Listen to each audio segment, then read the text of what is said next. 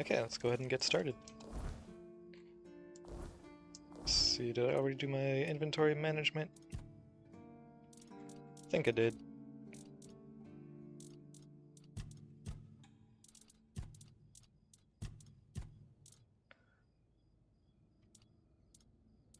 Cool.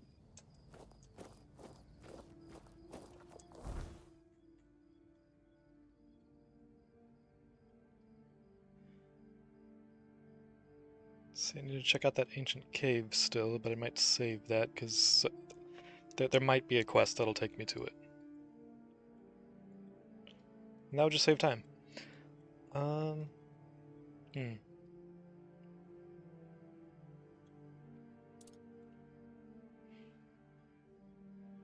Okay, well, guess I'm just going up this way. Or...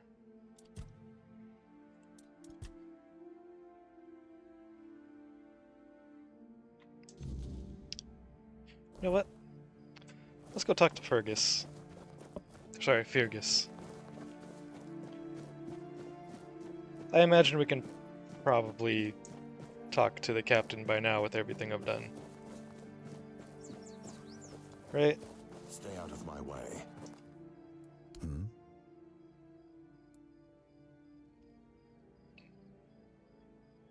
You've done your part in proving your worth. All right. You deserve the truth. You won't find the captain at the Horns of the South. He ordered us to lock down the keep, and then he disappeared. I have my suspicions about where he might be, but I can't say for sure. And frankly, I hope I'm wrong.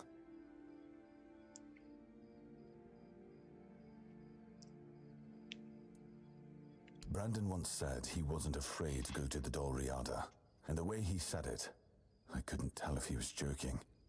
So maybe he went to make a deal with them? I think that's ridiculous. Everyone knows the Dolriada are savages. Diplomacy is not their strong suit. But if it's true, if the captain did go to broker peace with the Dolriada, you'd most likely find him at the All-Mother's Temple, where One Eye and his thugs are holed up.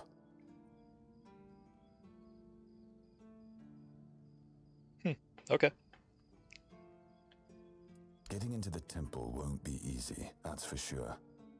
And frankly, I prefer not to hear about your demise. Try sneaking in quietly, or see if you can convince the tribe's representatives to let you through. That's the best advice I can give you. And if you do find the captain, tell him to return to the Horns of the South as soon as possible. Galahad the Pure is already on his way, and he won't be pleased to find a bunch of keepers hiding behind the walls without their commander. Oh, right, Face freaking... consequences if that happens. Freaking Galahad, the psycho dude. I kinda hope I get to fight him, because he sounds like a real piece of shit.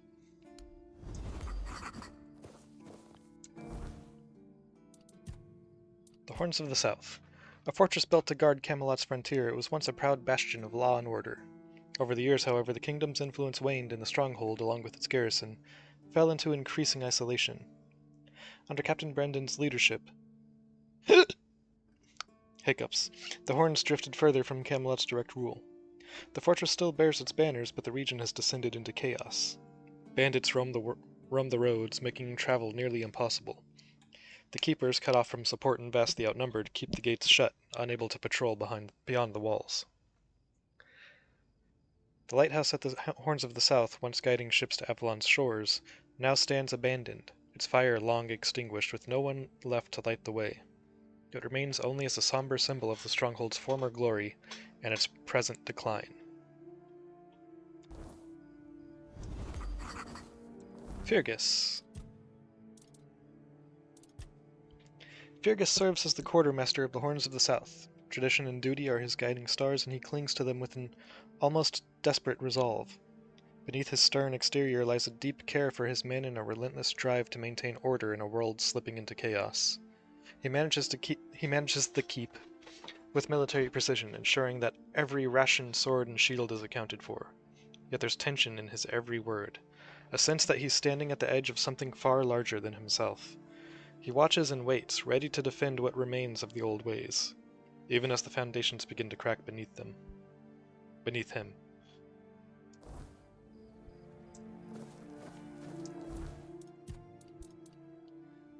Captain isn't at the horns. Into the All-Mother's Temple. Isn't that over here? Yeah.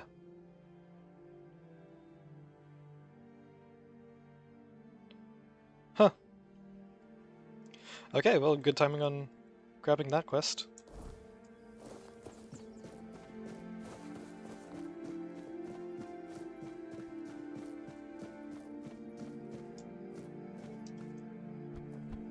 Oh.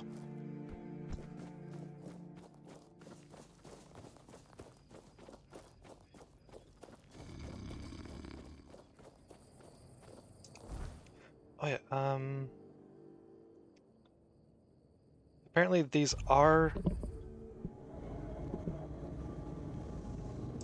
redoable. You just have to wait like 24 hours between attempts.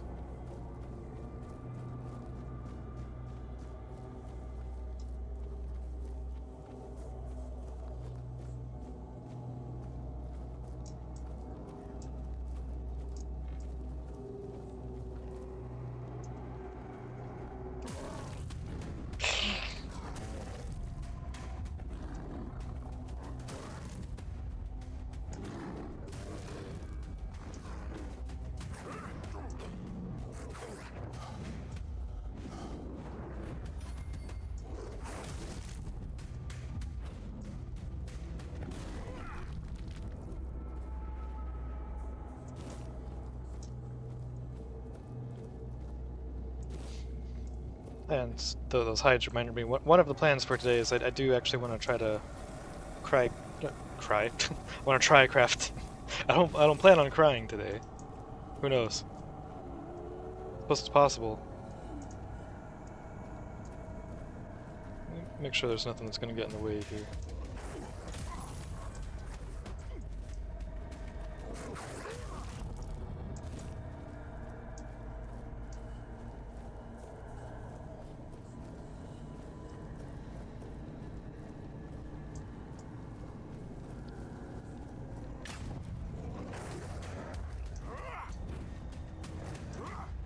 You little shit.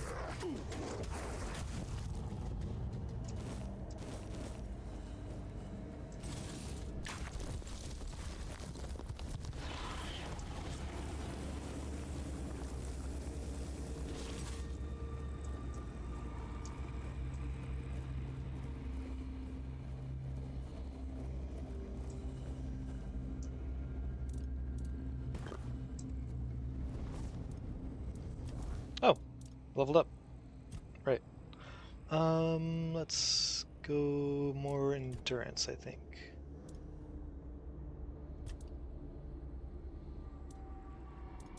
Yeah, more endurance.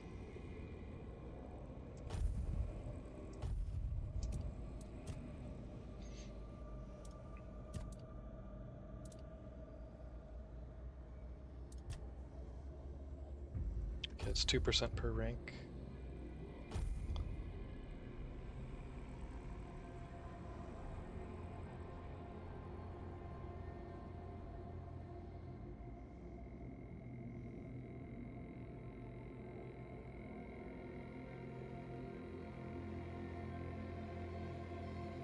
Wonder if this is 10% per rank, or if it's going to be one of those that's like 10% and then 15, 20,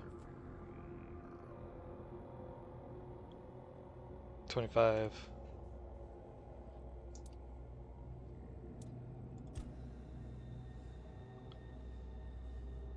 Attacks against blinded enemies are always critical.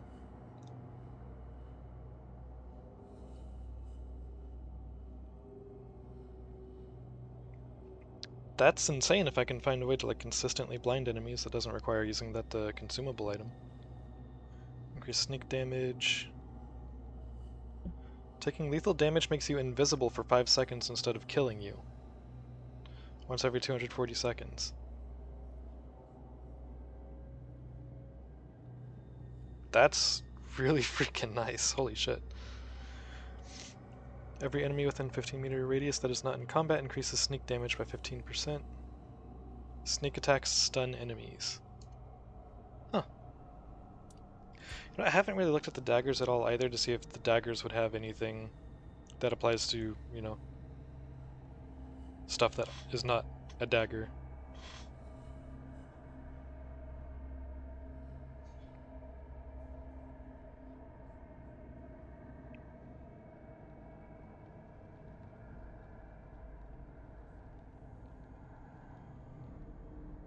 Okay. This one probably does, but yeah.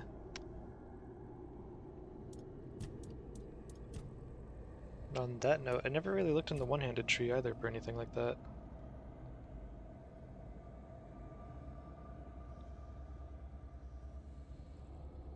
Huh, that's pretty cool. Having a free offhand decreases the stamina cost of parrying by 50%, so there's an actual reason to use a one-handed weapon with a free offhand.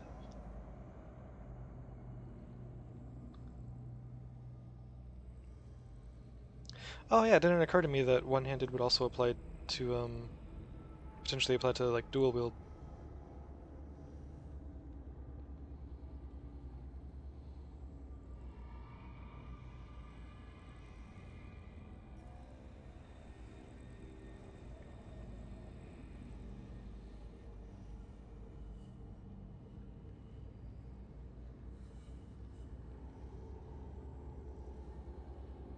Like, it doesn't seem that that tree has anything that's, like, universally applicable.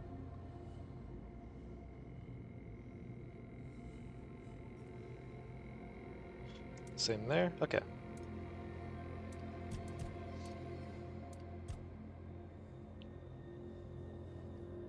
What I'm probably going to do here is go for this, this, and this.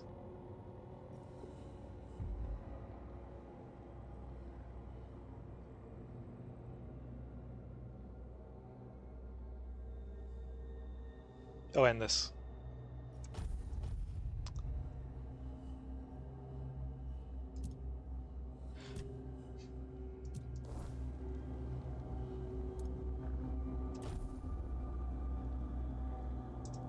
Okay.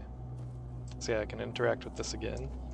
Do I have any consumables that'll, like, give me more damage? I mean, I do have these.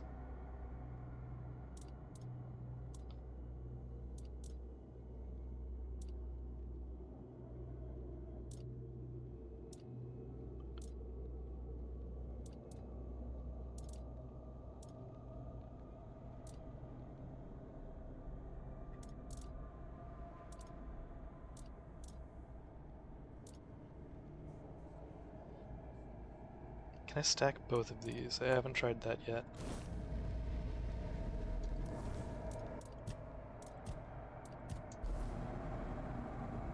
Okay, there's an icon for it in the bottom left there.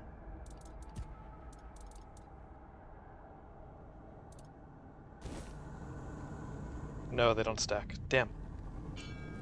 That's unfortunate.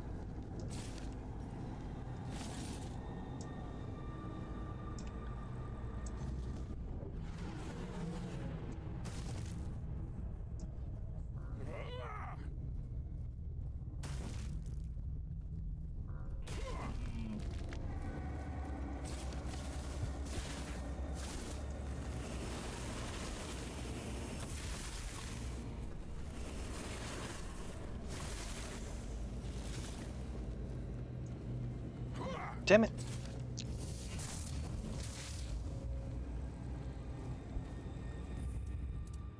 I'm gonna just reload instead of waiting again.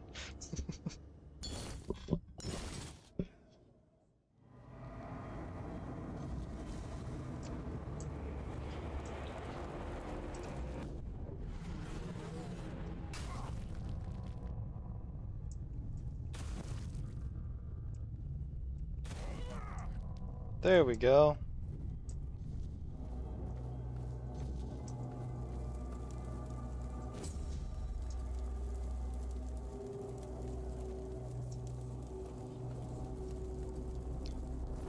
Now, one of those recipes I unlocked there was the weird bone arrow, which is supposedly like one of the best ways to level handcrafting.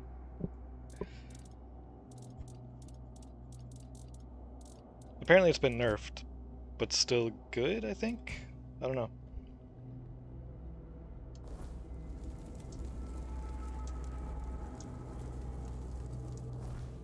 There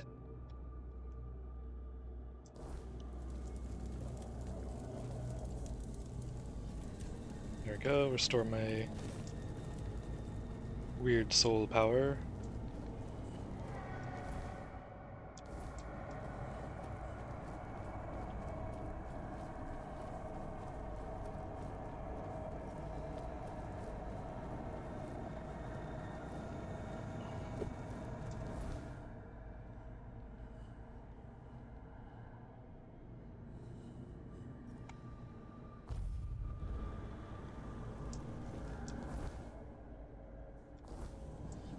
Is this one has been long enough for me to reattempt this one, or do I have to do a 24-hour wait?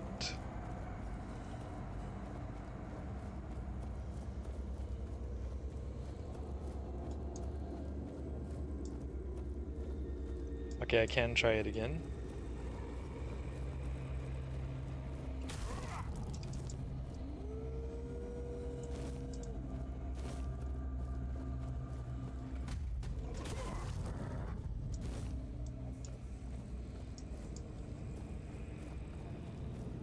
Okay, it seems clear.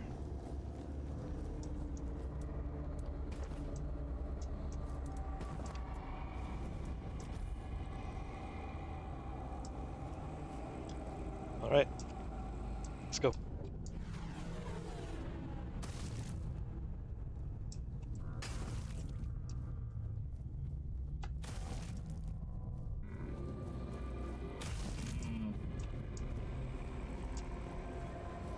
Nice.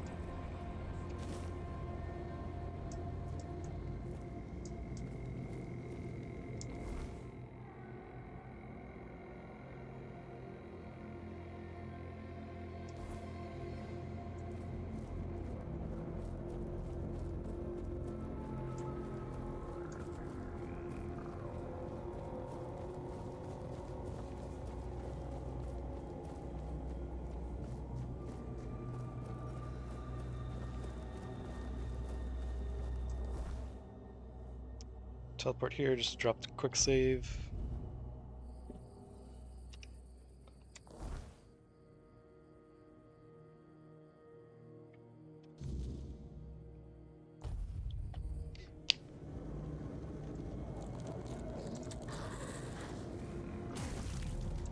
No. Bad highwayman.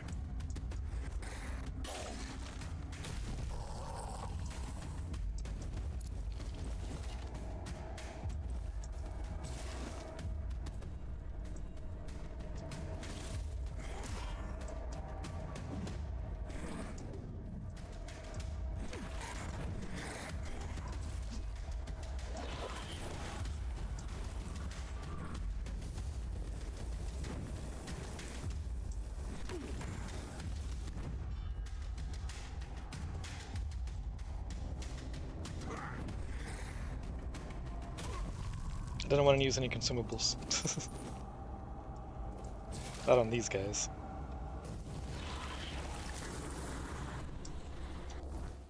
Double check, which spells do I have here? This is the heal, and this is... Oh, right, this is the... Okay. I thought I had the one for healing from their corpses equipped.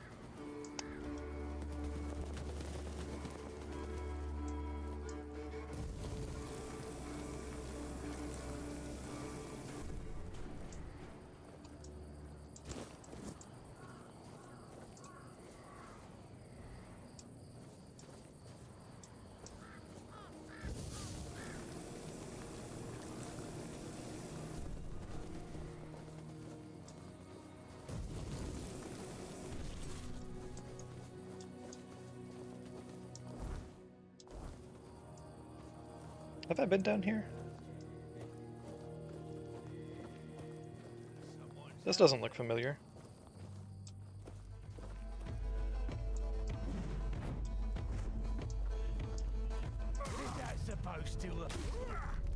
No, but that was.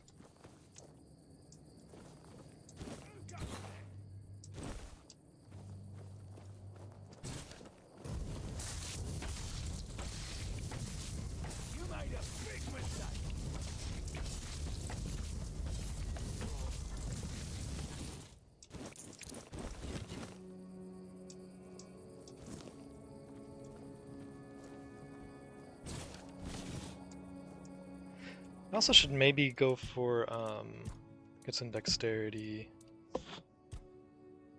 Tools of the trade. Should maybe go for this as well, since I want to, you know, swap between my axe and spells.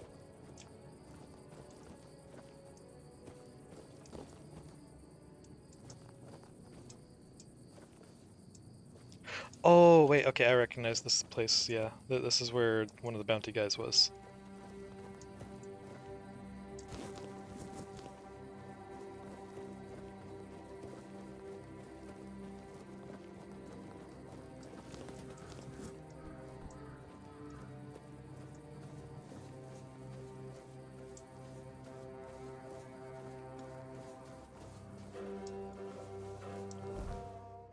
Okay, just making sure I'm going the right way.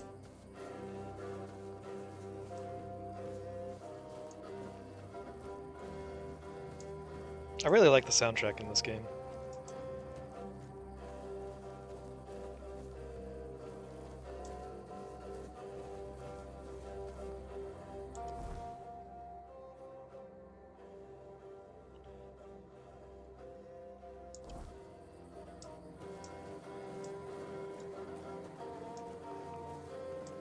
So looking right there, that is... Okay, I think it's this area. So yeah, I've checked that out already. Unless it's not. Okay, yeah, there's the walls, yeah, that's that area.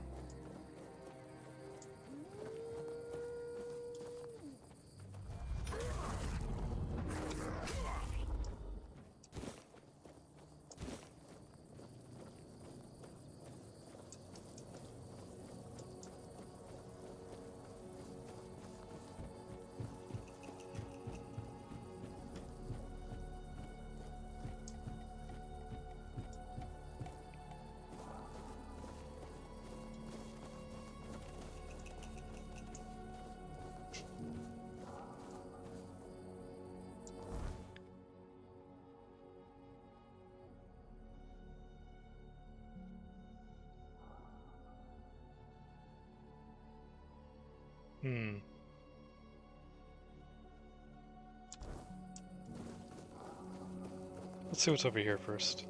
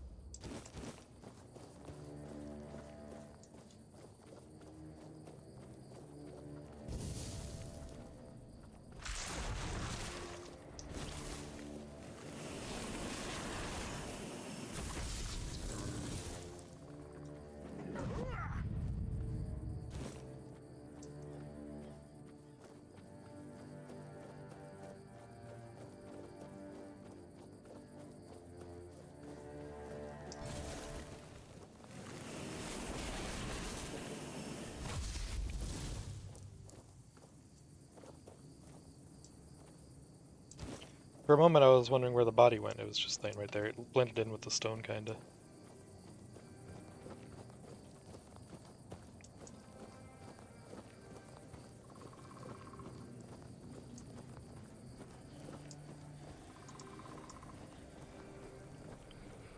Well, this seems ominous. Okay, we got another one of those shrines. Mistling.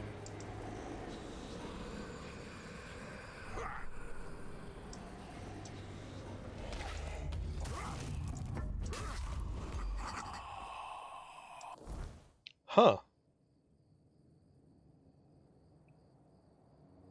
That's cool. Mistling. Where the mist thickens, mistlings follow. They are the offspring of the Mist-Bearer. Lingering shades that stalk the edges of the weirdness, and none can say whether they are born from the fog or shaped out of those lost within it. Their forms are twisted, their hollow eyes peering through the veil of reality, always lurking, always waiting. Those who encounter them speak of whispers that gnaw at the mind, of the air growing heavy and cold, of a presence that watches long before it strikes. A lone mistling is an omen, a pack is a death sentence.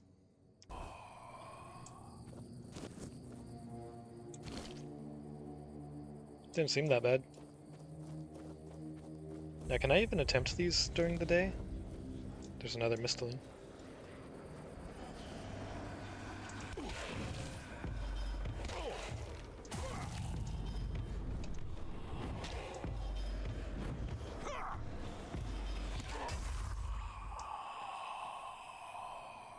That one put up a little more of a fight.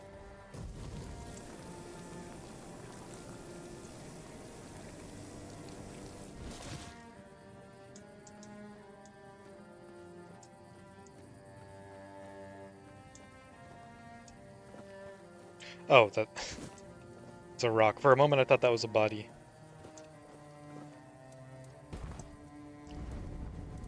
Restore power. Rest to get the save there. Now, can I do this during the day?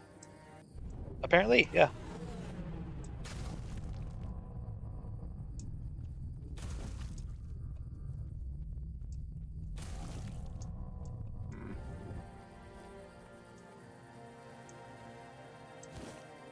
Cool.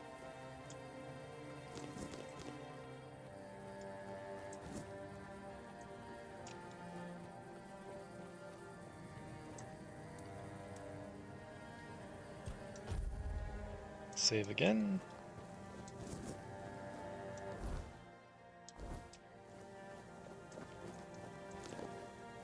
How much gold do I have now? Oh, I almost have enough to buy a house.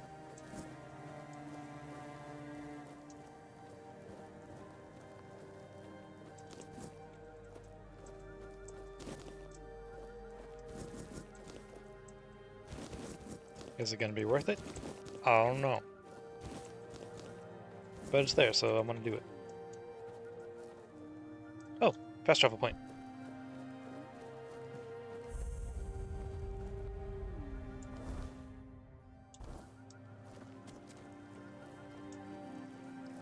Oh, okay, I thought that was a boat there for a second. It was just the rocks.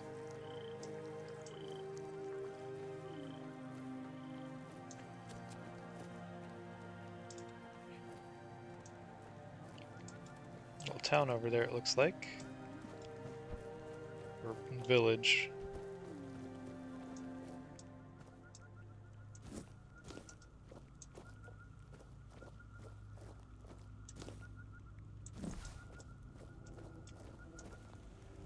Oh, just a bucket.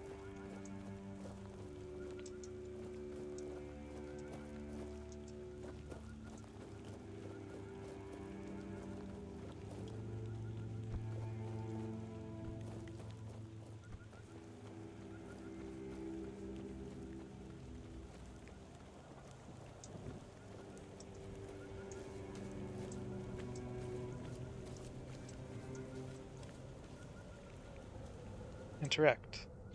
Locke the Madman. Where others would waver, Locke embraced the madness that led him to numerous triumphs. He loyally fought under the banner of Seawolf Firstfoot. At the end of his life, he met a madman's death, charging alone into enemy forces. A final brave act that bought precious time for his comrades. A two-handed level up. Let's go.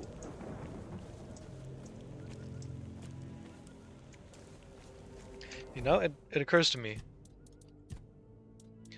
Since apparently attributes don't cap at 100, and the character doesn't cap... There's like no cap on attributes or character level, supposedly. I wonder if that applies to skills as well. Wait, can skills go over 100? Hmm.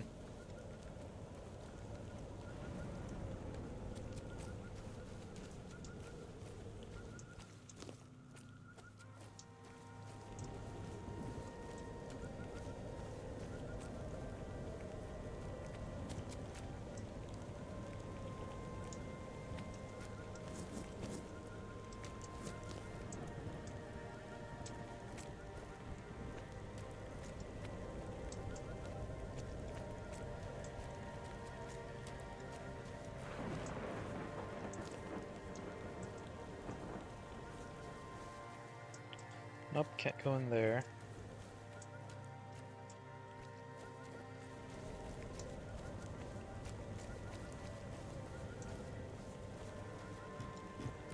Can't go in there. Huh.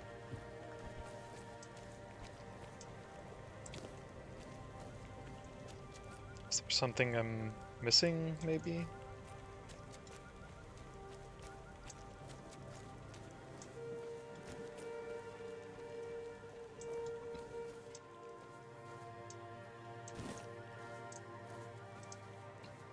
Oh.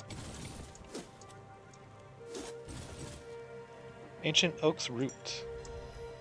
Increases health regeneration by 0.2.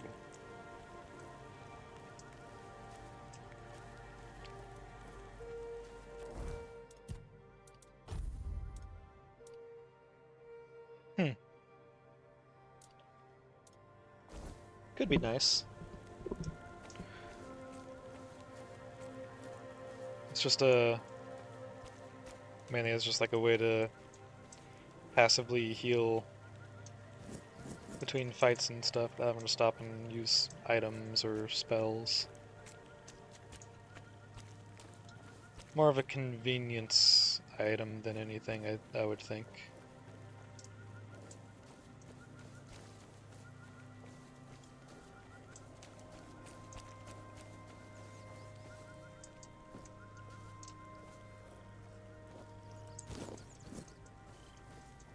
Suppose it could potentially help in a fight, a particularly long fight, but I'm pretty sure just about anything else would help more than that.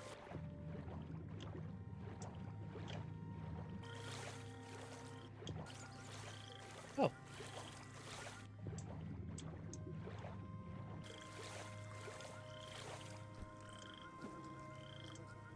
Blood Oath. Take.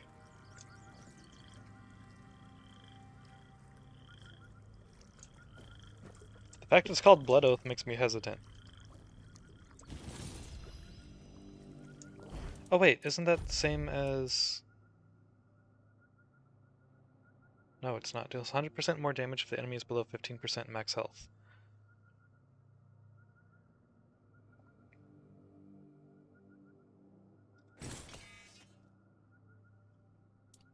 Maybe it is the same as that sword I got from Abigor.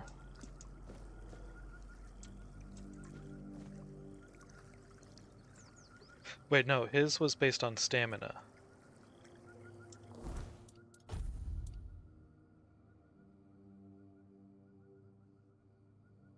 Huh.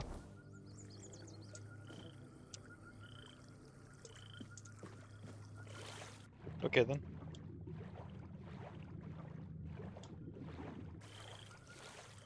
That might be kind of a cool pair of swords to use for like a dual wield build. I don't know.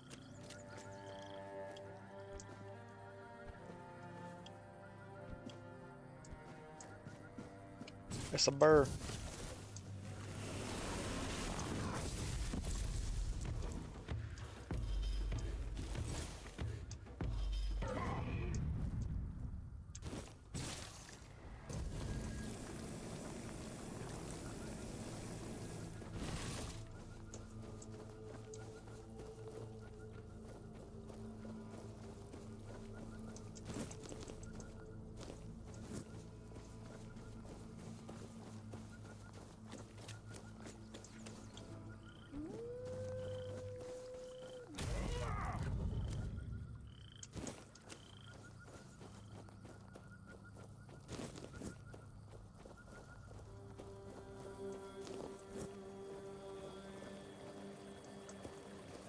Bandits.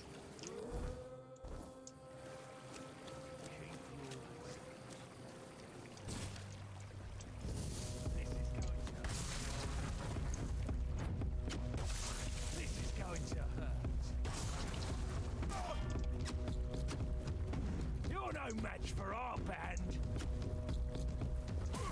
We'll make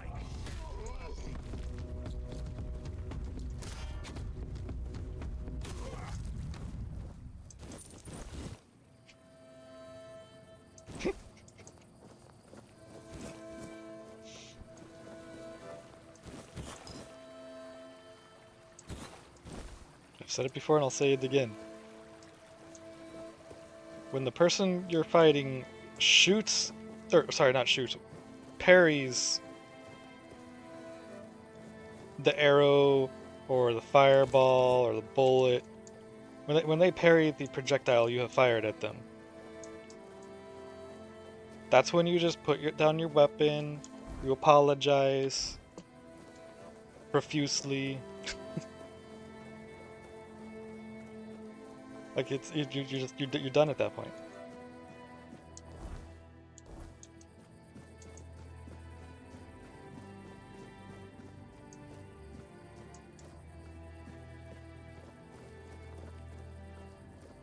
prepare for battle. You'll regret it. Thought I heard someone. Oh, I did hear someone on the right. What you're made of.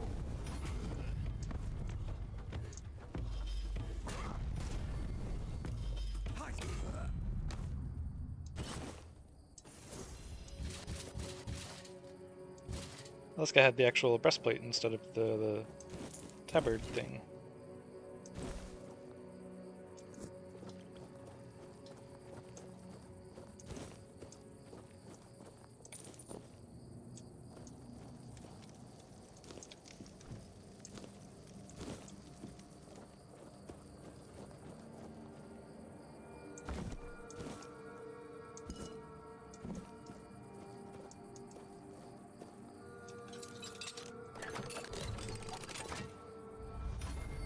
Spellslingers set. Okay. Let's check that out.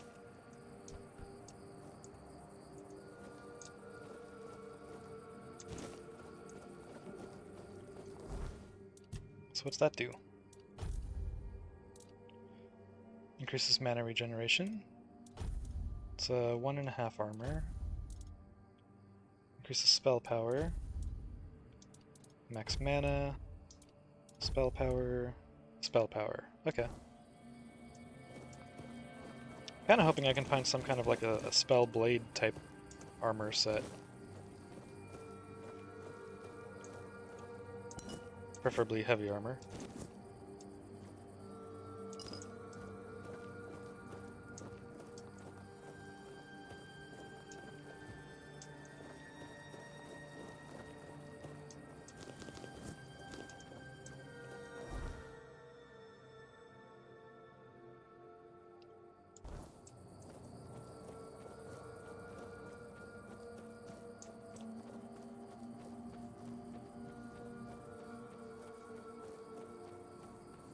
You know, it's funny, I used to hate heavy armor, and I used to hate axes. Basically any melee weapon that wasn't a sword. Well, that's been a while, but used to hate that stuff. Used to be like, no, light armor, dual swords or something, or maybe a great sword. Never really got into daggers, but dual swords, hell yeah. Then I think it's kind of an example of like a psychological change going along with physical change. Because back then I was a scrawny freaking twig. Like I was a straight up twig, 6 feet and 120 pounds, lanky as fuck.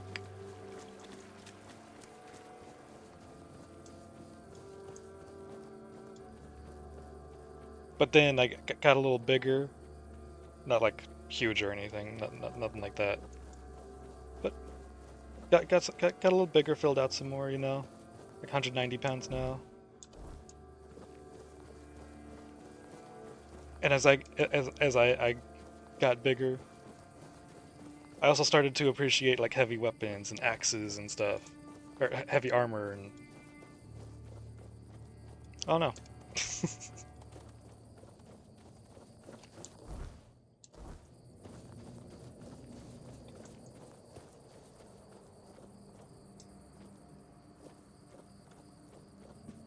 Could just be coincidence.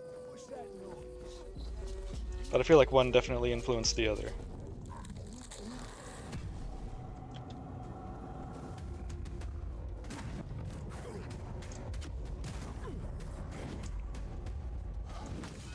Oh shit. Where the fuck did you come from?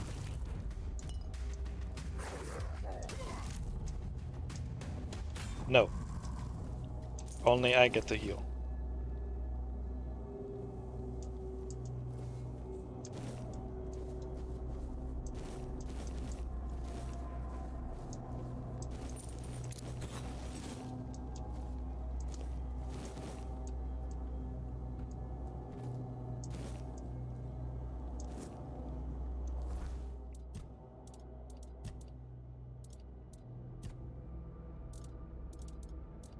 Nope.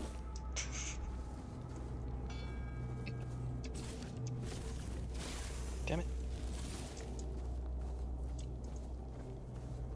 Really want to know what those dudes are. Or that dude, I don't know if it's the same guy. Okay, I can't see shit, so we're just gonna fast forward to daylight. Also, I heard a Discord. I'll have to check that later. Matt sent me a link. Oh, apparently there's maybe something up here? I'll check that real quick.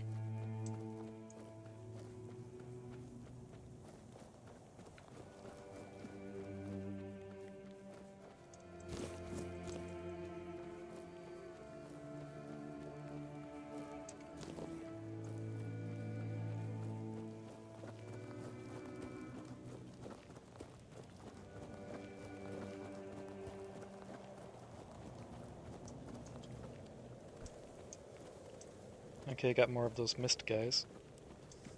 More bandits. Don't let your guard down. I will be your downfall.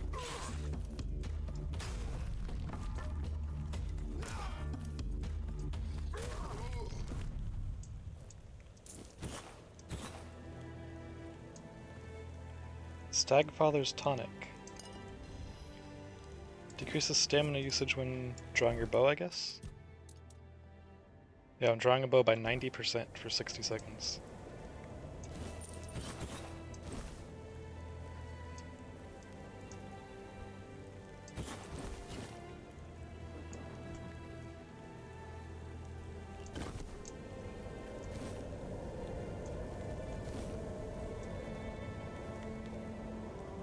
Trick shot potion.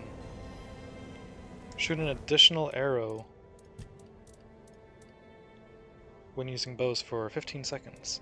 So basically 15 seconds of double damage.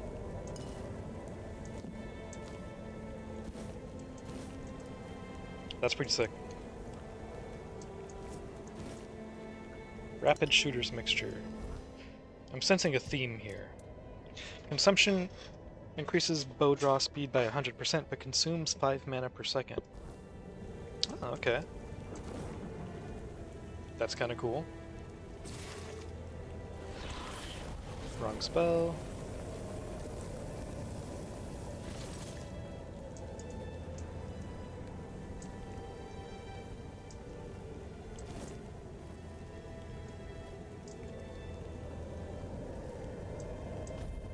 Will give me a rested bonus, right? Yeah, there we go. Not well rested, but still better than nothing.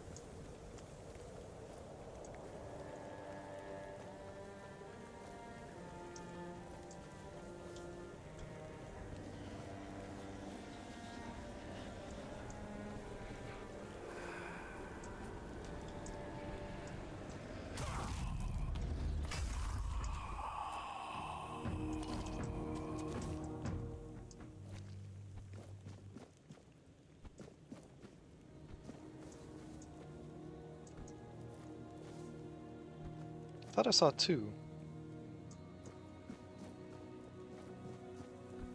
Maybe not. Okay, that's just a rock.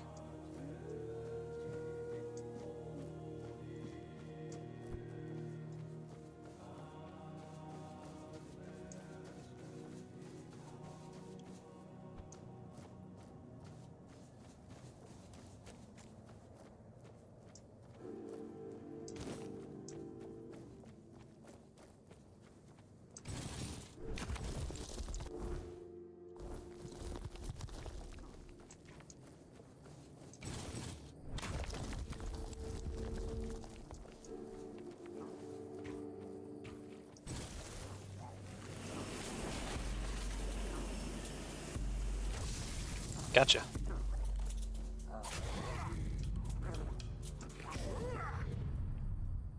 How did I kill that one, but not the frozen one on the first hit? Did you, like, block the attack when you leaped? Huh.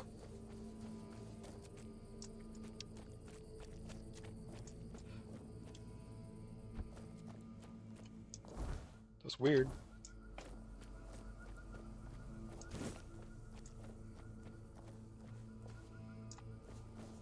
Oh, it's another... Wait. Yeah, this is definitely not the same thing that I found before. Nimue. Nimue? As our revered Banjui, Nimue's knowledge and power guided King Arthur and his knights during the Age of Conquest. Her calm counsel shone as a beacon for the Round Table, aiding in securing the kingdom's future. Praise her memory forever cherished. Huh. Name is a little familiar, but don't really remember her that much. And by that much, I mean at all. But the name is familiar.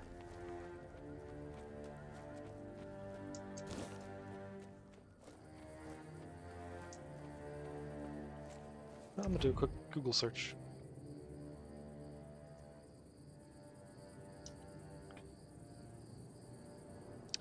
Oh, that's the name of the Lady of the Lake. Okay.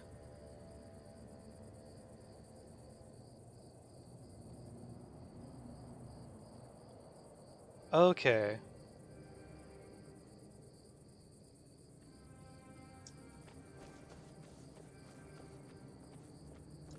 Huh. I had completely forgotten that she had an actual name.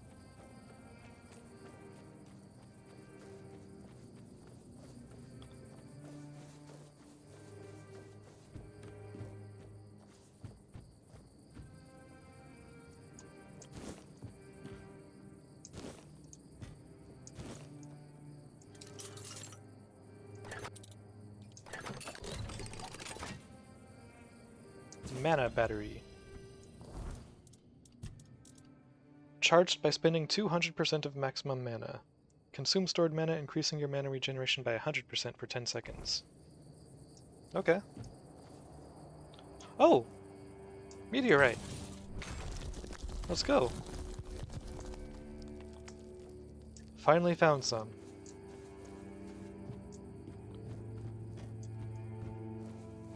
Oh, and there's some more.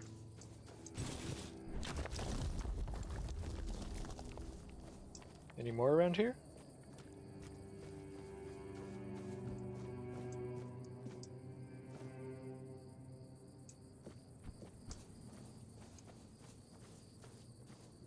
There's some copper.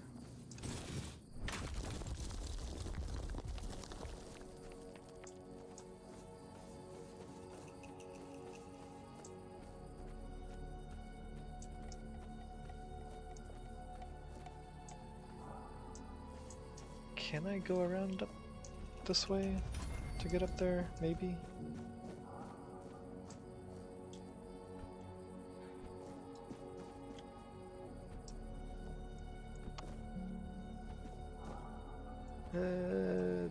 Doesn't seem like I should be going this way, but oh crap. Oh crap. I'm okay.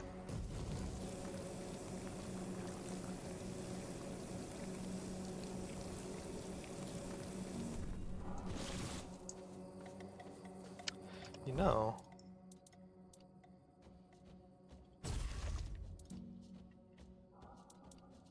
So I'm gonna swap these. And then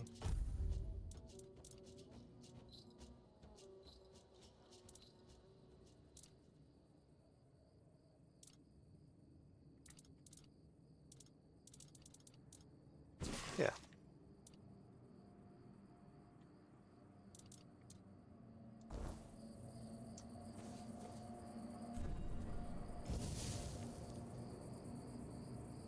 Cool.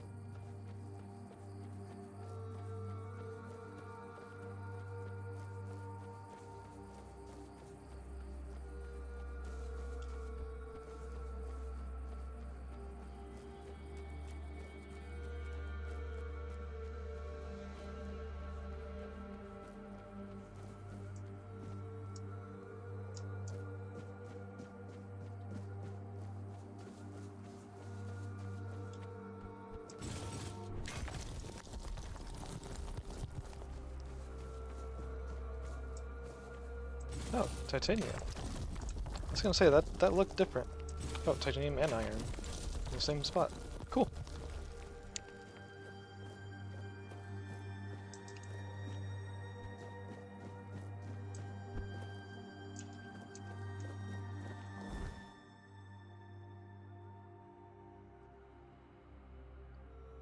Okay.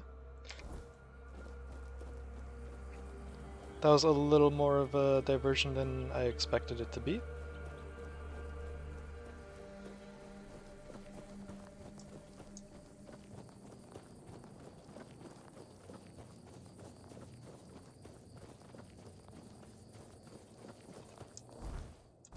Just making sure I'm following the right path.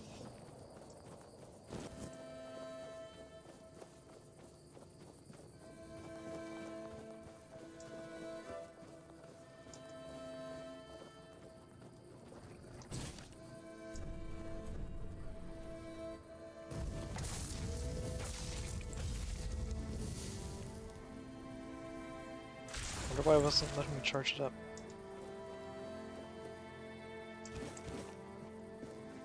Hmm.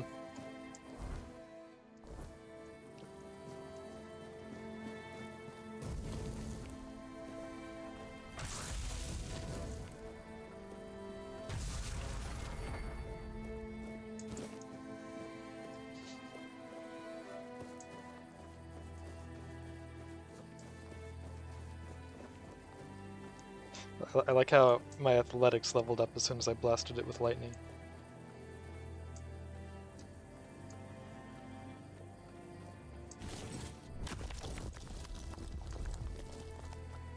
Oh, there's some more.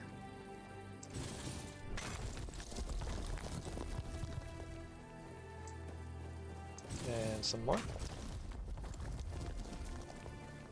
Oh, fast travel point.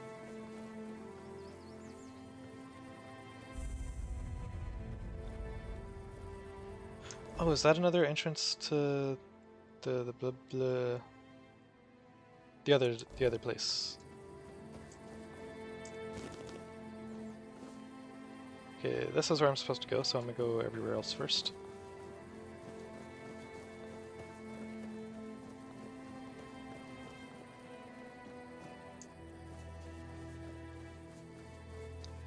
Kunakt.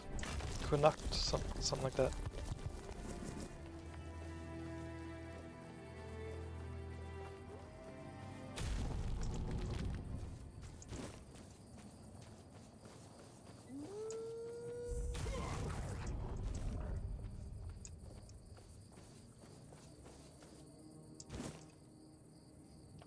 Agravain of the Hard Hand. Stalwart knight always at the forefront of battle. Known for his iron will and unbreakable resolve. His legacy as defender of the realm is eternal. Second level block. Nope, one-handed.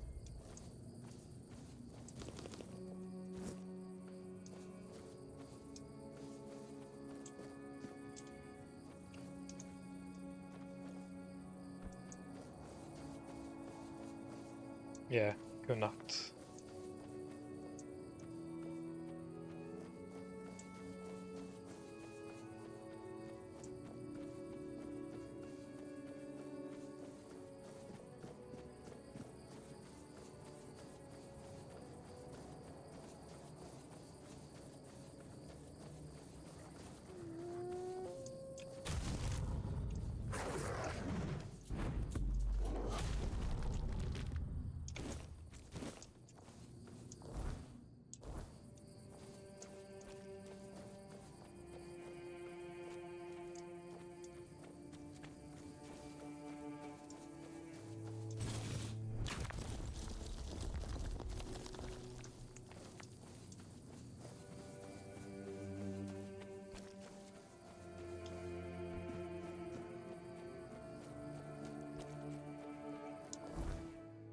This is just going back up to where I was a moment ago, right?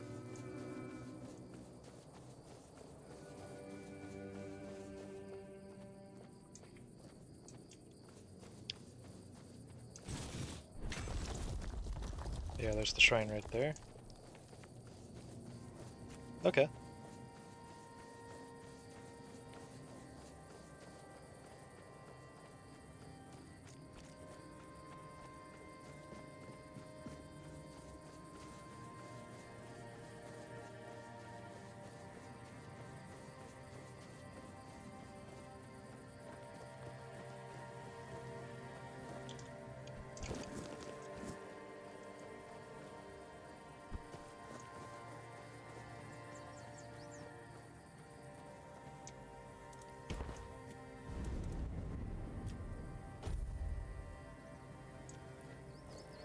I don't know if I actually need to rest to get the save there, or if I can just interact with the fire, but yeah.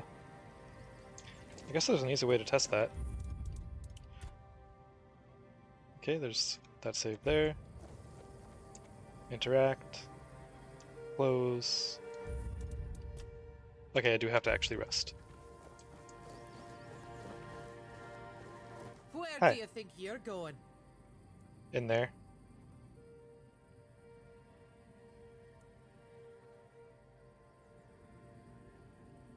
Oh, really? Lying to Dalrita? You've got guts, but no honor. Lucky for you, I'm always willing to give people a chance to earn it back.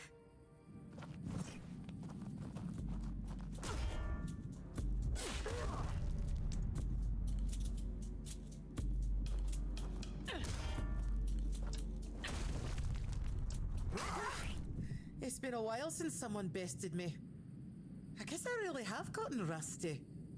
Still, a win is a win.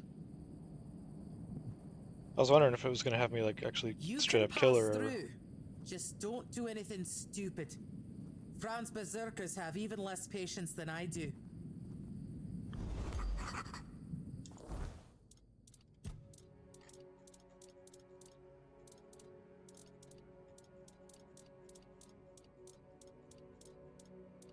Where is she at? There we go.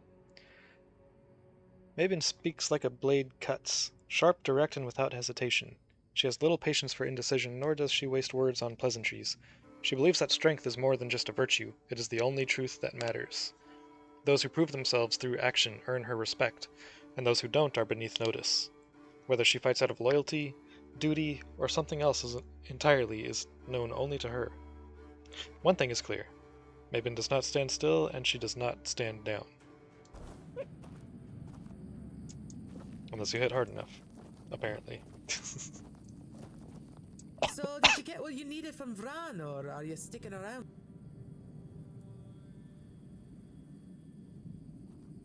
Huh. Weird place, this.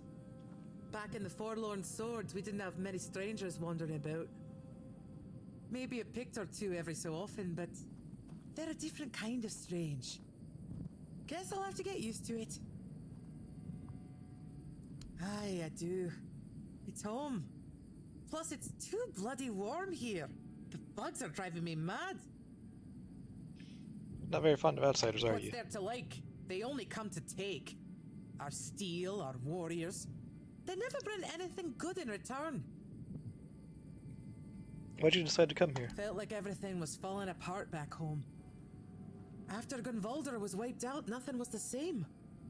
It felt like we were all just waiting for the other shoe to drop. Made me feel useless. And I hate feeling useless. What are your plans for the South?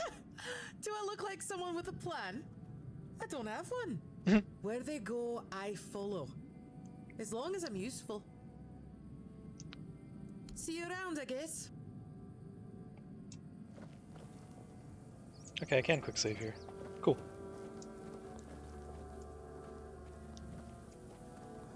Why is everything always such a hassle? You handled Maben well. Was a sight to see.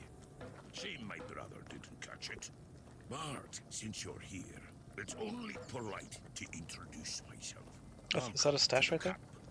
I'm Sobder of the Sving tribe. Hunter and cook. How's your brother? Ah, that poor soul, over by the rocks, doesn't really respond to anyone anymore. His name's Groder.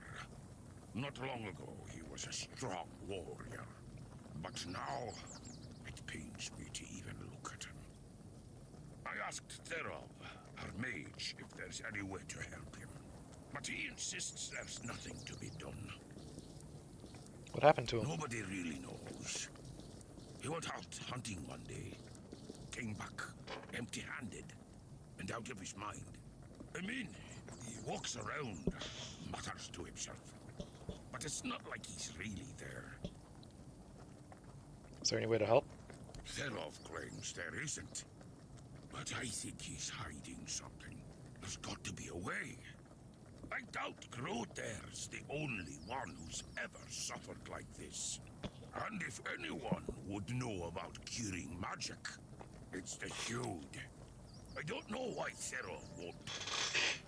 Maybe he doesn't like us. But where are my manners? I shouldn't bother you with my personal problems. What can you tell me about Therov? Therov can make sparkles. No one else in the camp can do that. I saw Therov's magic once. He used it to kill a man during a raid. Poof! There wasn't much left of him. Just a little bit of barbecued meat. Therov once talked about a whisper in the dark. He said he wanted to follow the voice and kill it. Sounds like it could be a decent fight. Too quiet.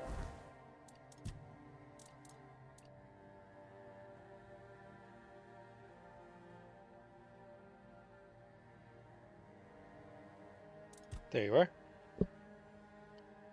Subder of the Svain tribe is a man of brute strength and simple truths. A hunter and cook, he serves his people with unwavering loyalty, following One Eye's orders without question. He is not the sharpest of minds, but what he lacks in wit he makes up for in conviction. Yet even the strongest have burdens. Subder speaks often of his brother, Groder, once a proud warrior and now a shadow of himself. Though the tribe whispers of fate and honor, Subder struggles to accept what has become of him. He keeps watch, torn between the past and the present, hoping for something that may never come.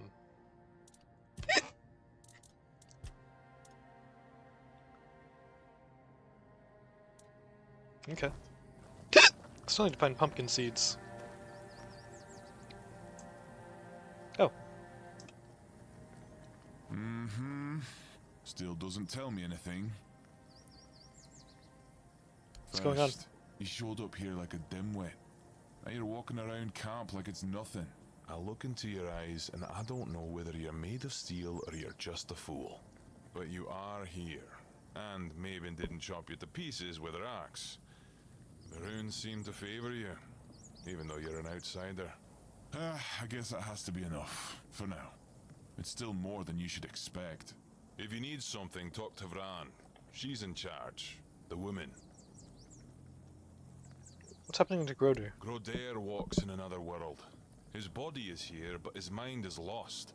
To Dalriata, madness is the worst fate we can face. Therov prefers not to imagine where Groder's mind wanders. Therov prefers not to look at the lost brother. Therov pities them both. Don't you want to help a tribesman? Therov hails from the Theod tribe, while the brothers are Svein. Therov prefers not to interfere in Svein matters, out of respect for their independence.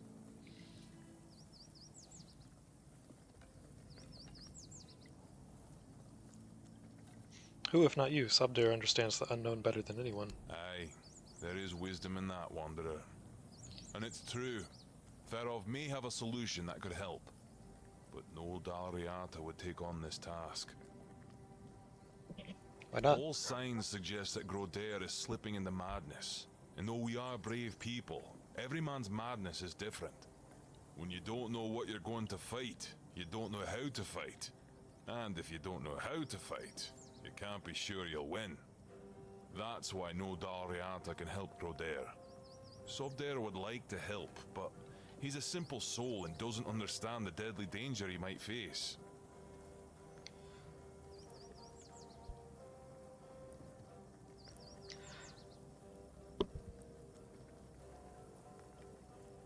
Okay, so you claim that you're a brave people, but you're not going to take on a fight unless you absolutely know you're going to win it? Even if it's to help one of your own? Those kind of don't really mesh together very well, I'm just saying. But anyways, I'm not Dalriata, I can help. Truly? A wanderer willing to help a stranger from the tribes? That's honorable of you. Therov is willing to share his knowledge. Give this potion to Groder and hold his hand. It should give you access to his soul. With a bit of luck, hold up. you'll find Groder there himself. Premarital handholding? Maybe you'll be able to convince him to come back. Either way, Therov offers you his highest respect. What you're attempting is brave indeed. Good luck, Wanderer. May Mayfair's grace guard your mind.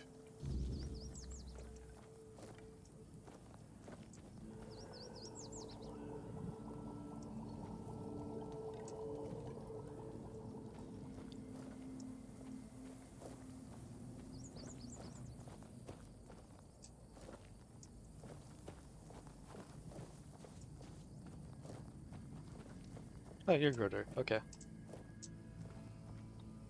Subdar. He doesn't see what I see. Here, drink this. It's from Therov. And nothing bad happened.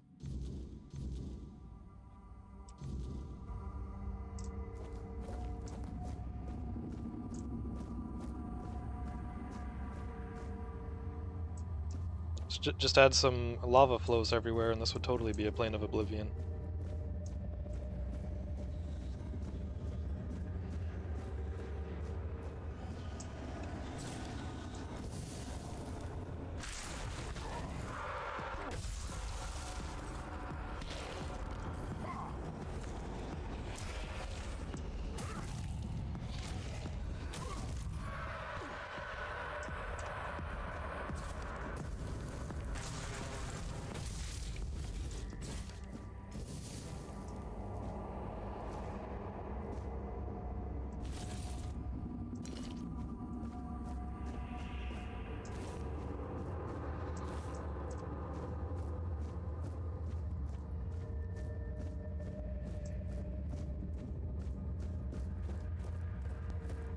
Well, he's not up here.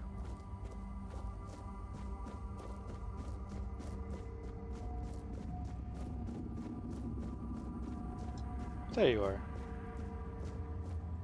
I don't know what's happening to me. It's so strong. Sobder. I hear him calling me. But I can't answer him. Help me, brother. Do you remember what happened? It's all so hazy, so dark. I was chasing a deer, but it ran too far, and night caught up with me.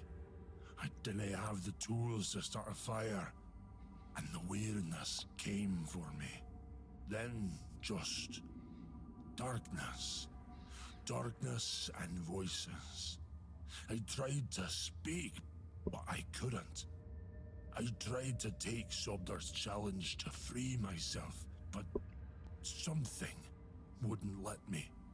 I felt anger tearing me apart from the inside, and then your face appeared. Let's go. Sobder's waiting. Thank you.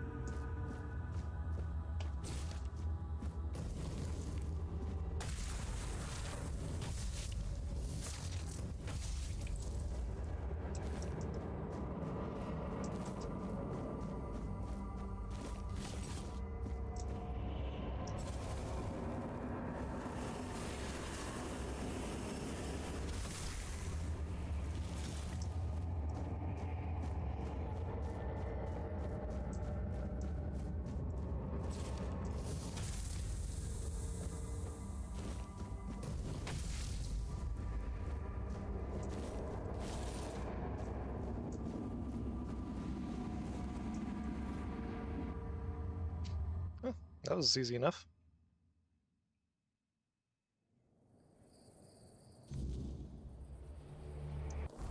Also, need to put a potion here.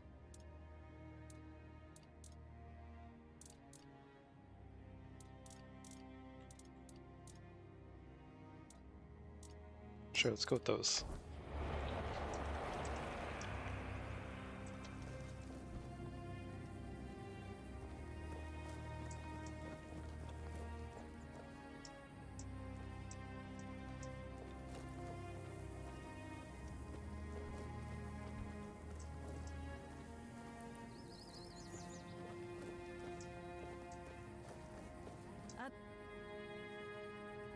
I'd rather face blades than boredom.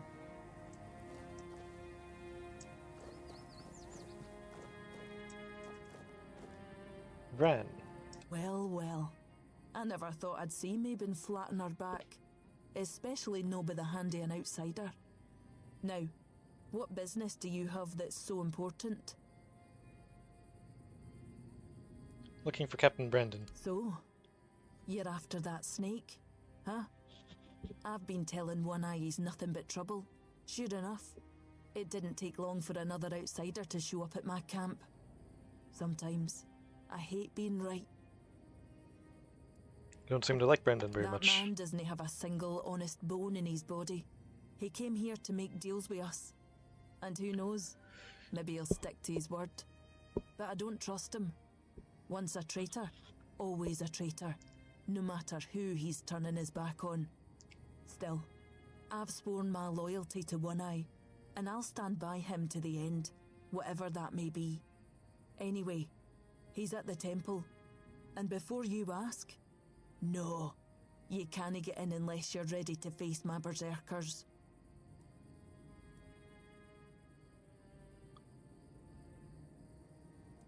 What can I do for you to allow me in?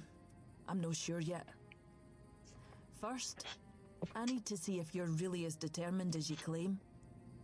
I'm not about to share our secrets with somebody that's only half committed. Fine, how can I prove it to you? I've got a potion from Therov, made for my warriors. He claims his alchemy is better than what the Volker tribe has known for generations. The thing is, I don't fully trust his brews, so I need somebody else to test this one for me. kind of potion It's is it? supposed to enhance my warrior's abilities. In the long run, it could be useful, but my berserkers are already few and far between. I can't risk my men just to prove Therov's point.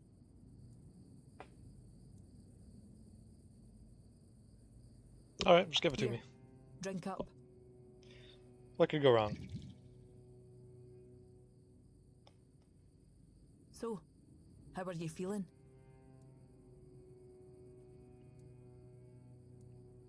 Still the same. What the hell? Damn it, Oh. Therov. I wasn't expecting this, no gonna lie. What happened? I don't know what you're trying to say. Just come sit by the fire with me. It should wear off soon. Feeling better now? Try saying something. Quack. Glad to see you haven't lost your sense of humour. What the hell was that? Exactly why I've always told Therov he's full of shit. He's chasing the impossible. I knew it wouldn't work, but at least the potion wasn't dangerous. I wasn't expecting you to just go along with it. No Volker would accept a potion like that from an outsider. You're really determined to enter the temple, aren't you? Yeah, so you're gonna let me in now? No, I can see you're reckless, but I still don't know if I can trust you. Lucky for you, there's a rather delicate matter that needs handling. Turns out, I need some help for somebody who's no Del Rita. What do you need? One Eye wants to make nice with the keepers, though if you ask me, no level in their precious pile of rocks to the ground is nice enough already. But he says that's no enough. He's looking to make a gesture of goodwill, show them we're not here to conquer but to forge an alliance against a common enemy. And he's put me in charge of picking out a gift to send to the Horns of the South. What common enemy? Is it the weirdness? Camelot, of course. Who Oh. else is there? Acting like a damned plague in this island. Everything they touch turns to ash. It's a touch that rots and spreads, corroding everything from within. The land, the people, nothing is safe. The sooner they're gone, the better for everybody.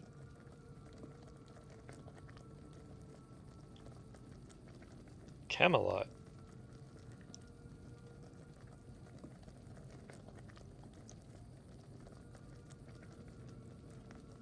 But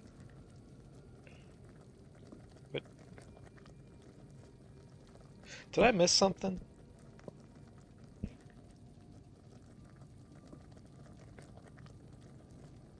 Aye, I've got one. I sent some of my men to hunt down bandits and told them to collect an ear from each one they killed. I thought of Ugwi make them into a necklace, but apparently, stringing ears on a wire is beneath his pride as an Ulfrite smith. Think you could help me put it together and deliver it to the Horns of the South?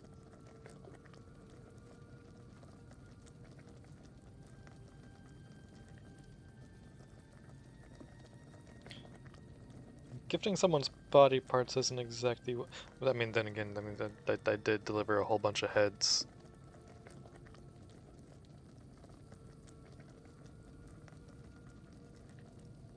But I mean, that is a little bit different. Gifting someone's body parts isn't exactly well received around I here. know your lot thinks we're savages, but just so you know, it's no a tradition with us either. How else would they know we've been helping? The keepers probably wouldn't notice fewer bandits. They barely leave their walls. If you've got a better idea, I'm all ears. It's a diplomatic gift, so it should represent your people, something meaningful. I could have Ugwi forge an axe, but he doesn't see much difference between the Southerners and the Camlotians. No that I blame him. I can't either. I just take One Eye's word that it exists. But I don't trust Ugwi not to somehow make it insulting. As for my people, the Volker stripped themselves of any meaning a long time ago. The only thing we have left is the Berserker potion. But that That's too precious to just hand over.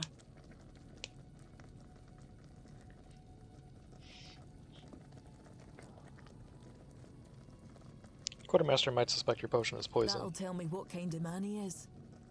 If he thinks we're so dishonourable, I don't see a peaceful coexistence in our future. Maybe that vial would be worth the risk.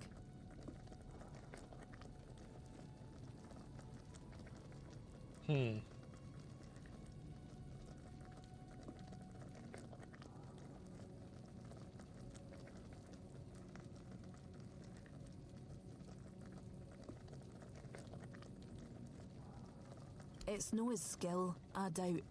It's his commitment. Though maybe I'm wrong. We're all supposed to be united under One Eye's banner, aren't we? Fine. Why don't you talk to Ugwi? Tell him what needs to be done. You know better than I do what gift the Keepers will appreciate most.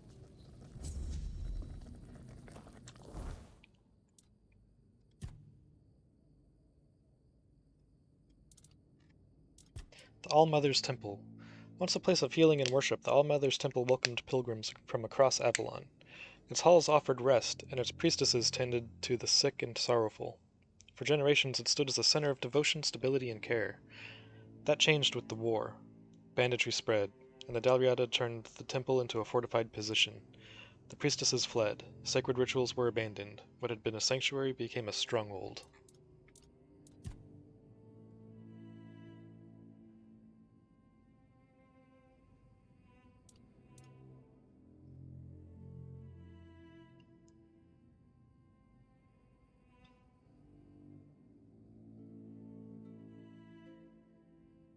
Maybe I didn't put her in here.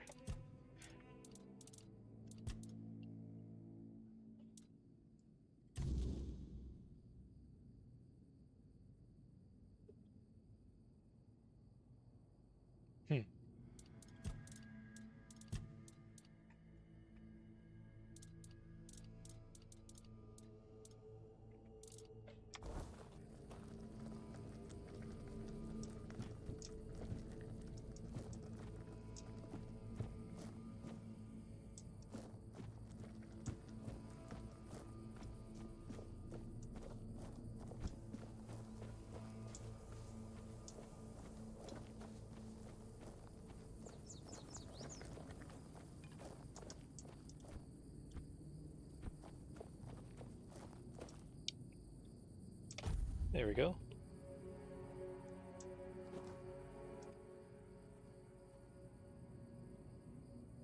Oi, keep your hands where I can see them. You've got balls to come here, but one wrong move and you'll lose them.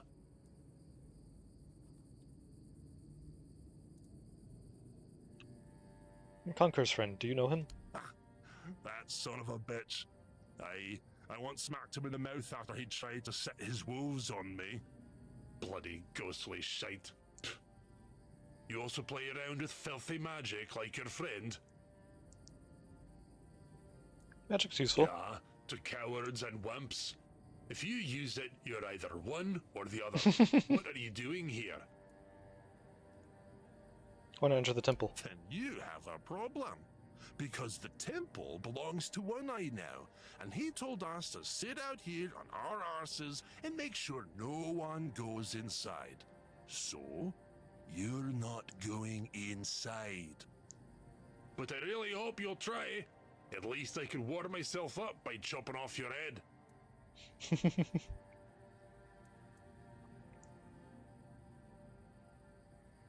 Practicality, 0%. Well, then I guess I'm mad. Seems like it. Go see Vran. She might just make you one of her berserkers. You'd fit right in with those madmen.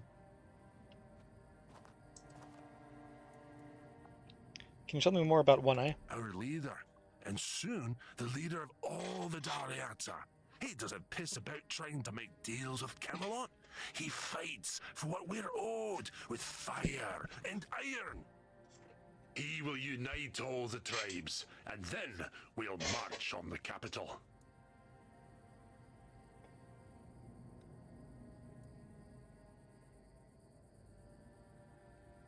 Can I talk to him? No, One Eye is in the temple, and as I already said, you're not going in there. Yet. Will the tribes want to follow him? Right now, most of them have their heads stuck up their own arses. Even Ulfar, my own clan. It's sad to watch how they stay in their honor, but eventually they'll wake up. There's no other way. It'd be best if Darvhanar backed One Eye. Then most of the Dalriata would follow. Darvanar. The leader of the Stone Wardens. Stone Do you Wardens? know anything about the tribes? Nope. Mater, bless me, for I will sin.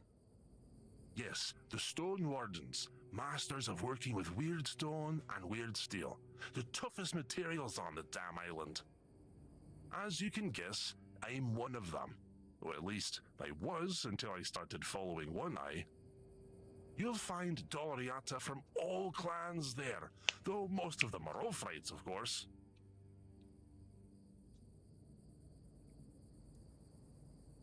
Does Darvanar have that much influence over the Dalriata? The Stone Wardens bring together master craftsmen who are respected by everyone. Well, except for a few thewed mongrels.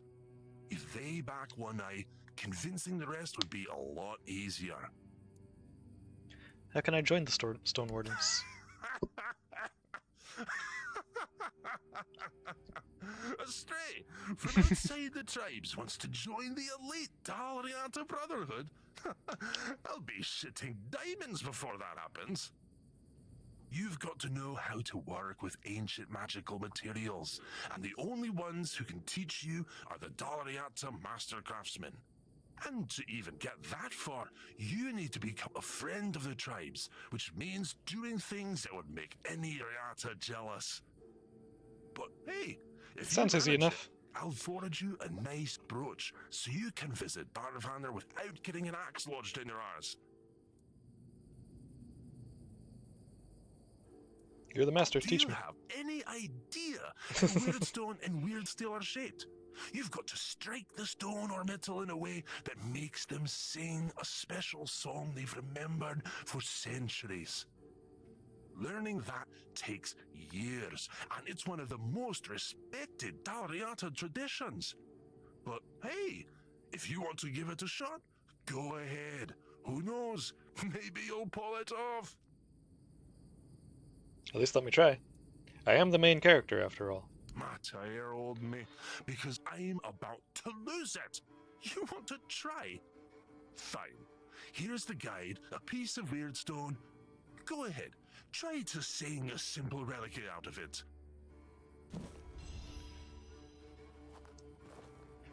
Oh, the Raffian relic, okay.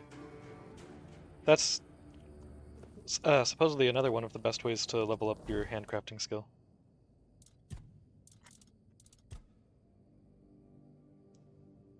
Cool.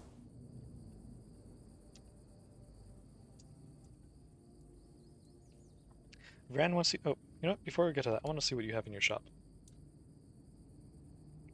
Swift hands and swift steps.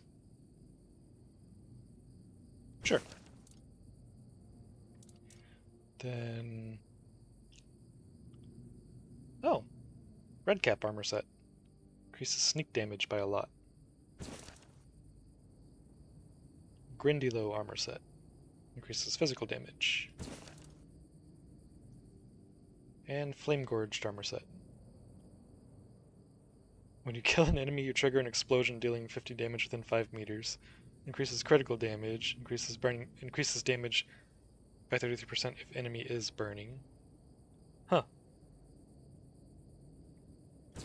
Fun stuff. Sell the garbage. I'll put that in the stash.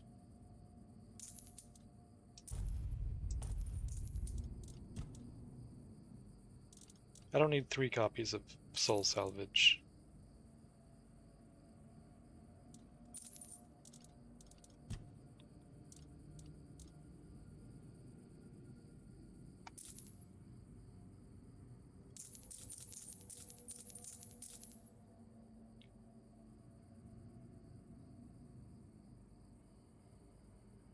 Might keep the Knight's armor just because.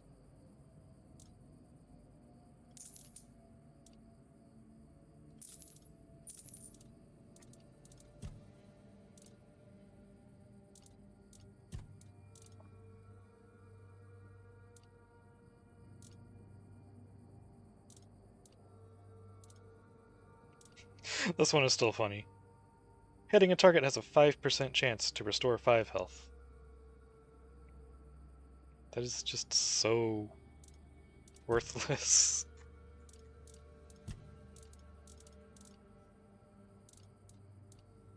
Okay, food does not sell for very much.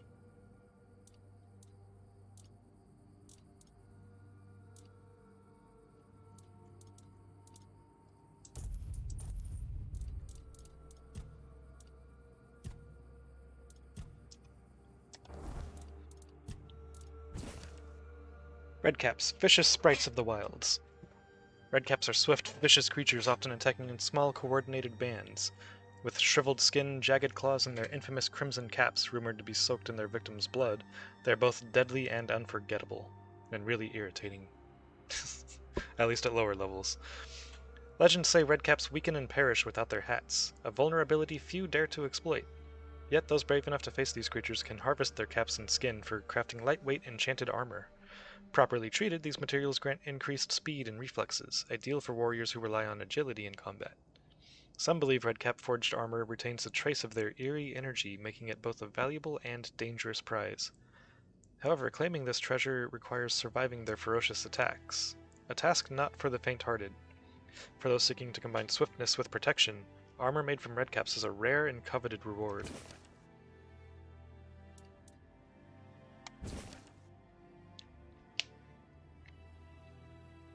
About Grindylows, the iron-clawed beasts. Author Albred the Smith. Beware the Grindylow, a creature of wicked strength and dreadful cunning. Medium in size but monstrous in ferocity, these beasts roam the open wilds, favoring damp caves, abandoned mines, and shaded forests. Known for their jagged claws and the hefty bone hammers they wield, Grindylows thrive on brute force and ambush tactics. Their skulls are nearly as tough as steel, making them formidable foes in combat. But a skilled blacksmith sees opportunity in their demise. The Grindylows' dense bone plates and claws can be fashioned into resilient armor, excellent for absorbing blows from heavier weapons. Their tough hides, once treated, yield leather that rivals the finest from the Dalriada. Even their bone hammers, reforged, become exceptional war tools. Harvesting Grindylow materials requires precision. Aim for the softer joints and avoid the head-on confrontation their hammers demand. For the daring blacksmith, these creatures are not just a menace, they're a treasure trove of crafting potential.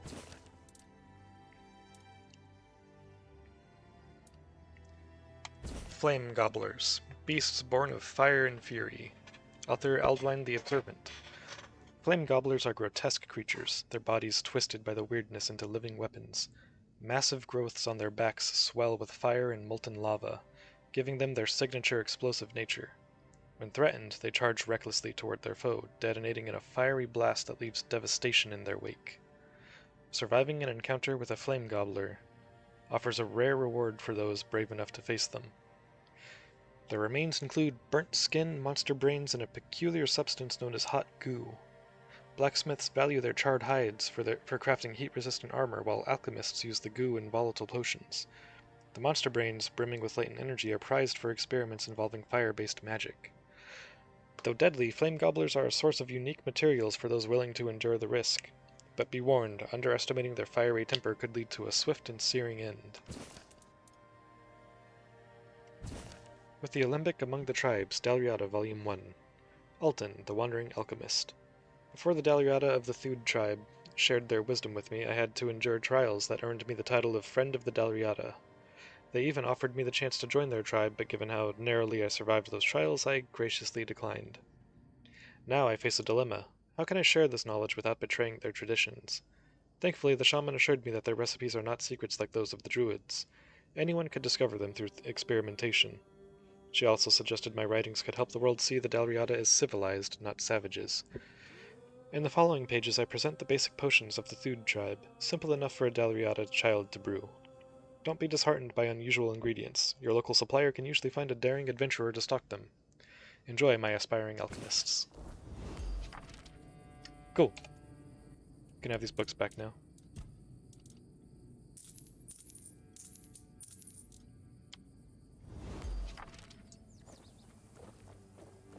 Let me drop off more stuff in here.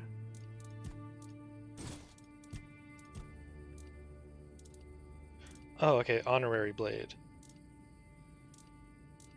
That was the other one. Cool.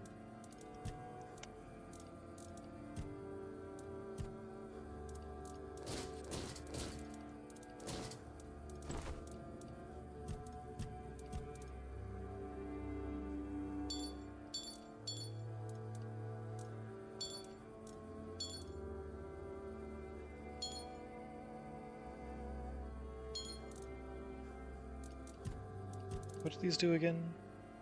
Oh, right.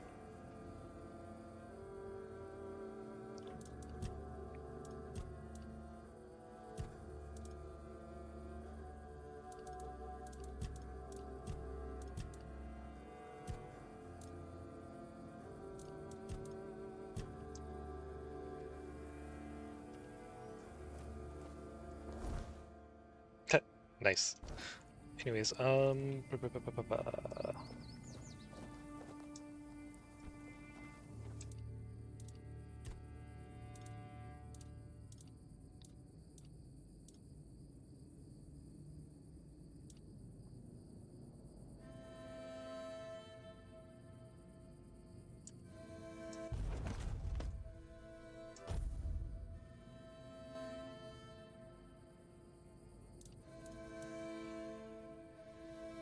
Stag's Woe. Hitting a target has a 50% chance to restore 5 health, and 15% chance to restore 50 stamina. One-handed. Huh.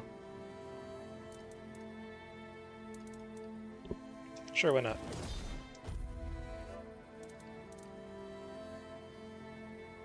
Now here's the weird bone arrows. Plus 40 damage.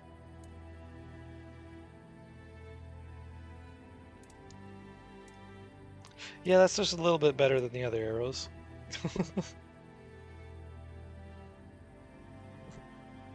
I'm gonna wait until I have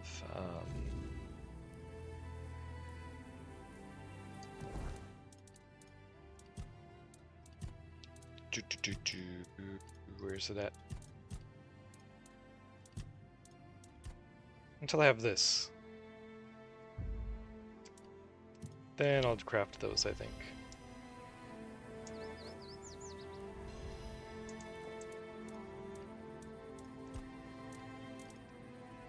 Well, I'm thinking about it. Cost 500. Okay, it's 500 for each of them. Cool.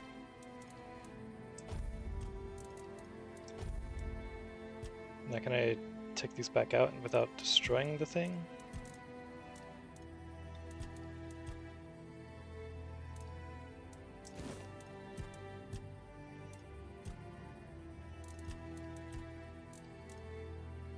Seems like it, yeah. 12. Nice. Okay, cool.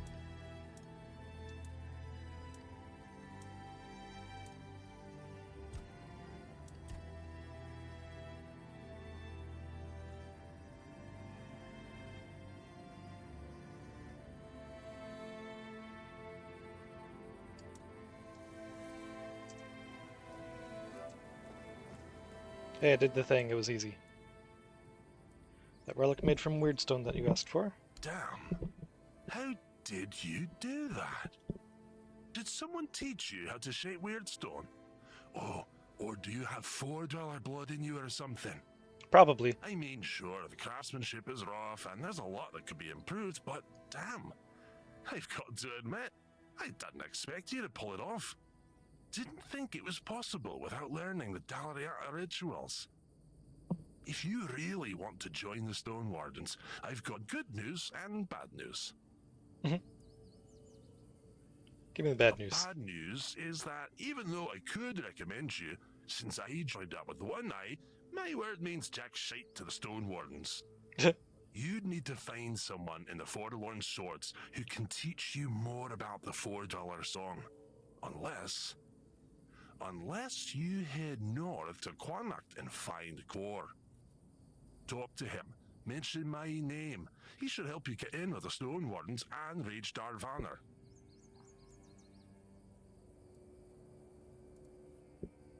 Who's this A Kvor? friend. and probably a better blacksmith and stonemason than I am. But if you tell him I said that, I'll rip your tongue out. He didn't join up with One Eye because he's never cared about anything but his craft. But that's why he's still at the Stone Wardens and can help you get in. How do the Dalriada know how to work with weird steel and weird stone? Not everyone in the tribes knows how, but yeah, most of the people who know the songs of the Four Dwellers are probably Dalriata. Why? Hell, we've been living in these mountains for centuries, and we've learned how to work with every other damn stone or metal. The Thuds will tell you it's because they connected with the ancient magic of those materials, or there's some nonsense. But that's total rubbish.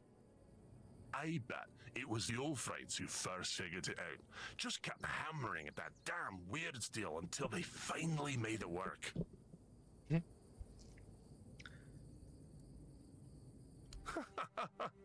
No, most of them would tell you to piss off and never talk to you again. So you'd better appreciate my damn kindness.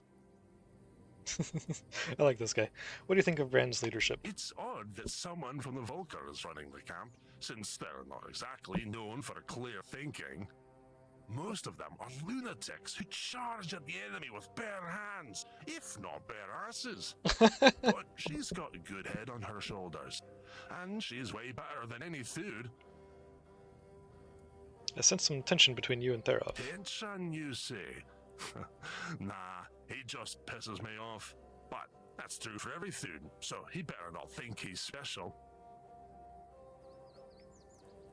Does the Ulfar clan have some kind of problem with the Thud clan? You bet we do. Magic is cowardly crap. Any Ulfrite will tell you that. Use iron like a real person. Don't wave your hands around and wail like a dying goat. And you can't trust the Thuds. But yet you love using magic materials? From your own bosom, and that hasn't changed in centuries. It's not even worth talking about. Damn them.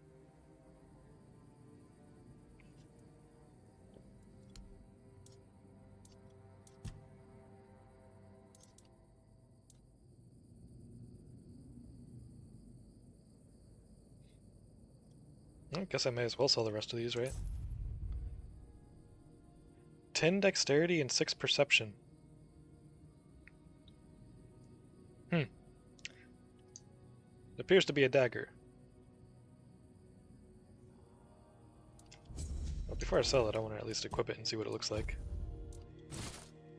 Yep, that's a dagger.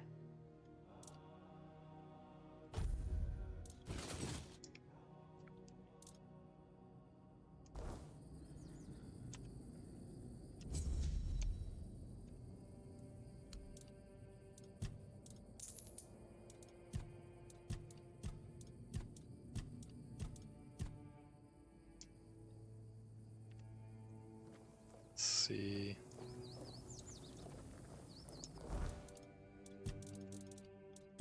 Fortune ties.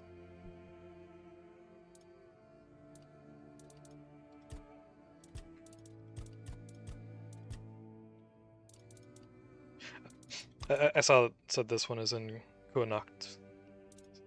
So I figured, you know what, I'll check through all of these to make sure that they're all actually Wardens of the South.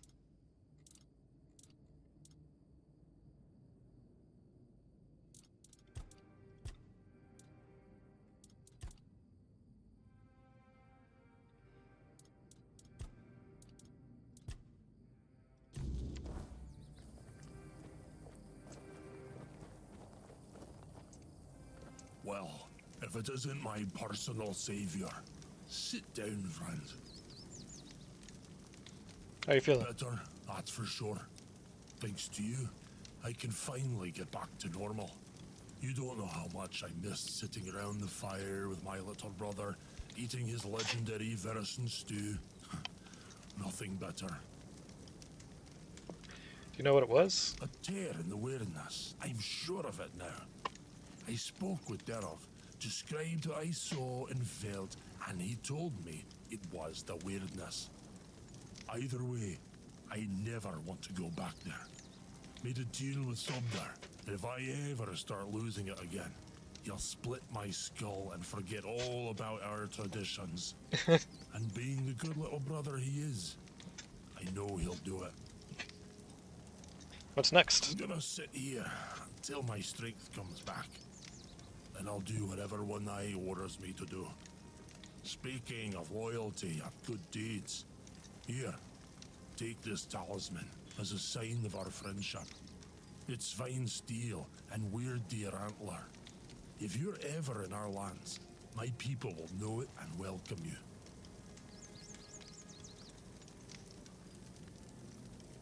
It does. Thank you, Groder.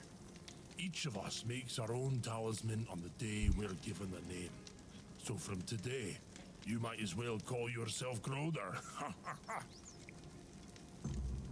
May the weirdness never swallow you. I don't recommend it.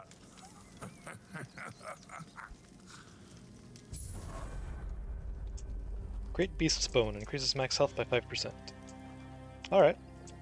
Oh, points available and Arthur memories.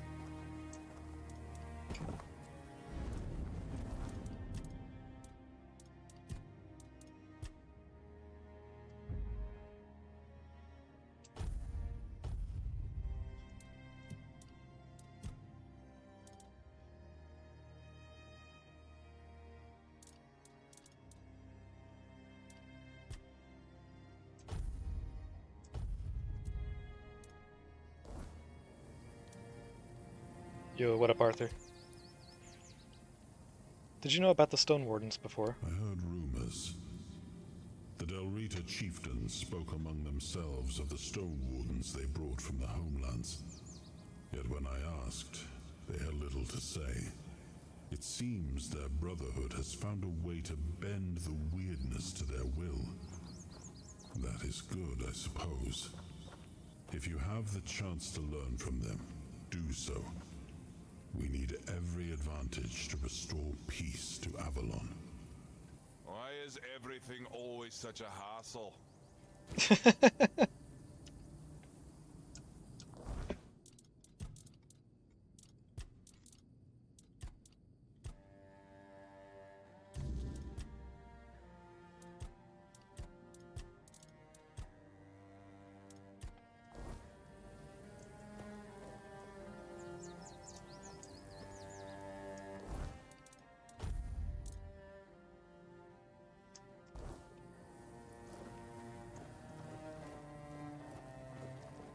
Whoop, almost stole that.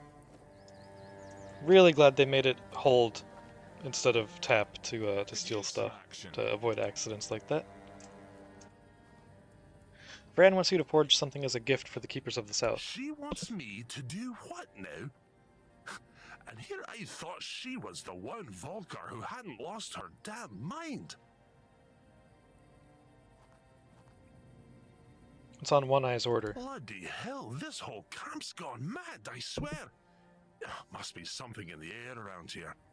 Fine, but I don't have the time or the materials right now. Here, take these instructions and forge the damn axe yourself. When it's done, bring it to me. I'll add the final touches. Someone's bound to start trouble.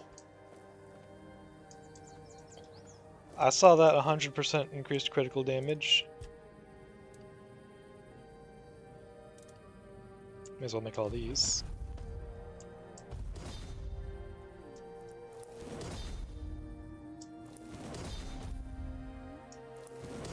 Oh, I keep getting the refund.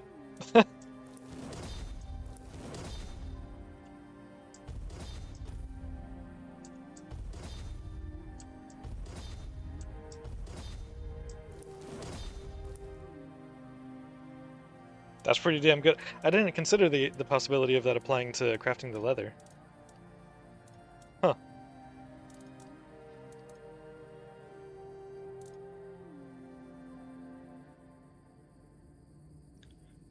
Increases critical damage by 100%. God damn.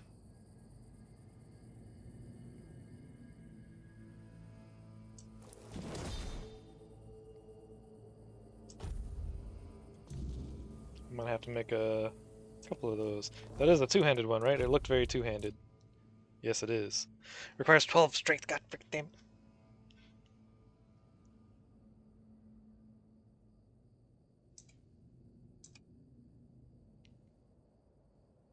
Man. I'll be making that at some point, I'm sure. Because that's awesome. What's it look like? Ooh. I like it. It's very glowy and menacing.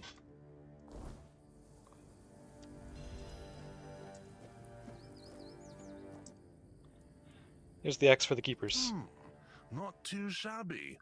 Almost ashamed to give it away. Just wait here a moment. Ah, now it's ready. A fitting gift for the keepers of the South. And stop eyeing me like that. I gave my word. I'm not about to tarnish my tribe's name with poor craftsmanship. Now, scram.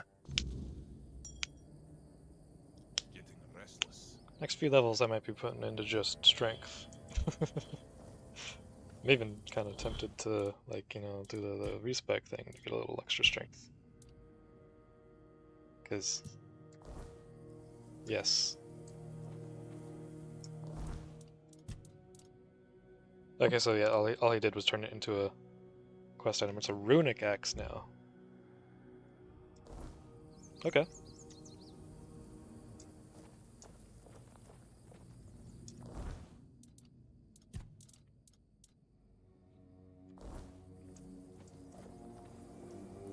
I'm still kind of confused about the common enemy thing. Like, aren't the keepers, you know, with Camelot? Could use some Or action.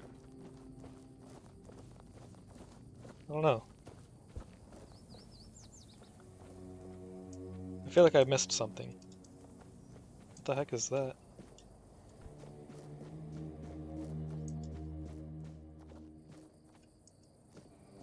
Oh. Just a little Overwatch point.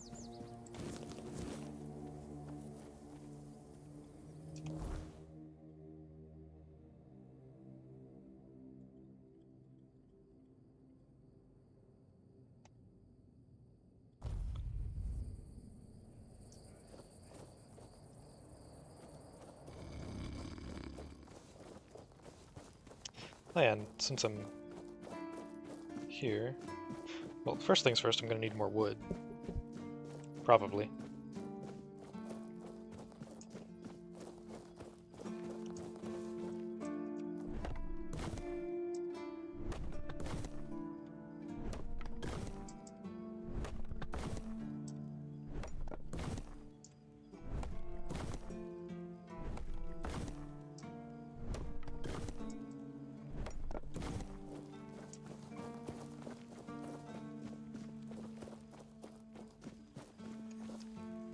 Okay, let's see how much I get from these arrows.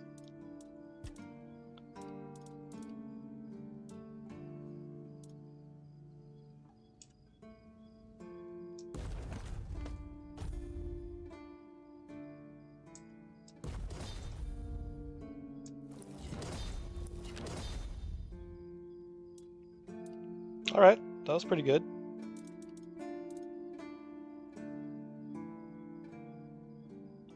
What about leather gloves?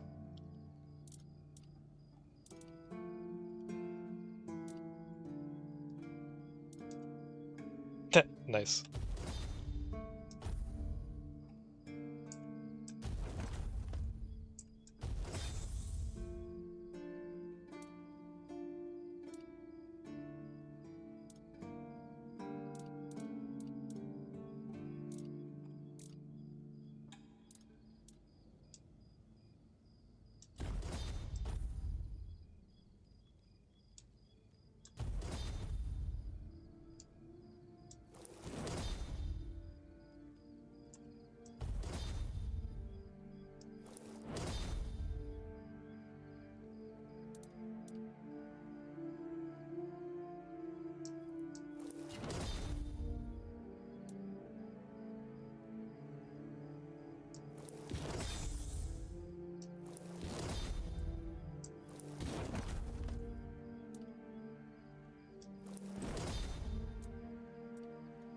Okay. Got a pretty good amount of handcrafting XP there. Now I can barely move. Nice. I hope you want a whole lot of leather gloves.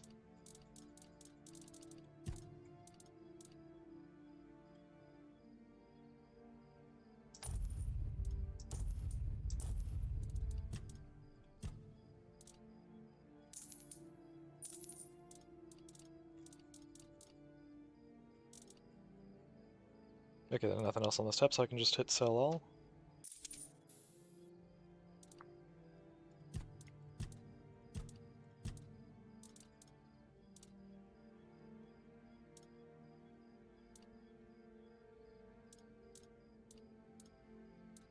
Okay, these things aren't really worth that much, but that's alright.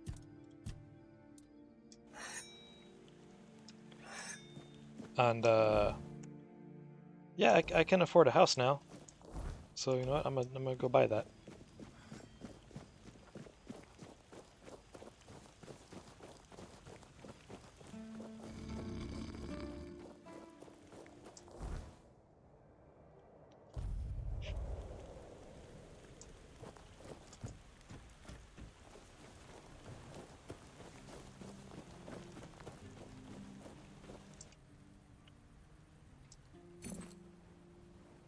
Home sweet home, buy a property. The wooden villa is now your home. Woo! That's how you know it's a fantasy game. Home ownership.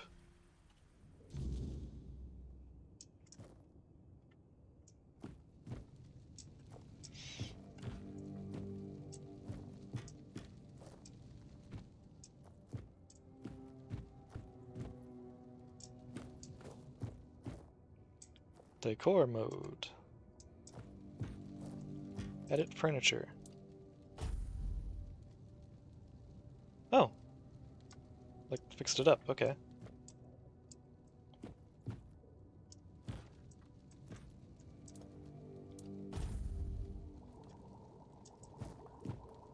Oh, okay.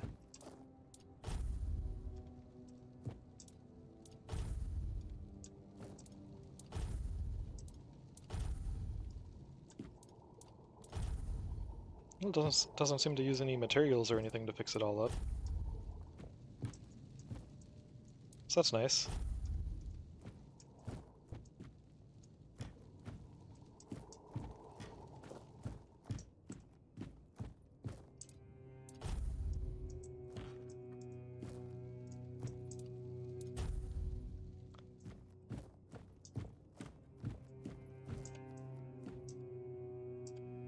Oh, okay, it's same as the thing downstairs.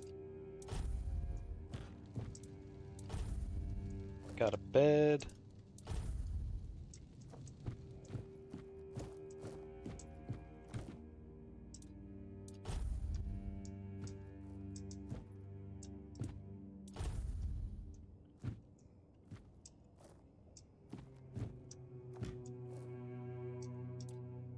Oh, it's just that, okay.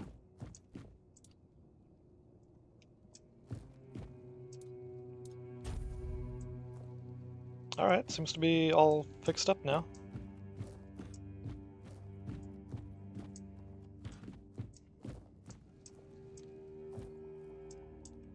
Cool. Alchemy station.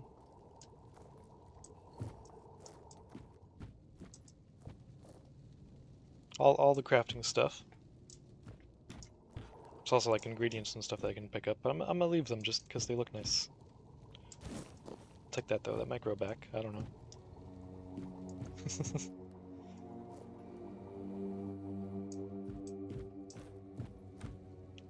Cool.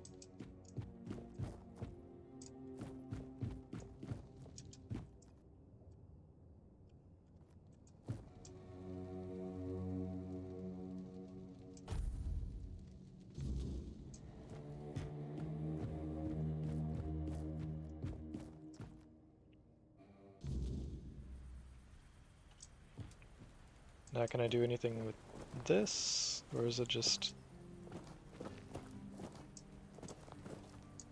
Okay. Guess I can't do anything with this.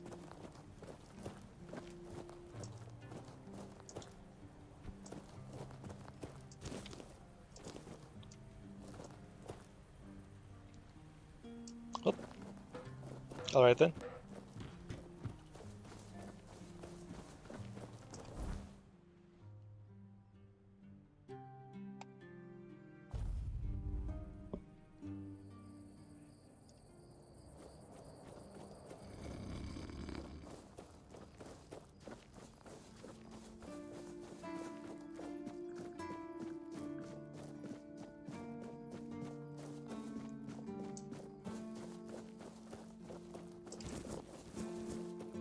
Don't mind me.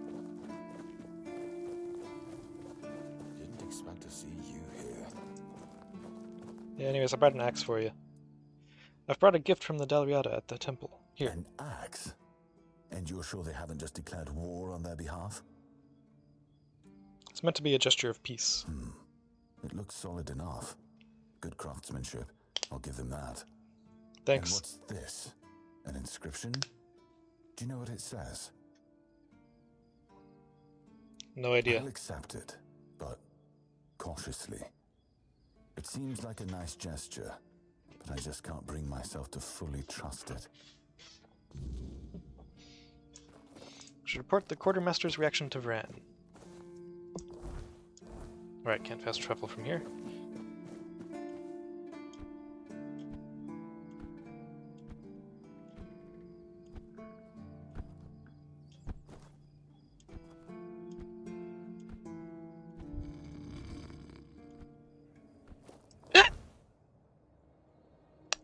Excuse me.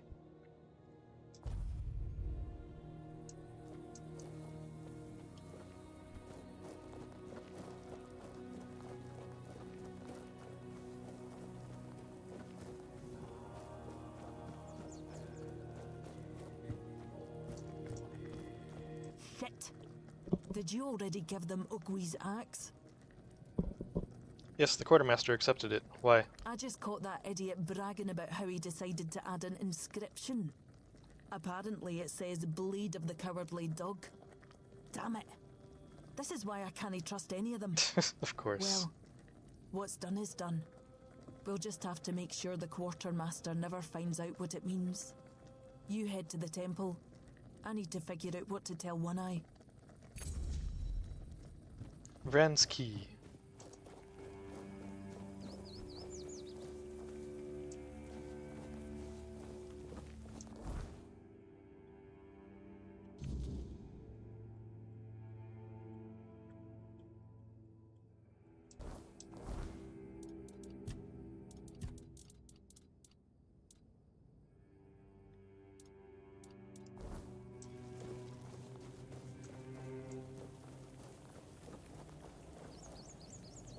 That's still stealing. Oh, and before we go further, there is an ad break, so I'm gonna be right back.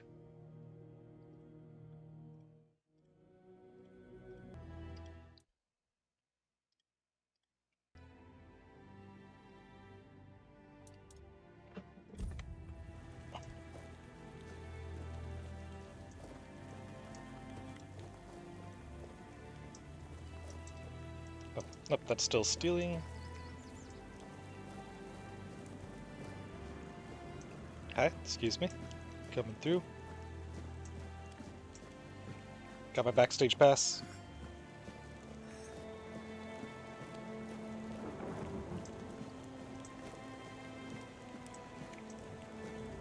Any cool stuff up here?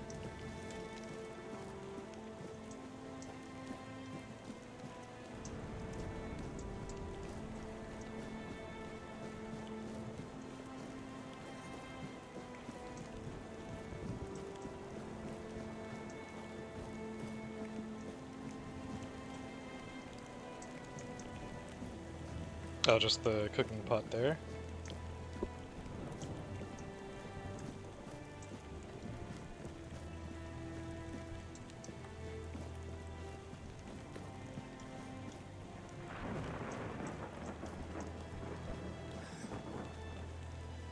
Okay, I can go in through there, but is there anything up top first?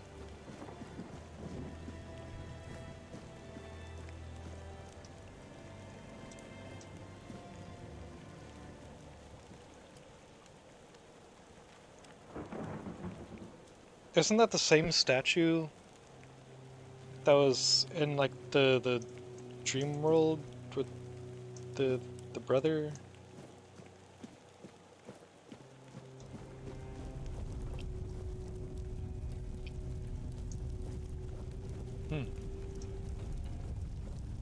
Oh, is that just the sound of the fires? Okay, yeah, it's just the fire.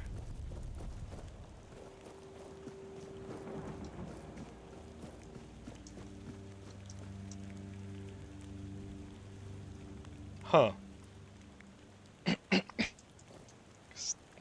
There's pretty much the same statue, I think, and then just like with the one in the vision, there's also the statue back here.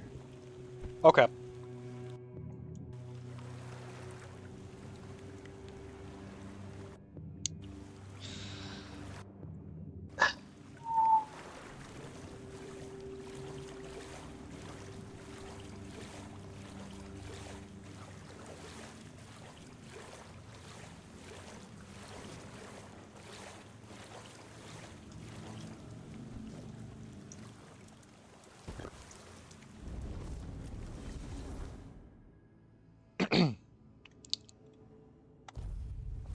Going back up.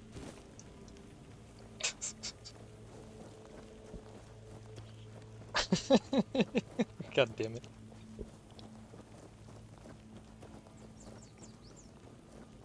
My bones itch for battle. That's cool.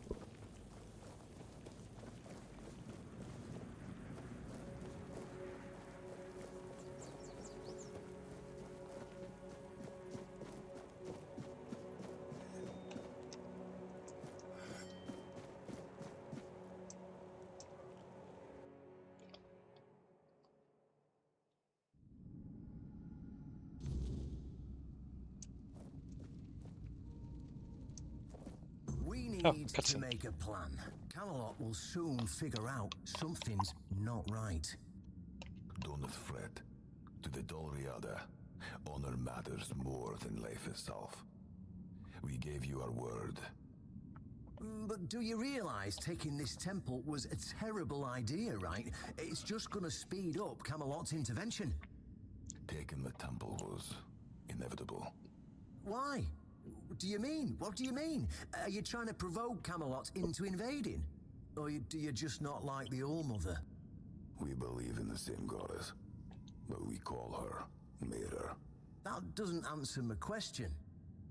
What do you want? You don't look like you're from the tribes. How did you even get in here? Whoever he is, I cannot say he lacks courage.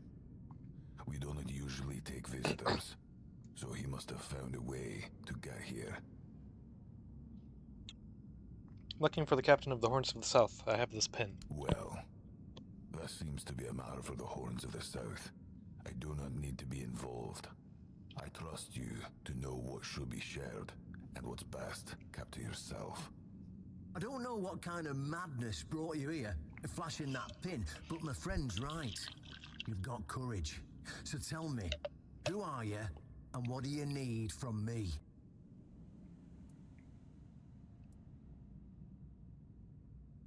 Are you conspiring with One Eye? Conspiring?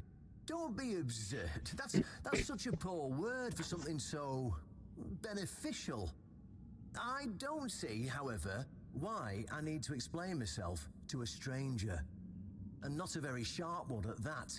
If you're wondering why the commander of the largest garrison in the south would want to make a deal with the most powerful military force since the Age of Legends.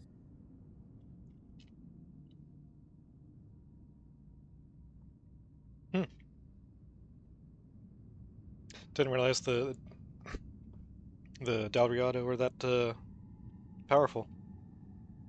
That's cool. Oh. That's why she was saying a common enemy. Right? Because he wants to go against Camelot, and I'm guessing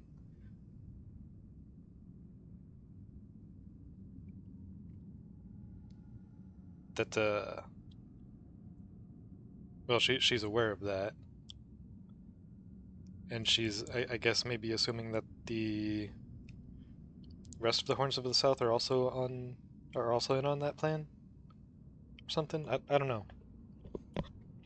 Not entirely sure, but I think I'm on kind of the right track. Maybe I want to wield Excalibur. Good luck with that. Only King Arthur can wield Excalibur. Every fool on Avalon knows that. Caradoc claims you know how to do it. Ah, Caradoc. Well, that changes things. I had a feeling that pin you're waving around were his. Fine. Yes, every new captain gets a set of secrets passed down from his predecessor. And yes, one of those secrets is how to touch Excalibur and survive. But nothing in life is free. You know that. Do something for me, and I might consider sharing our greatest secret with you.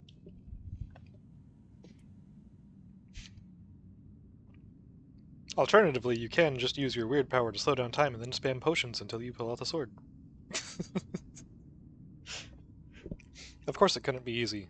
What do you want me to do? Galahad the Pure is breathing down my neck. And I hate it when somebody's breathing down my neck. Even worse, One Eye's men says he's already set up camp at our old stronghold in the west.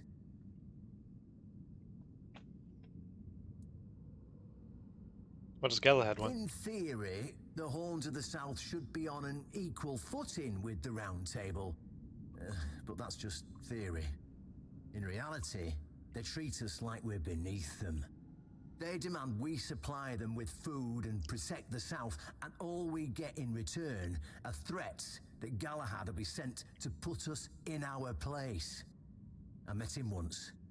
He's no knight. He's a butcher. Bloody windfucker will fly from Camelot to the Orns just to hang half of the garrison for whatever he himself will perceive as disobedience or treason.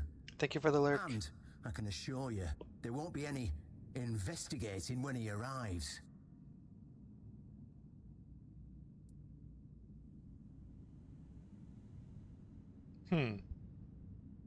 Tell me more about Galahad the Pure. Also, never trust anyone who calls themselves the Pure. That's just... that never goes well. Oh, he's got a lot on his conscience. He leaves a trail of fire and ruins everywhere he goes. He keeps preaching that fire purifies all. Galahad doesn't bother with politics, because he doesn't have to. But from what I've heard, even Camelot's getting tired of him. Sometimes, you've got to talk to people. No need to chase after them with a bloody torch. You'll see soon enough how fanatical he is. Galahad's the last thing the Horns of the South need right now. Is Galahad really that dangerous? Don't tell me you're that naive. Do you know how he earned the title The Pure? It's because he somehow got it into his thick skull that evil is everywhere, and the best way to deal with it is to burn it all away. So, he goes round setting everything on fire. I mean, yeah, sure, it's pure after that, because there's nothing left. Well, except for the charred corpses. But nobody in Camelot seems to care about those. My arse is purer than this guy, even after I take a huge dump. So what do you want from me? Do I get to kill him? Galahad needs to die. Yes! Obviously. That'll solve most of our problems. We'll just say he had an, well, unfortunate accident. I don't know, fell on a pitchfork or something, and sweep it under the rug, yeah? But then, we can continue our talks with the tribes, and by the time anyone from Camelot decides to act, it'll be too late.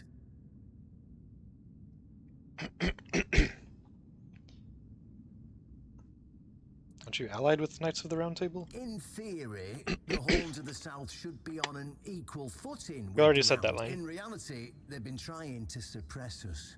And the fact they're funding most of our operations, you know, like building the new lighthouse, for instance, doesn't exactly help things.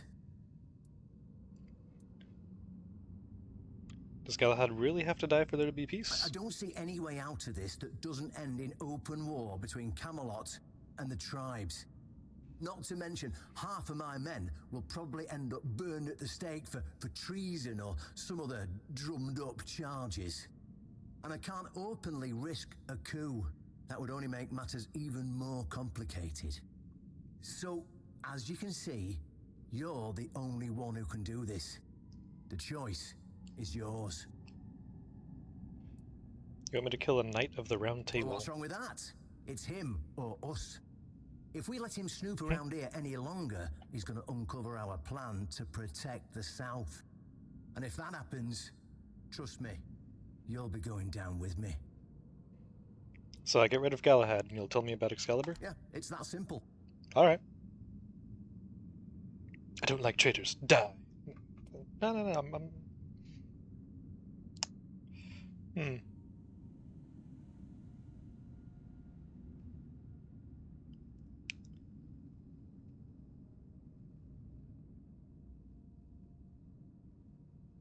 Just flash that pin to his guards.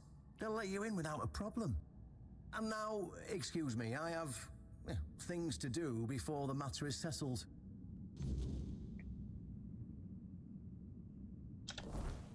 One Eye.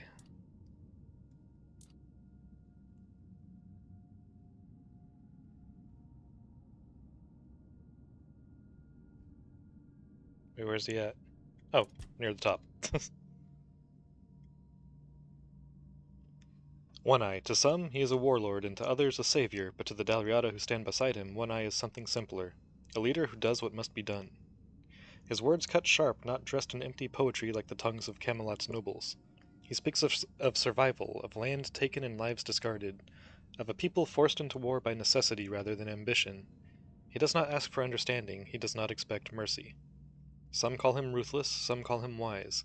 In the end, history will decide, but for now, One Eye marches forward, and those who would stand in his way had best be ready to fight. Brendan. Captain of the Horns of the South, a man who rejects blind loyalty and harbors no illusions about Camelot. Under his command, the southern garrison ceased to be merely an extension of the court's will and began striving for independence. Brandon believes the future lies in an alliance with the Dalriada tribes. With their warriors and resources, the region could break free from the crown under his leadership. He is not a man of Camelot, nor does he view himself as a traitor. In his eyes, loyalty belongs to his people, not distant lords.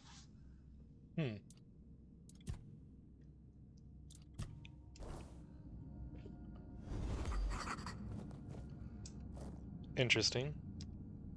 Saving disabled. I mean, I'll go ahead and look around here some more first.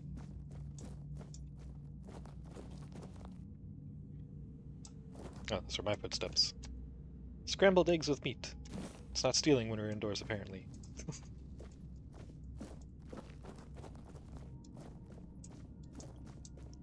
Hey, how's it going?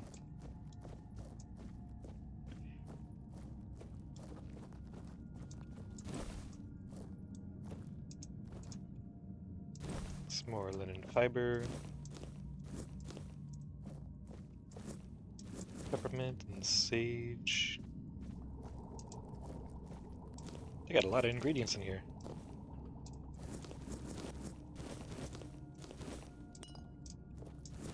They had a lot of ingredients in here.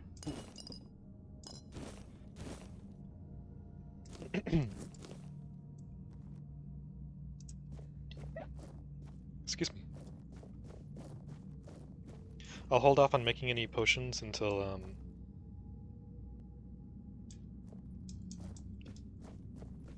This looks a lot like the room with the three, like, undead guys who were standing, like, around this area and worshipping statue thing, and for some reason I couldn't attack them. Don't mind me. Can't I grab these things? I want them. Damn it. I lost my train of thought. Oh yeah, I'm gonna hold off on crafting potions until I get the half alcohol perk.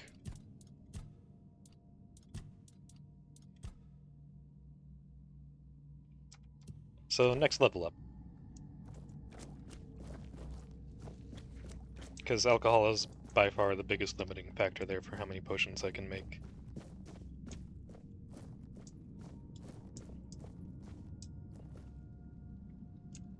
Oh, interact. Oops. Make an offering to the Allmother.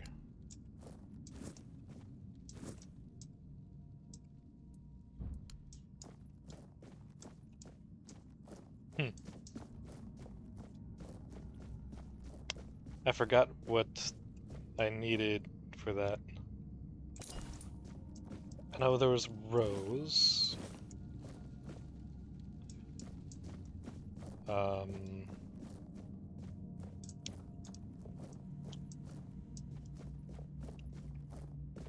Yeah, that's the only thing I can remember for the Allmother offering was roses. And it's not telling me what I need.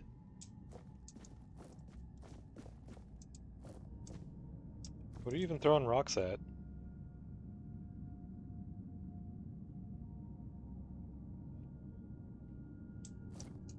Don't worry, people will invent video games eventually and you'll have something to do finally.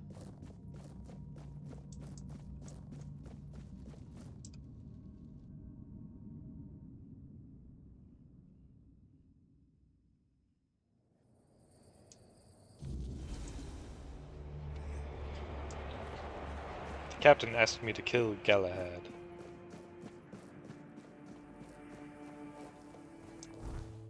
Really curious what King Arthur's gonna have to say about that. I know it's not the same Galahad that he knew, but still. Wait. Wasn't this a bandit fort?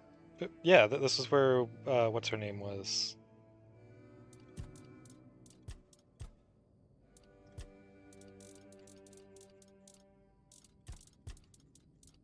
Silent Cilia. Huh.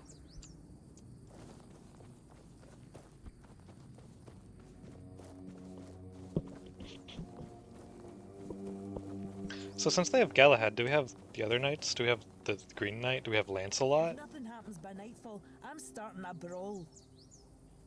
Okay. Getting restless. You can buy all my junk.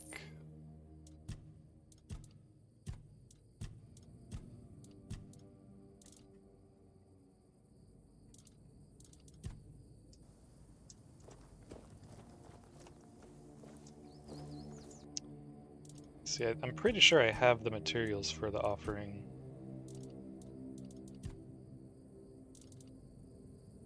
I guess I can just Google real quick.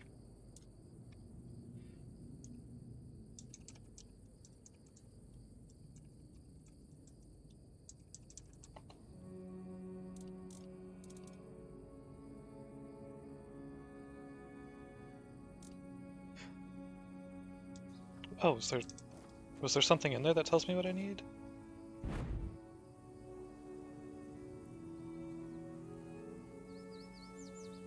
I wasn't made to wait.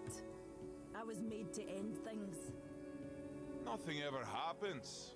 Okay, bone and feather. I may have used up all of those actually. Could get more.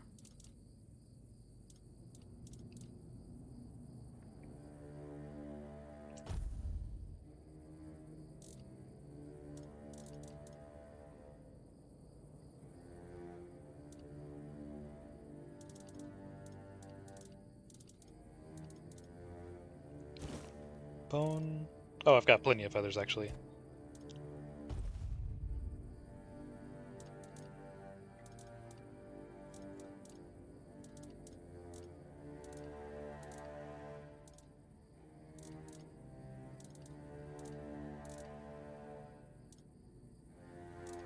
Rosemary, peppermint. Where's?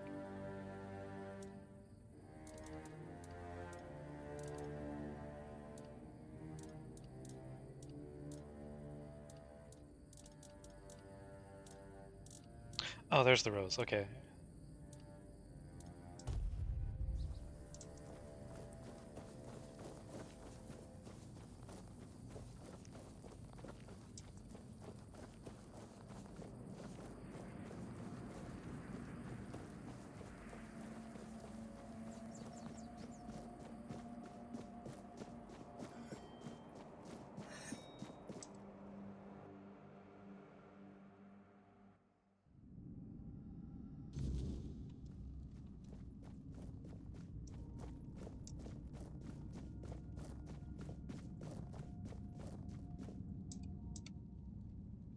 Nope, can't make the offering. I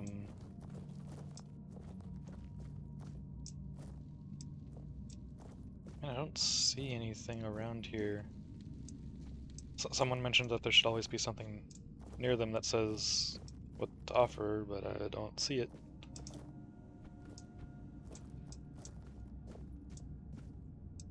Hmm.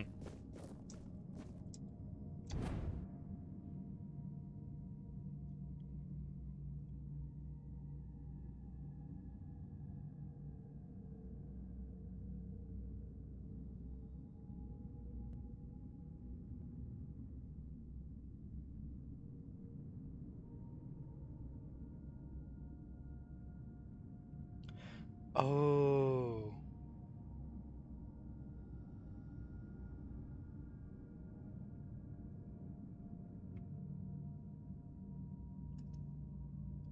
Okay.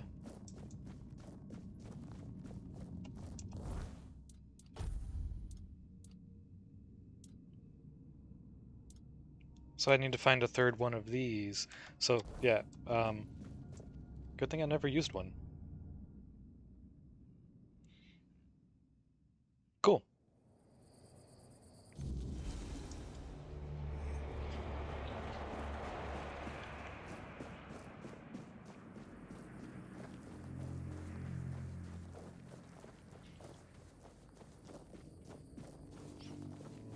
So there's a third one around somewhere that I haven't found. My bones itch for battle. Nothing ever happens. So go make something happen.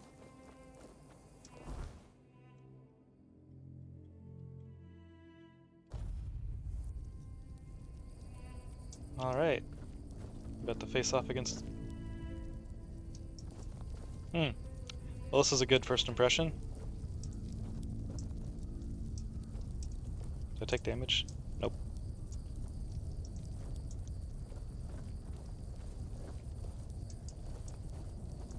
Oh, it's a... Stop right there. Who are you? And what do you want here?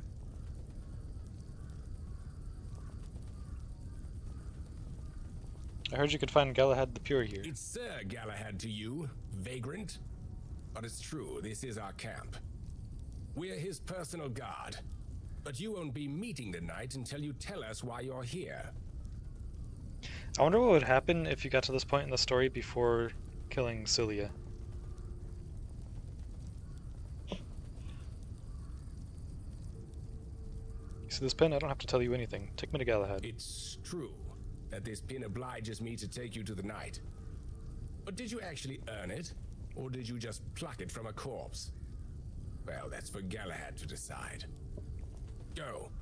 But bear in mind that Galahad is not a patient man. I only hope your cause is worth his time. Otherwise, we'll be carrying you out in a sack.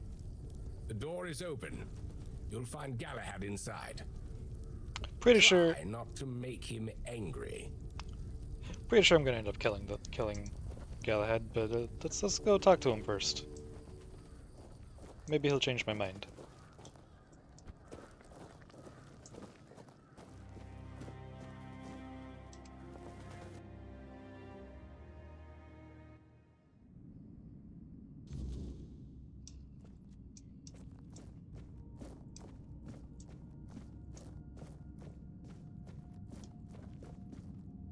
Oh.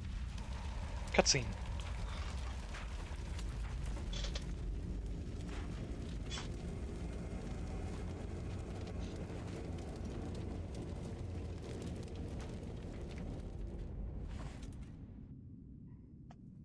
I can hear you. Who goes there? I was told this pen would allow me to ask for help from any Camelot representative. It's shiny, sure, but you clearly have no idea what you're doing. Waving a round table pin in front of a knight of the round table? Not the smartest move. Normally, I'd throw you out for your arrogance and stupidity. But you're lucky. I've got a soft spot for boldness. And that pin has me curious. Where'd you get it? Got it from Caradoc. You mean you found Caradoc's tomb and robbed it? No, he handed it to me personally. Interesting. And when exactly did this happen? Where did you last see him? He helped me escape the island I asylum. see. Interesting. Very interesting. I think this is going well. Right. So what do you want then?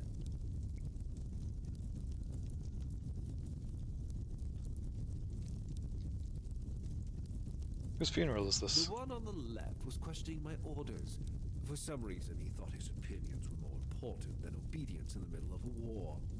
They aren't. The one on the right decided Camelot wasn't paying enough, so he thought that was a good enough excuse to help himself to his comrades' pockets. It wasn't.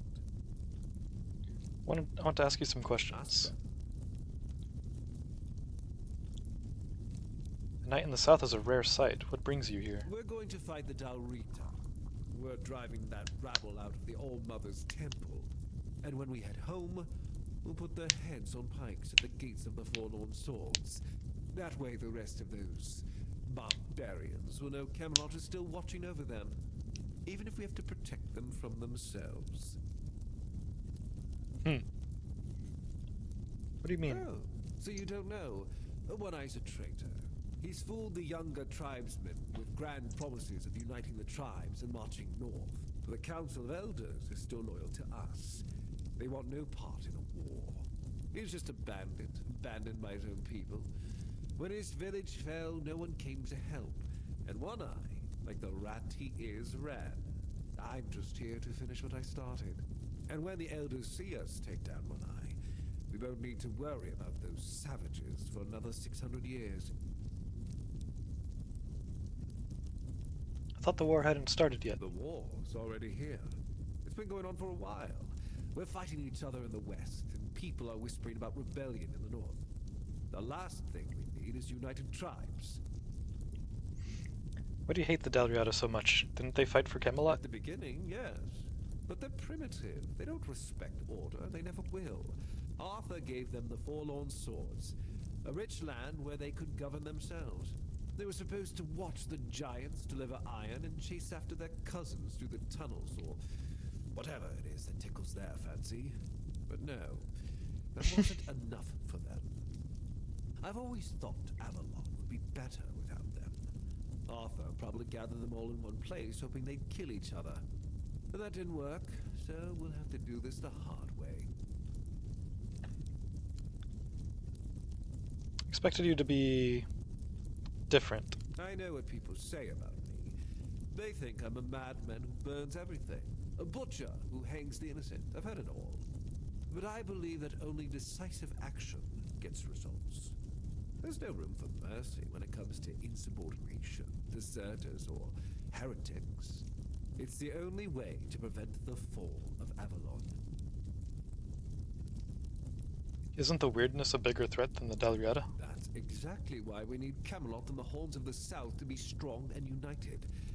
You do know that the lighthouse of the Horns of the South works like a giant menhir, right? It's why we've ordered them to build another one to strengthen its power. As for how the Dalrita feel about the weirdness, I don't care. I'm here to protect our people, and those tribes are in the way.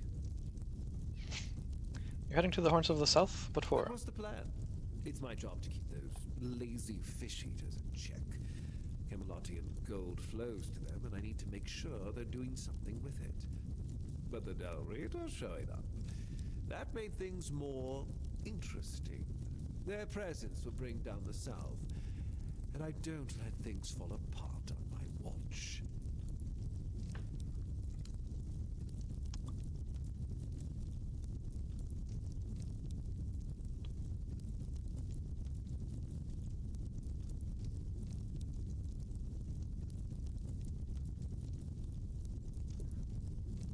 I kind of want to see his reaction to this. The captain of the Horns of the South asked me to kill you. He allied himself with One Eye. I'm wondering if, like, I'll be able to follow this up with still being able to kill him.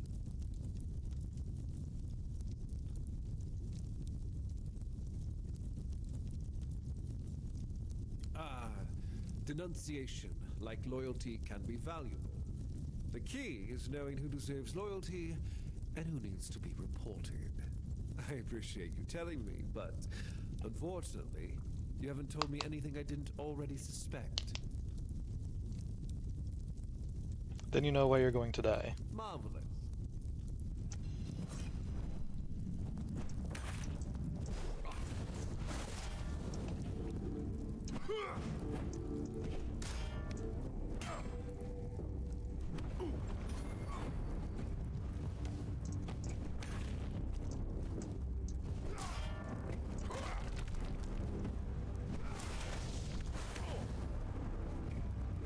Oh, damn.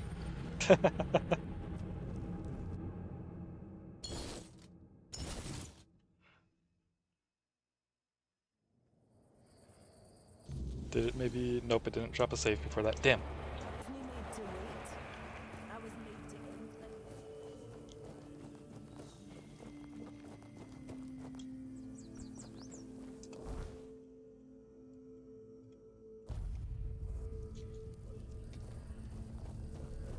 Okay, gotta go through dialogue again. Stop! It's weird. It.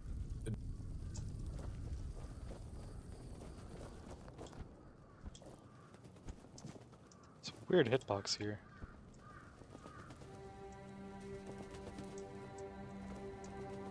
Or collision box, or whatever you want to call it.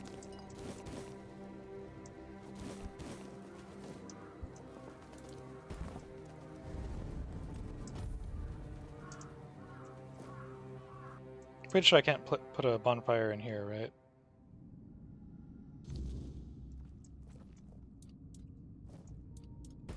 Nope. Okay.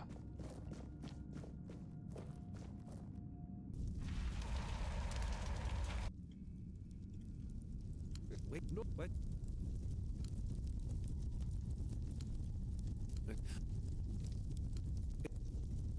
Ah.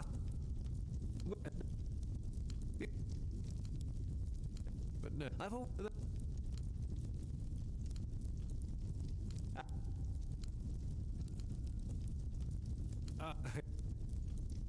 Marvelous.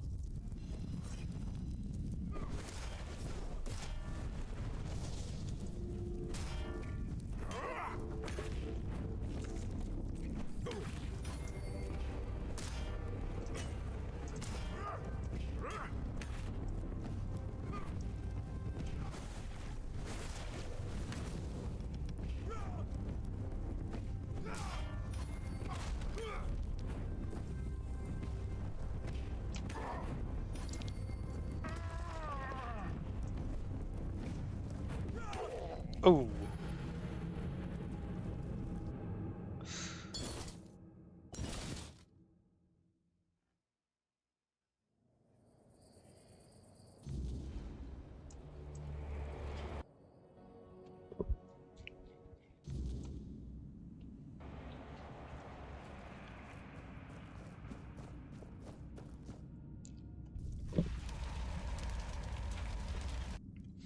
I don't know if like skipping all of this dialogue will change anything. Then draw. Oh, but dang it. Clicked the wrong thing.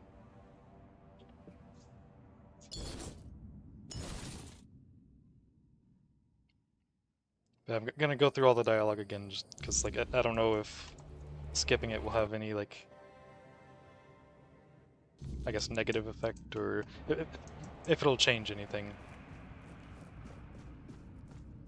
Probably not, but maybe. I don't know. What?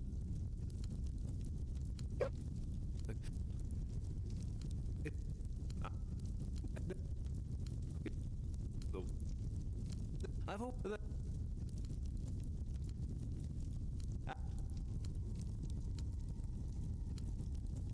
Mom.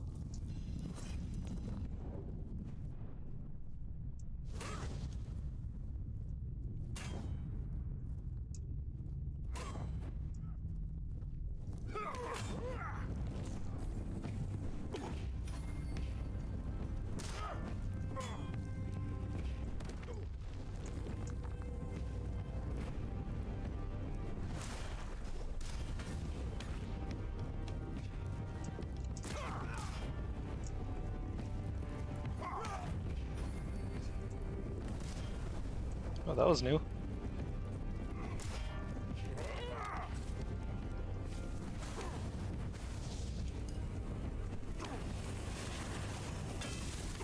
Oh, damn. I was stuck on furniture.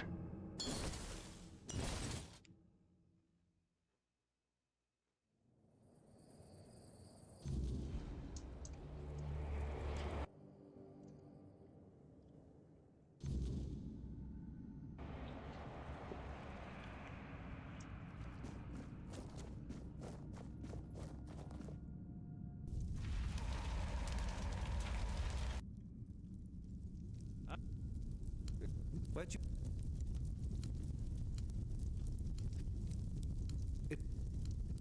Ask? I've opened that...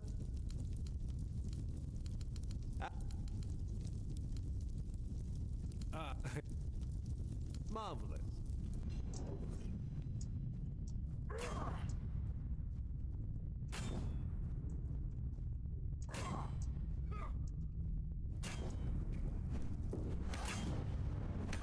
Damn it. I got greedy, ran out of stamina.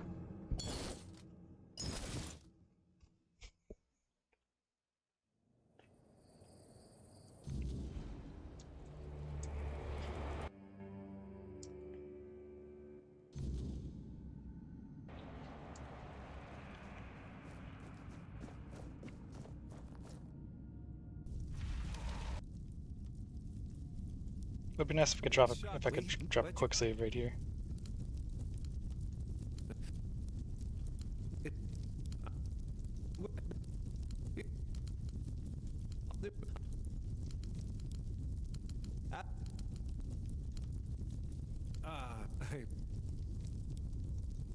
Marvel.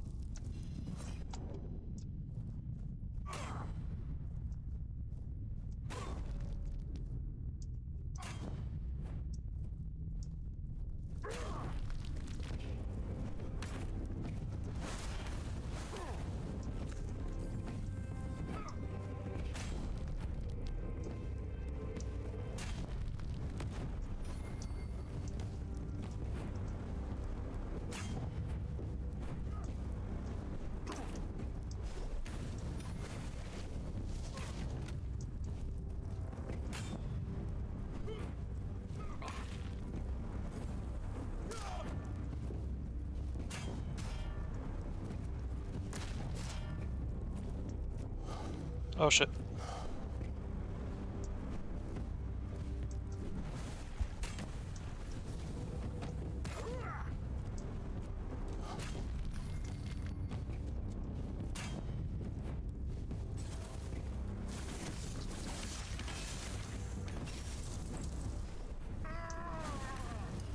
Oh shit. Whoa, whoa, whoa, whoa. Hold up, slow down, slow down. Heal. Okay, game on.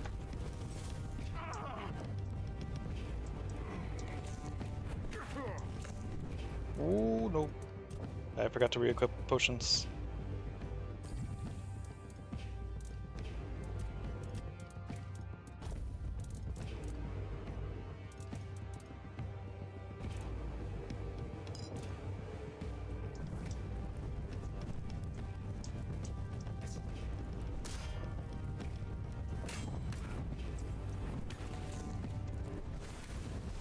That was close.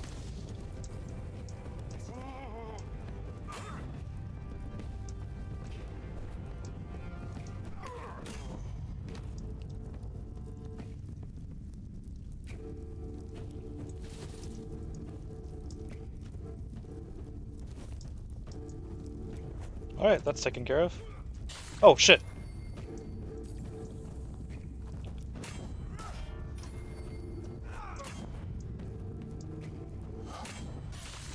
Oh, motherfucker.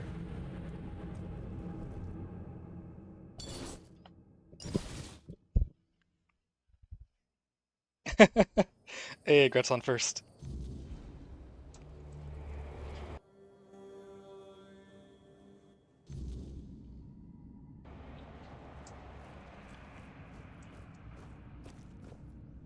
Man. Gotta do this again.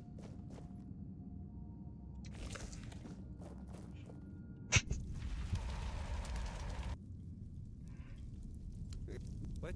I didn't think they were gonna come in here. I thought I was gonna have to like fight them after leaving the room, but nope. Ah.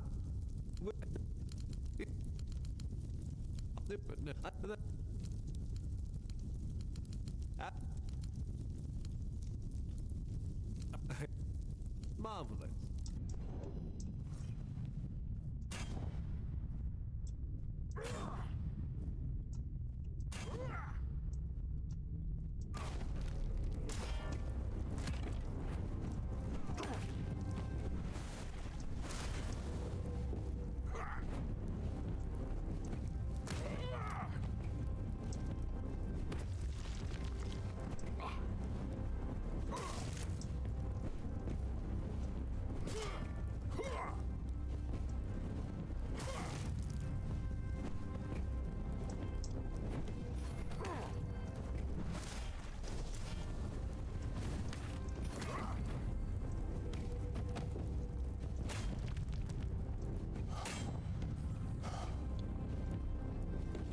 Nope.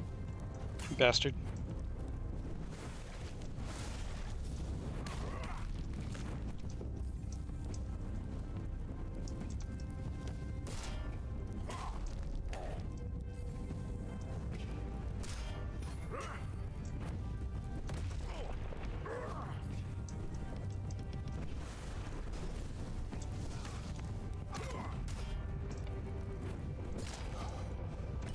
Oh, that hurt. Oh, yep, I'm dead. Damn it.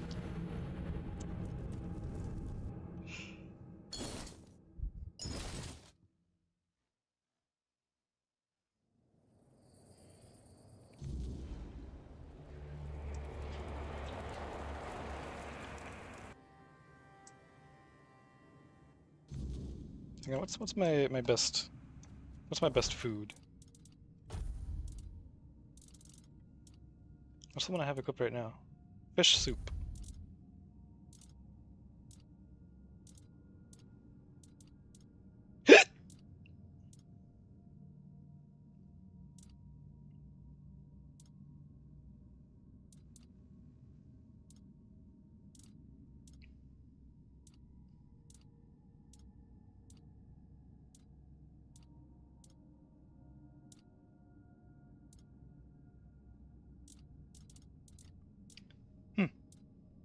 Okay, that is my best one.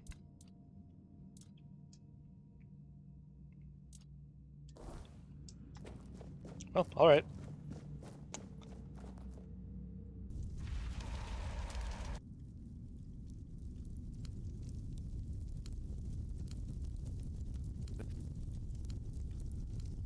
Ask.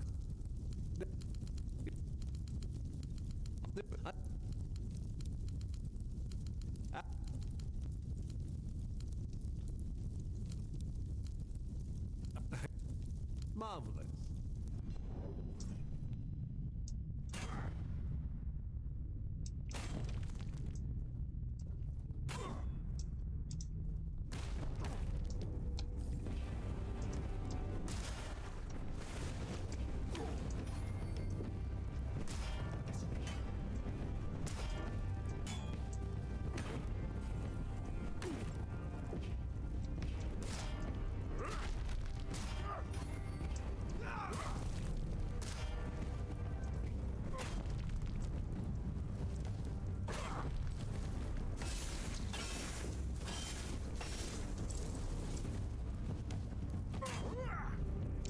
Okay, it stops the heal.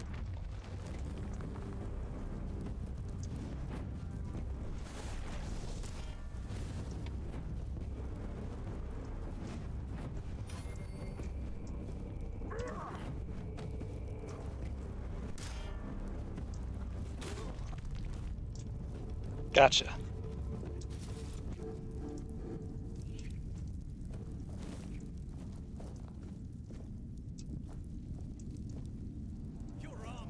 And here they come.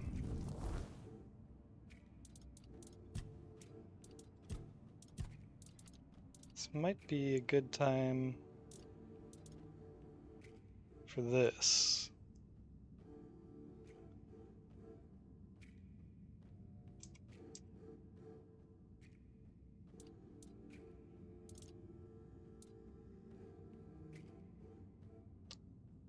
Oh, hang on. Ow! Yo, hold up. That's cheating. I was closing my menu. I was basically blinded still.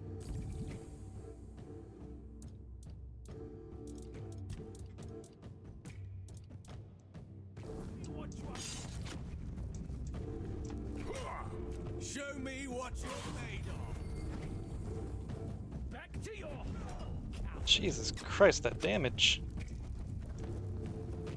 back to your hovel, coward.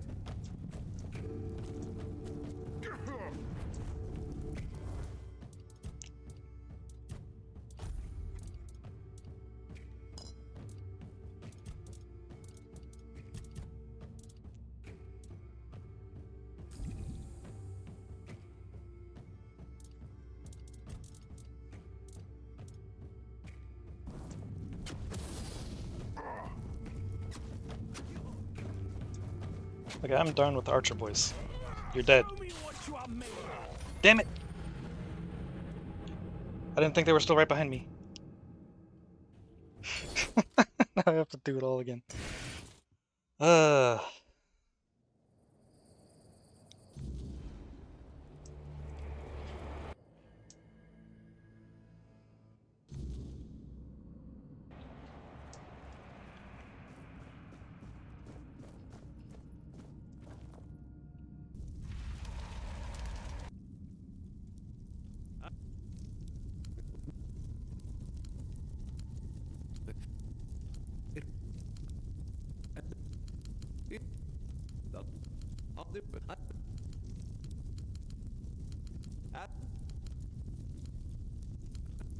Marvelous.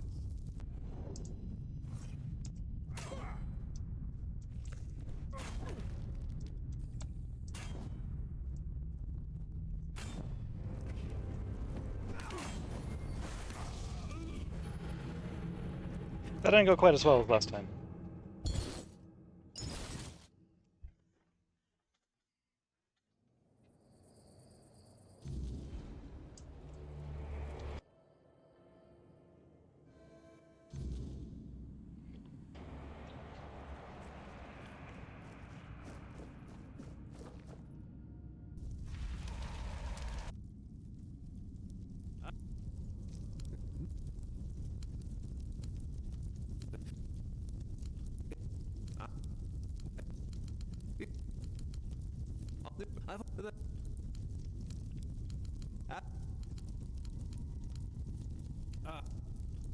Mom.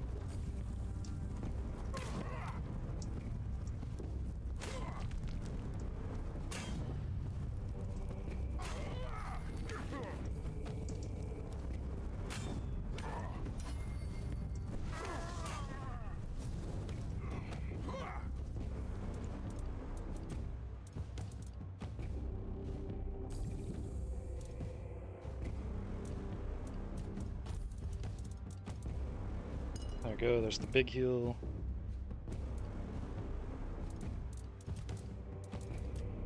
I don't know if that's still ticking, so I'm gonna go ahead and eat another.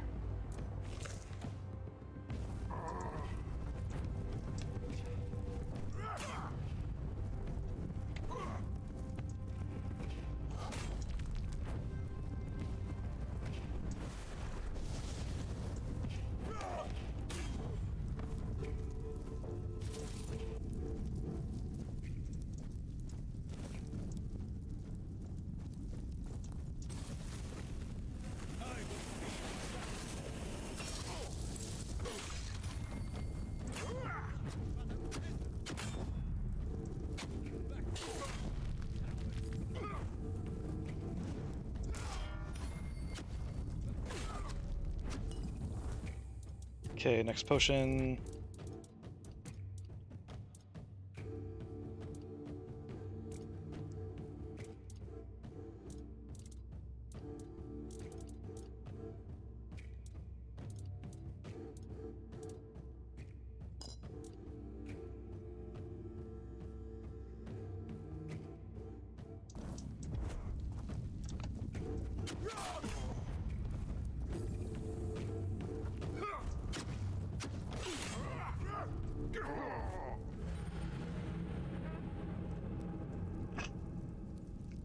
Damn it.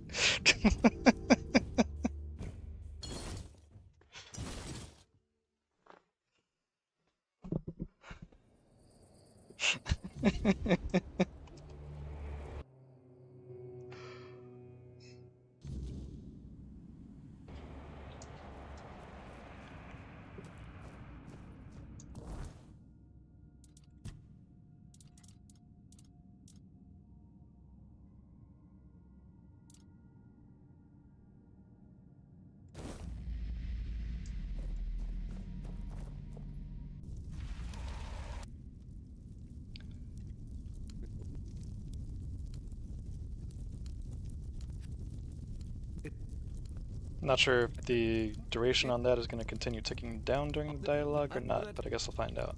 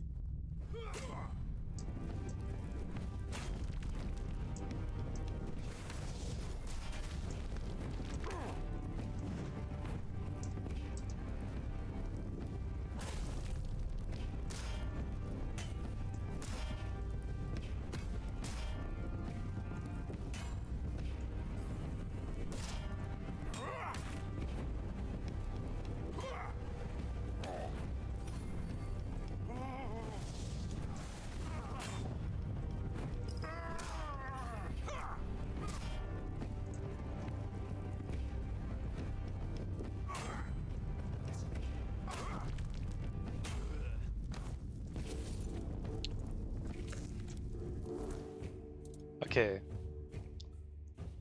Inflicts 70 burn on hit. Holy shit.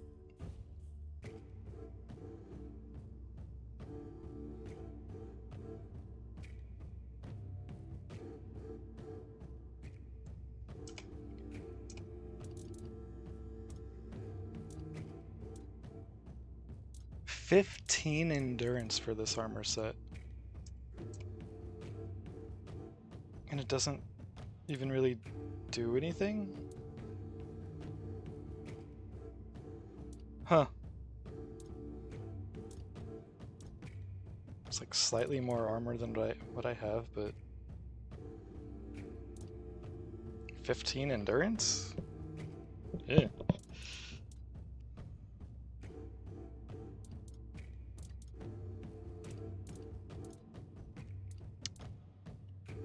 Okay.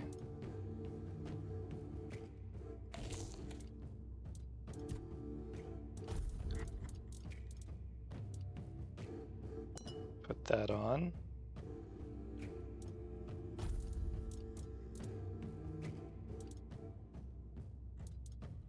It never occurred to me that I could put healing potions in both of these slots. Huh.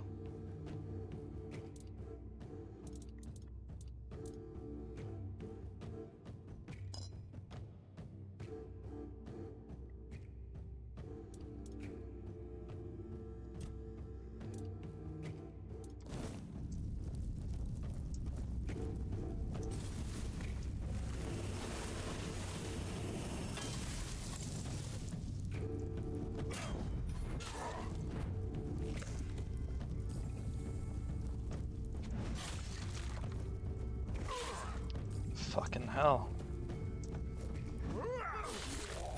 God freaking damn it, you pieces of shit.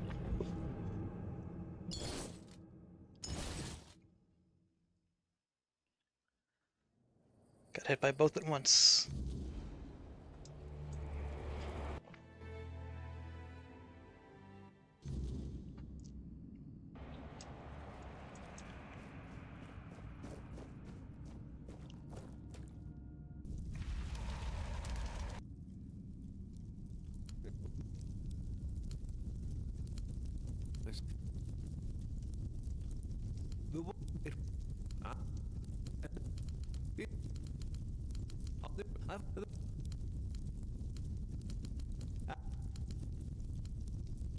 Hey. Marvelous.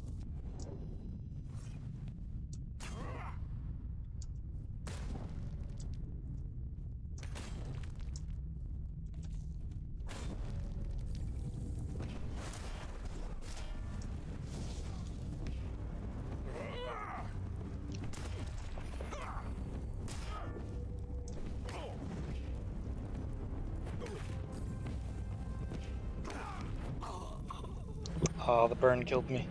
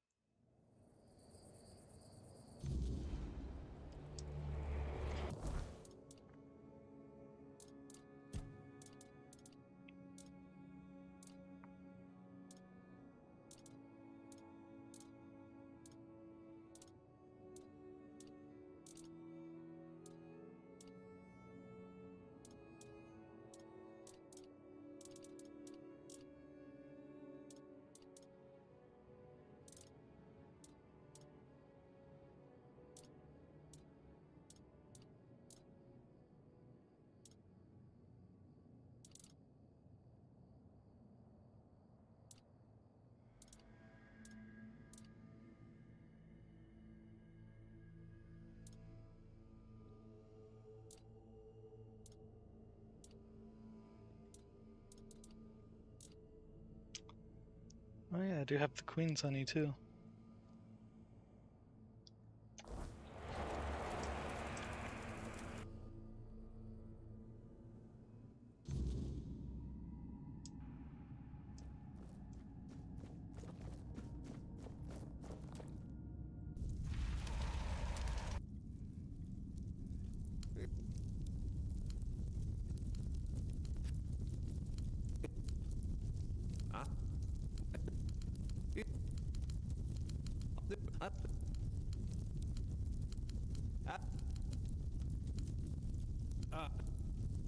Marvel.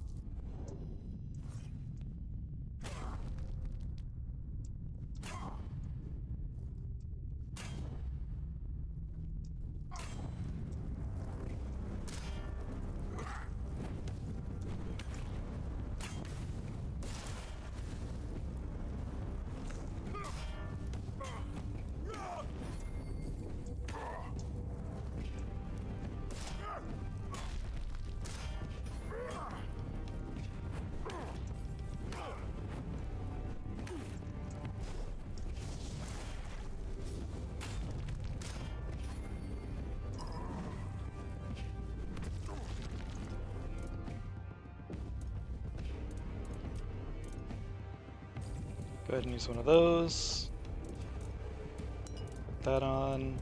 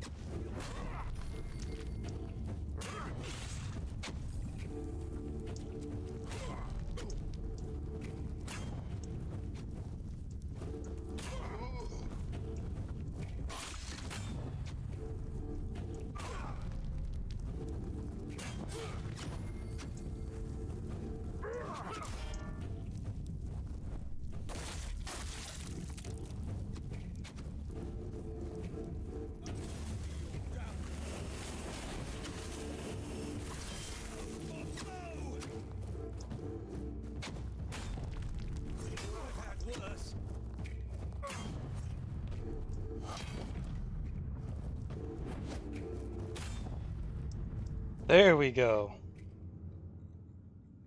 Holy crap. Finally.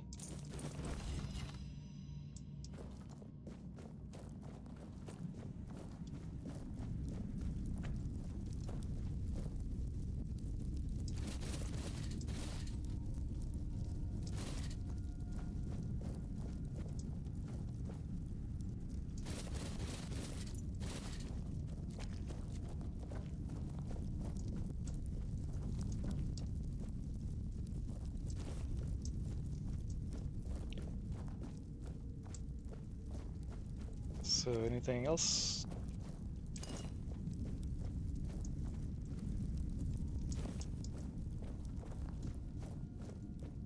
Okay, I can use that to save. Thankfully, because I'm expecting more to be outside waiting to try to murder me again.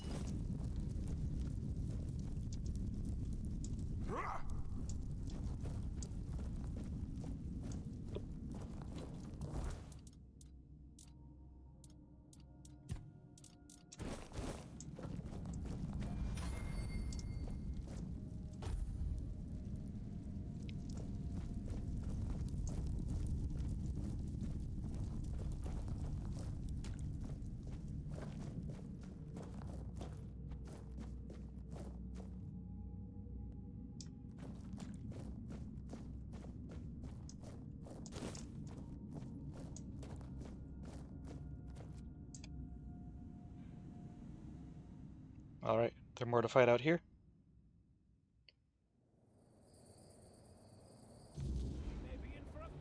Yep. Let's go.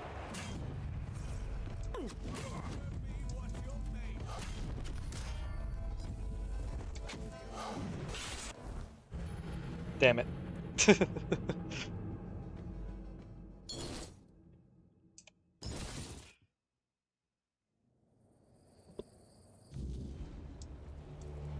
Oh.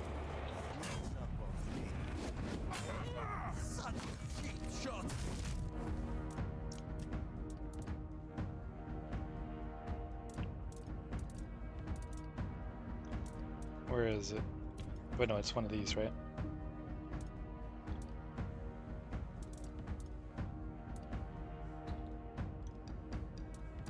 Yeah.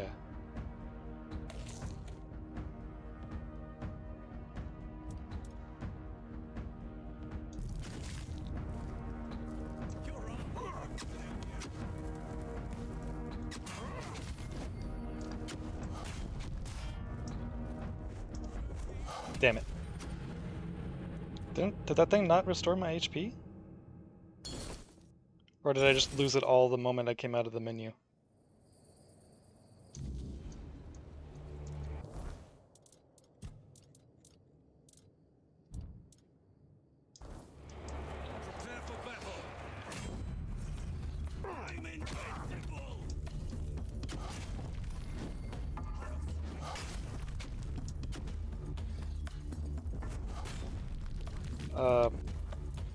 Where's my healing from killing the enemy?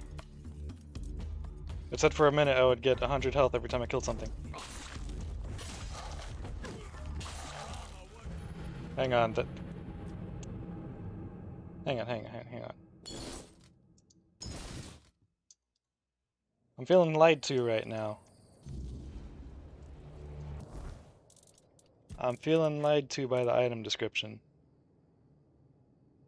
For the next 60 seconds, restores 100 health whenever you kill an enemy. I killed an enemy. I didn't get no health back.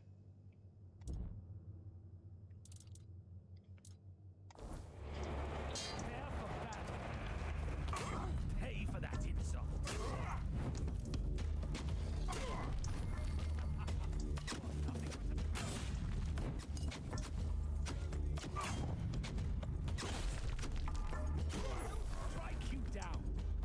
There's a heal from a level up.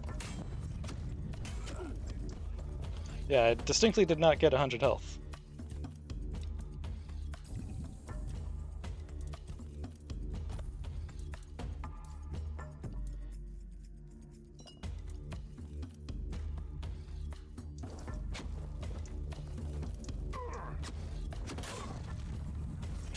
Damn it! Didn't switch to the potion in time.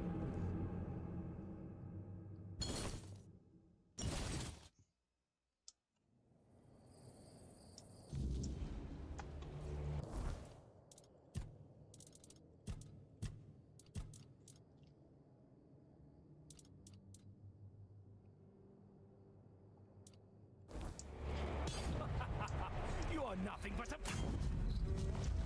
blow for blow.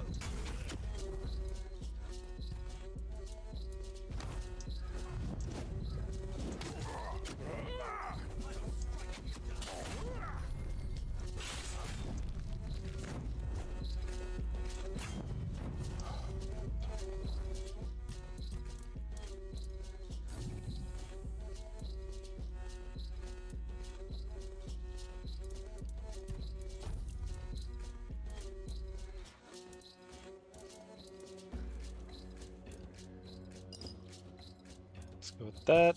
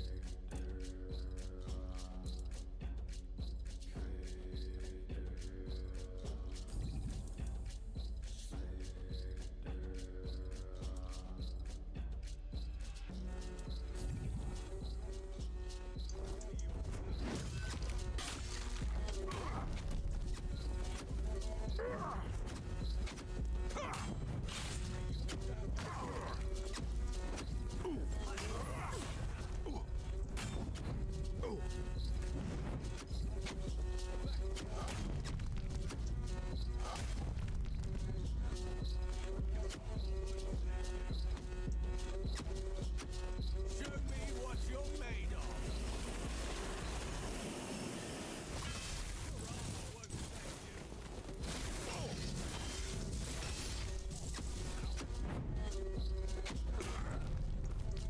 Your armor. Yeah, your armor won't save you, blah blah blah.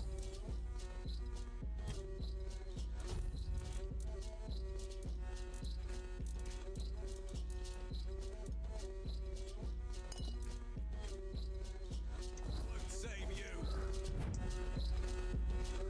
Your armor won't save you. Has to strike you down.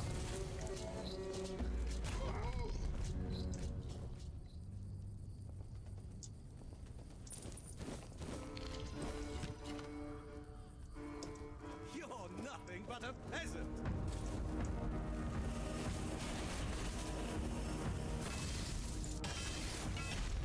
My sword. It's not a sword, it's a hammer, dumbass. Or well, a pick. It's both.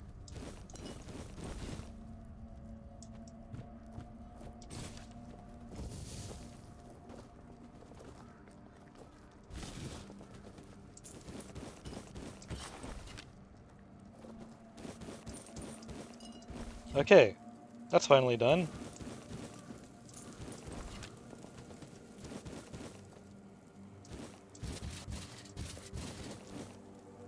Oh, over encumbered.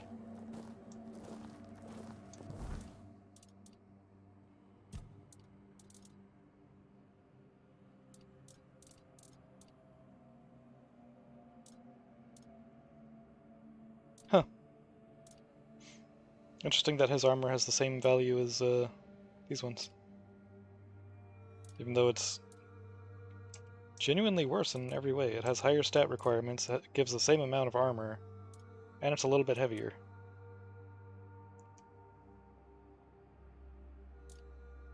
I'm gonna keep it though as a trophy, fuck that guy.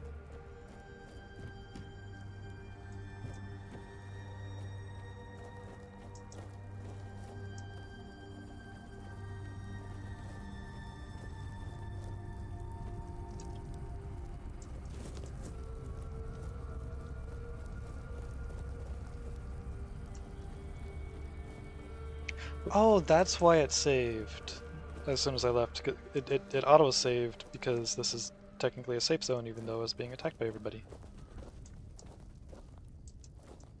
Huh.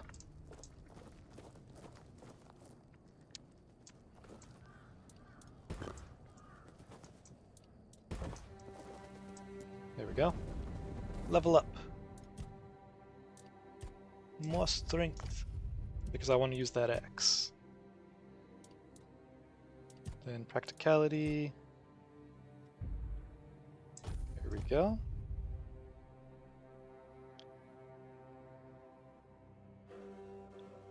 Ethereal fuel will probably be the next point that I spend.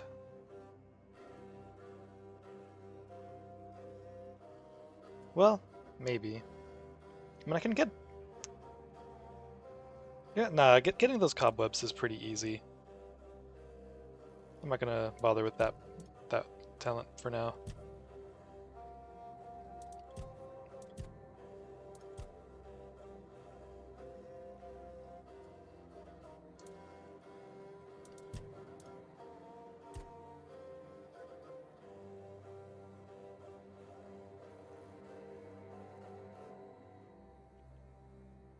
This could be good.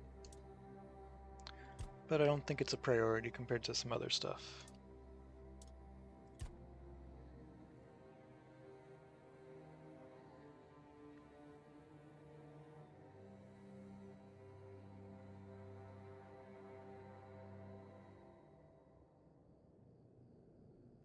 This might be a good route to go down. And of course there's the crit hits tree. Then ones and cubes. Oh yeah, and the general buffs.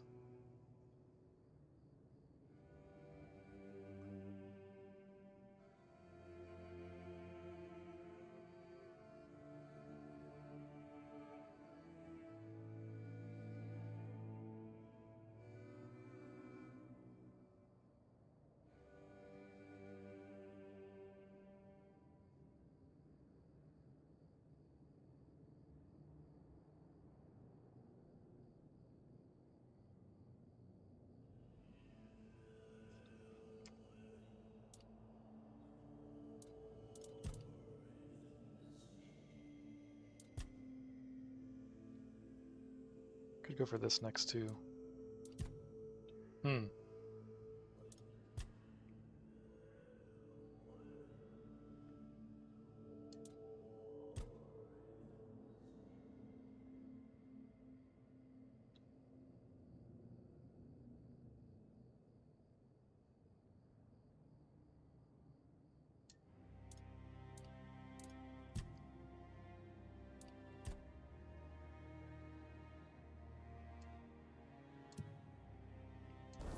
Let's have a bit of a think on that. What up, Arthur? What was Galahad like in your day? Much the same. He was a fierce warrior, determined to win at any cost. I watched him closely, and I found him too consumed by cruelty. That is why I chose Seawall and Palamedes as my closest confidants, not him. Yet this Galahad still seems devoted to Camelot and the old ways, and he remains just as fierce.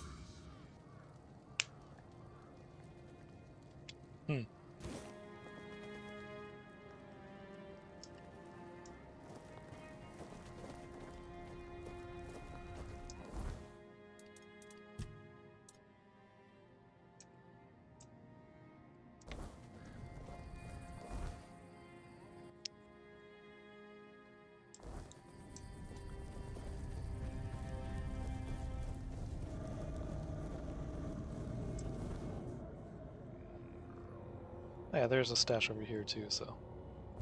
I was thinking about going back to the fort and putting some stuff in the stash and selling stuff, but I can do that here, so... It's fine.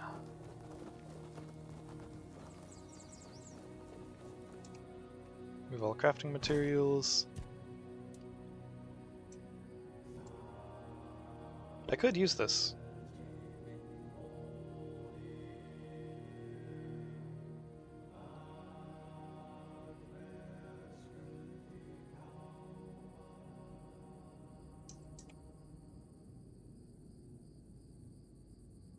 Hmm.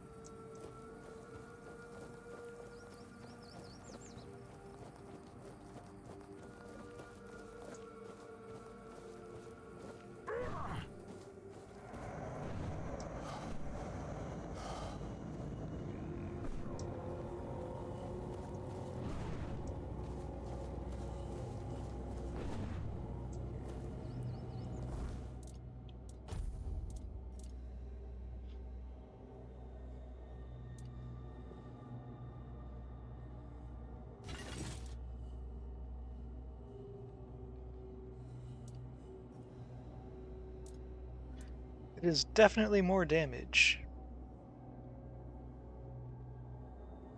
Then again, this is the 26% buff on this is stackable. Hmm.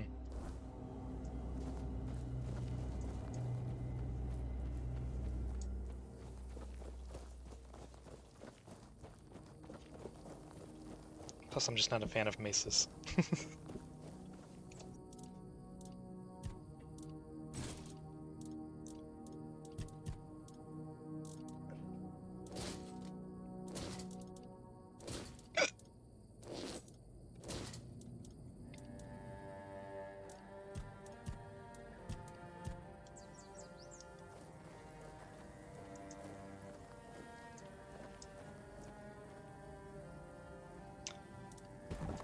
Okay, gotta wait for morning.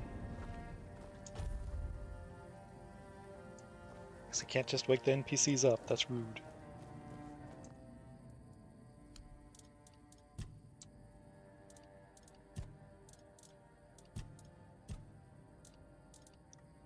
So, yeah, there's no armor here that I care about keeping.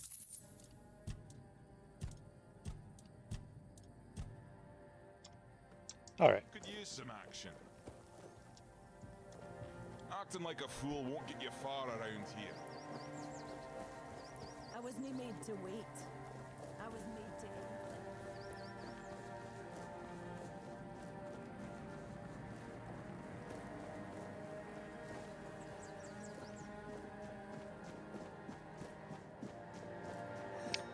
Very curious to see what Lancelot is like.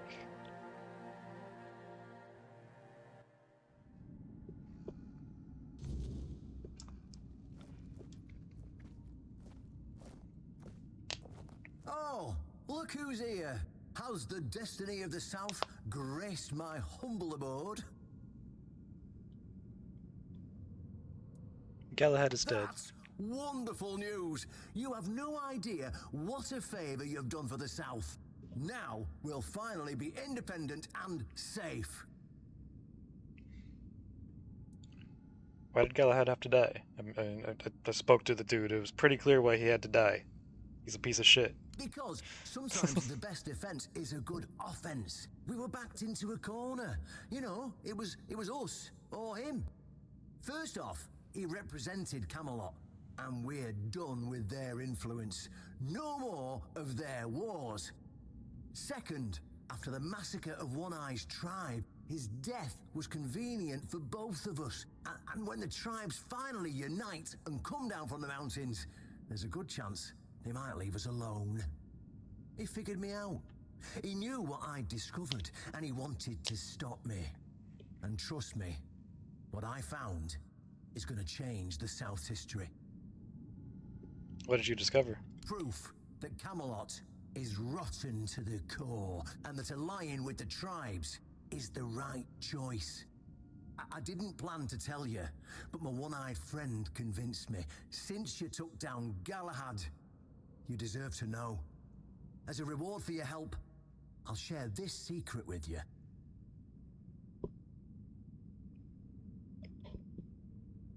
Do I need to do something for you again? You don't have to if you don't want to. You're free to go. But I can tell you care about the fate of the South. And this is the greatest secret you could uncover. I'm listening. Here, Take this seal. In the sunken village, you'll find Oh, the entrance to I was wondering Seawall's when crypt. we were gonna go Everyone back to that knows crypt. the story of how the evil druid sealed and flooded the place. It's true. Well, at least part of it. But the real story is why they sealed and flooded it. One Eye broke the old seals and replaced them with his own. If you want to see what Camelot was so desperate to hide, you'll find your answers there. They thought drowning a village would keep it secret. What more do I need to know? Behind the statue, you'll find where to use the seal. Once you do, you'll see that history is very different from what we've been telling ourselves. If that doesn't convince you that Camelot's foundations are more crap-coloured than tinged with ivory, then nothing will. I won't tell you anything more. I'd hate to spoil the surprise. Alright, I'll go check out Seawall's tomb. I'll catch up with you later, and we'll talk. I'm sure you'll understand exactly what I mean.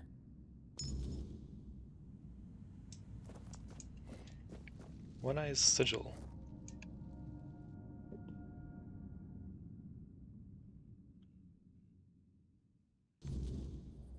I am very curious.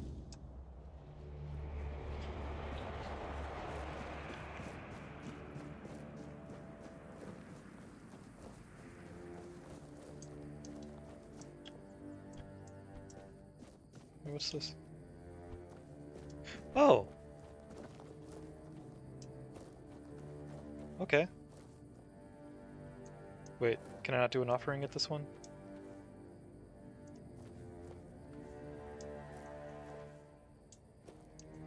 It would appear not.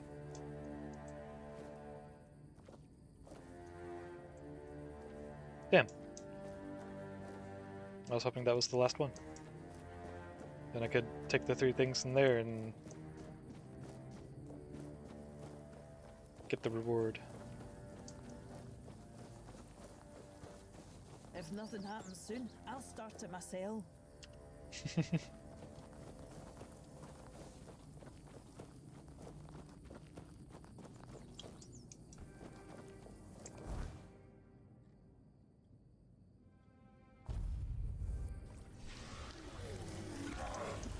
Hey. I was still loading, asshole.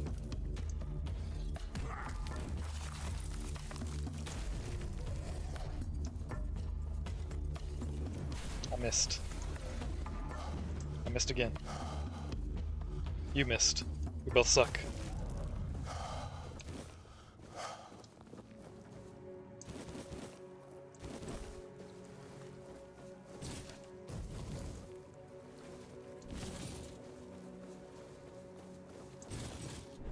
Go ahead and take that while I'm here.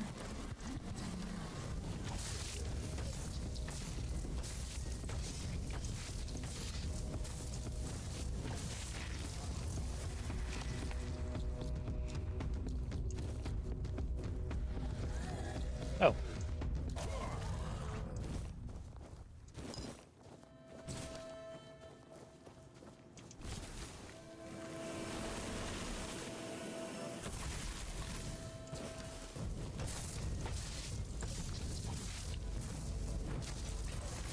It would seem that ice damage does not do very much to those guys.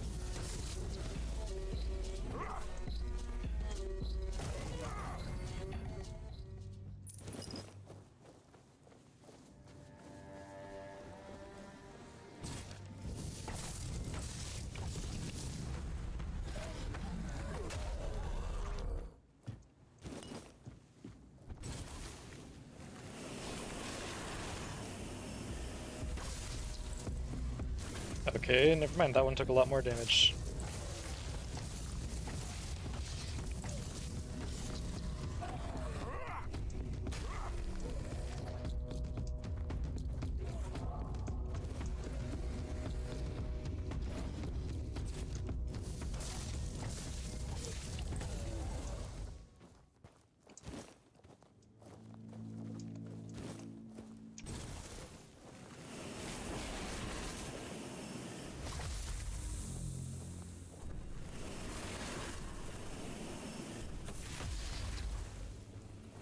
Oh, even just one hand is enough to one-shot them. Okay. Cool.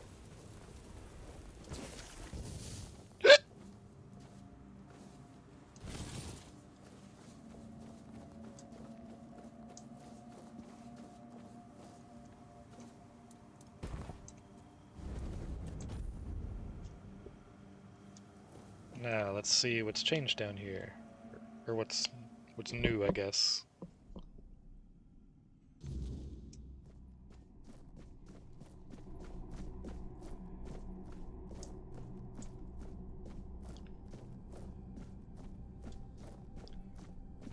Can I fight these three now?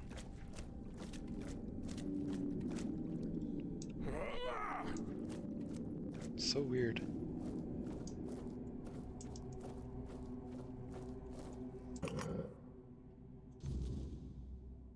I know this place. I remember it, although my memory is still clouded. Tell me what you remember. I was here with Merlin. We had a disagreement about something important. Oh. It was here that the idea of how to end the war with the Four Dwellers first took shape. But what happened next is still unclear. I don't remember. And yet, I know it had something to do with Seawall, a place of his eternal rest. But something is wrong. It doesn't feel like a tomb. Be cautious.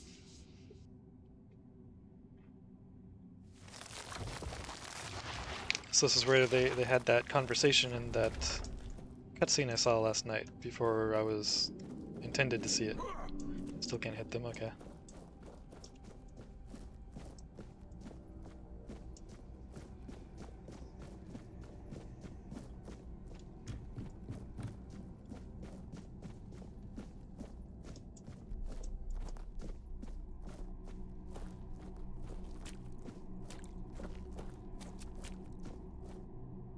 What the fuck?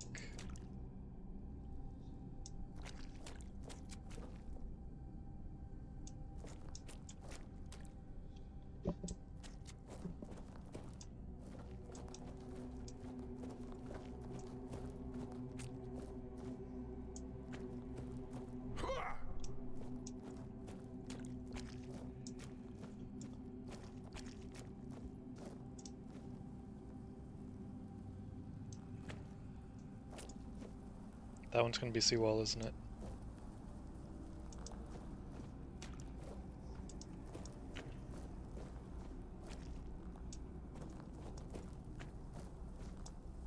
You are not him.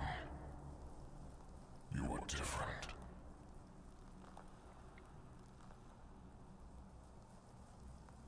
Who are you? I am Seawall Firstfoot, the one who scouted the land before the traitor Arthur set foot on it. Traitor? I was loyal. I was devoted. Arthur wanted more. Arthur betrayed me. Seawall Firstfoot, the founder of the Horns of the South? Yes, it is my legacy. The jewel of the South, the safe haven of honorable men. The Horns of the South remain strong. I've been here for so long. It doesn't matter anymore. Why did One Eye reseal your tomb? The Dalriata, promised me revenge. They understand what happened here. Everyone who comes here has the right to ask. Tell me what happened here. I was the most loyal of Arthur's men.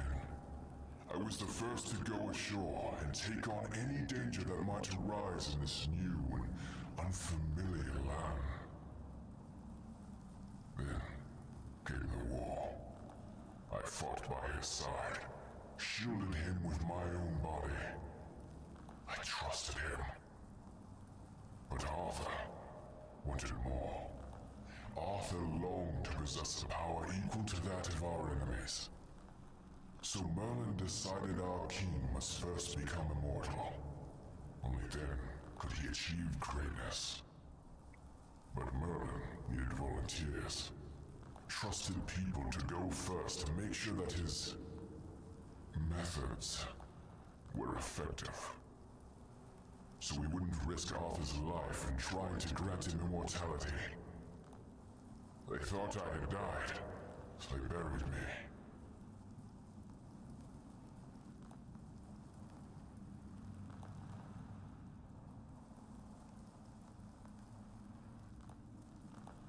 The experiment was a success and they didn't notice? Arthur's greed and Merlin's obsession made me what I am now.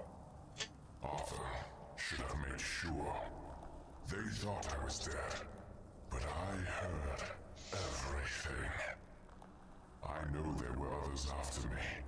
I know that the king didn't hesitate to do anything to achieve his goal. He experimented on all the knights, abusing their oath. He told them it was for the greater good. Their lives, our lives, meant nothing to him.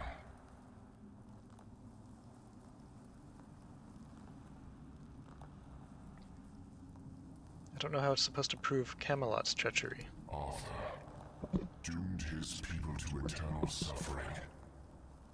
Their names forgotten. Their loyalty abused. He sacrificed the lives of the noblest of men. And this is the greatest possible betrayal. How does One Eye want to help you? We cannot be helped. We cannot be killed. The Dalriata promised to burn down Camelot. Avenge the memory of all my brothers. Camelot was built on betrayal. People have the right to live in truth. But when Camelot falls, we will finally be free. Build a new world. Let the dead leave this one.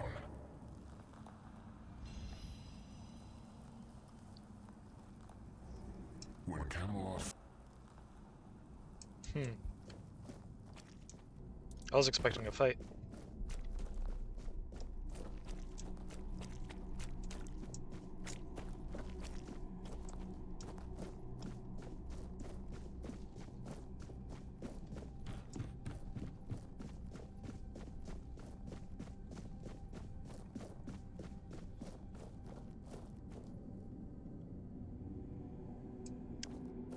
Well, a fight I might still have. Oh wait, no. And? What do you think? Didn't recognize you at first.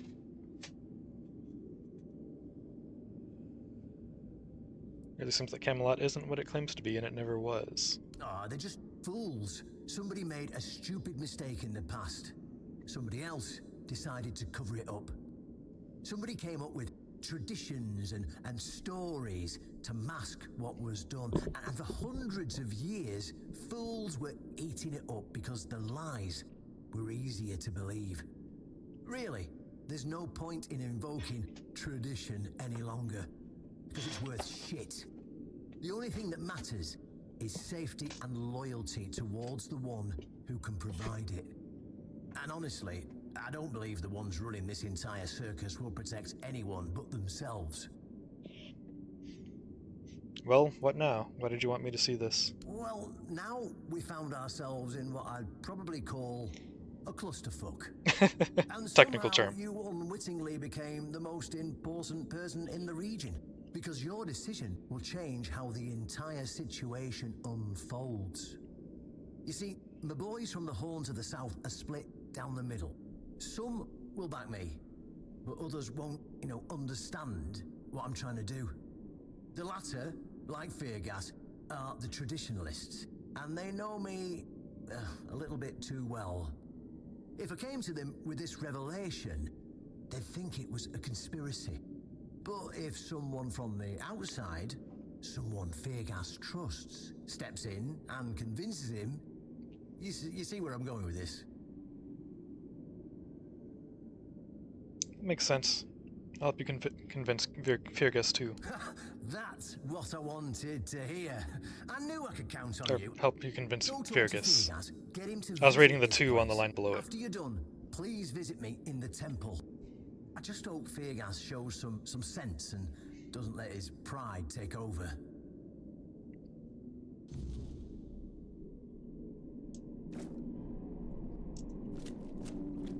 One last try.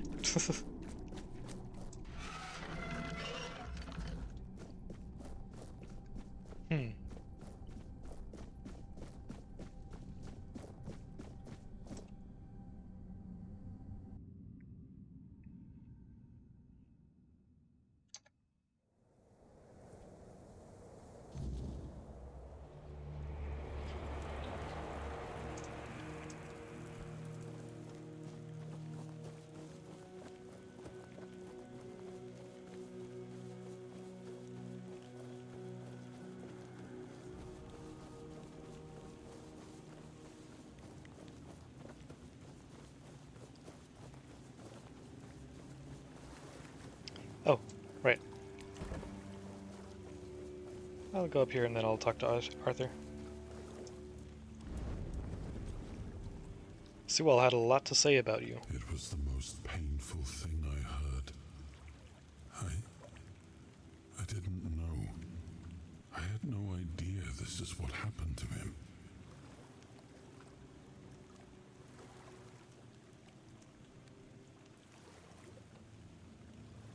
You didn't know or you didn't want to know? There were other things that required my attention. We were losing the war.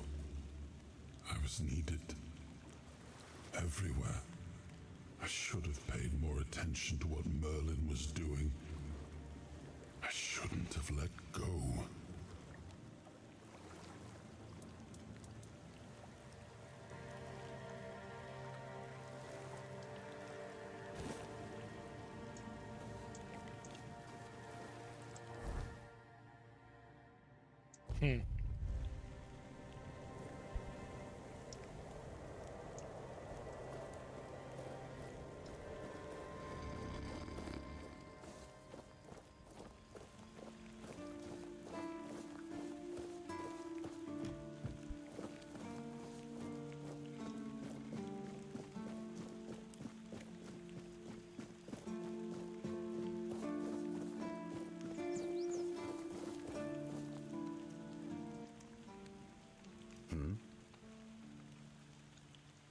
I've discovered something you need to know. Also, Galahad's dead. Oh, really? And here I thought the Horns of the South had no secrets left to hide from me. But go ahead. Surprise me. Sewell's tomb has a hidden entrance. You can meet him there. Have I ever mentioned I'm not a big fan of your sense of humor? Now, tell me what you really want, or walk away. In silence, preferably. It's true. Merlin experimented on Sewell, so he never died. This isn't funny. I'm no Galahad, burning people at the stake for heresy, but I don't appreciate this kind of behavior either. Still, judging by the look on your face, you actually believe you stumbled onto something important. All right then. I'll go and check it out. See what's got you so worked up. It might even be nice to get out of here for a change.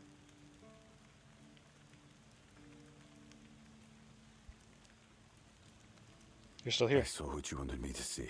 Oh. We need to talk. Honestly. I thought I was gonna go there with him. I'm not sure what to think. Everything I believed has been seriously challenged. I need some time to get used to it. Why did you show this to me? Because it could be that I'd be better off not knowing. What they did to Seawall is unthinkable and absolutely unforgivable. What will the other keepers say? What will happen to the Horns of the South? And what about Camelot? Everything we believed was a lie.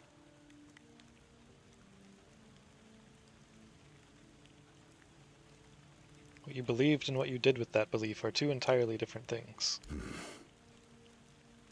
You're right.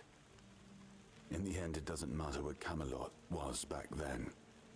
What matters is what we are now. And we did everything in our power to keep the South safe, and to keep our lighthouse on through every storm. But this will be the end of the Horns of the South. No young man will join our ranks when hundreds of years of our history are gurgling down the drain. You can create a new myth.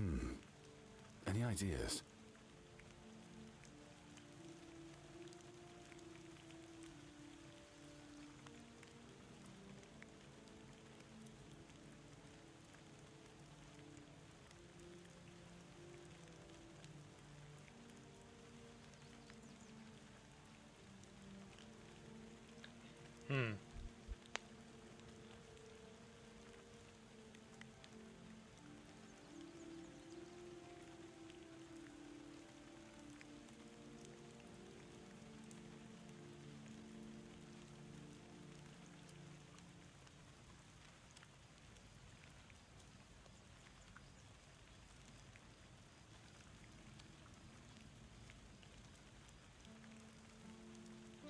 You're the fortress that stood up against Camelot's corruption and got rid of Galahad. It sounds better than the alternative.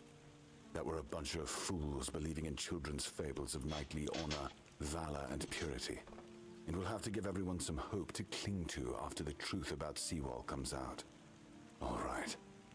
I assume Brandon put you up to this, so you can go and congratulate him. He won. I'll support this case, if only for the safety and well-being of our boys.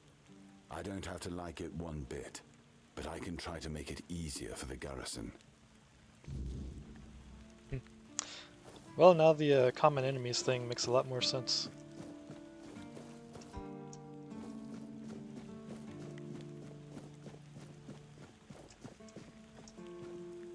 Did I ever interact with this one? Yeah, I did.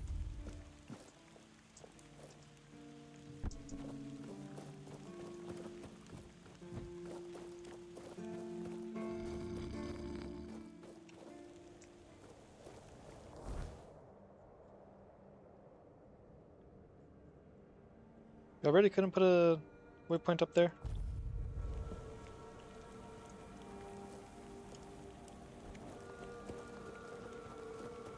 Why is everything always such a hassle? My bones itch for battle.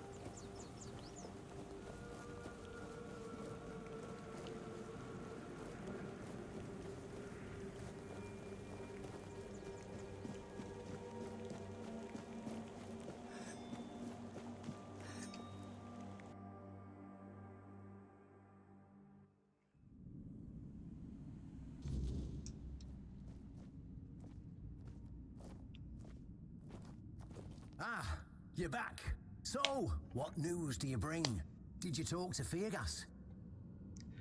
Fergus saw Seawall's tomb. He seems pretty shaken. Good. Just as I expected. I do feel for the boy. He really loved Camelot. Probably the last truly loyal keeper. But he had to know the truth. I knew his honor wouldn't let him hide it from the others in the Horns. Nicely done. What now? Now, I'll get One Eye, and together we'll go to the Horns with the good news. Not everyone will be happy about it. Well, that's for me to deal with. Those who don't support us will be released from their oath, and I'll ensure they're safe until they leave the South. After that, whatever they choose to do is up to them. Then a mutant time. Alright, let's go.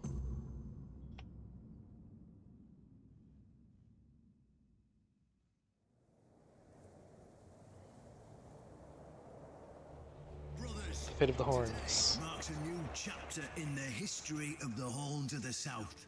Today, we put an end to fear and poverty.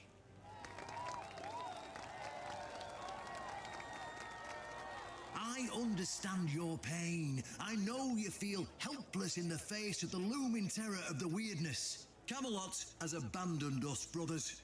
For years, they've given us no aid. All they do is take our resources, send us to senseless slaughter, and keep us in the dark. Camelot doesn't see us as equals. They've forgotten Seawall Firstfoot's legacy and the promise King Arthur made to us. We were meant to stand as equals. We were meant to be just as powerful as them. And all this time, do you know what they've done to the founder of the Horns of the South? For over 600 years, Seawall has been alive, forgotten by King Arthur and all of Camelot. You don't have to take my word for it. Seawall's tomb is open. Go and see for yourselves. I say, enough. Enough of being fed a rotten myth that turned out to be one great lie. We swore loyalty to the torturers of one of the noblest knights to ever walk Avalon. I say, enough. We will no longer honor an oath made to dishonorable people. We won't let ourselves be exploited any longer.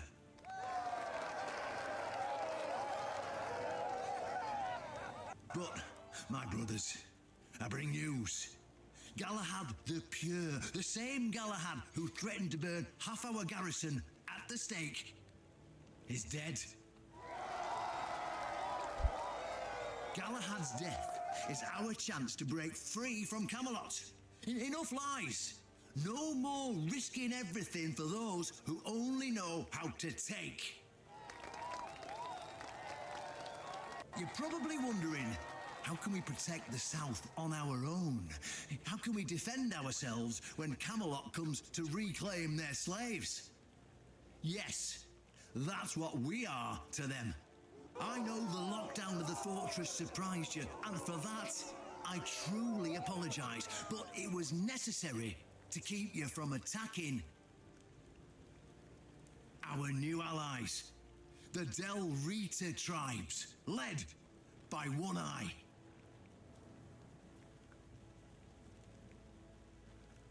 I know, my brothers, I know.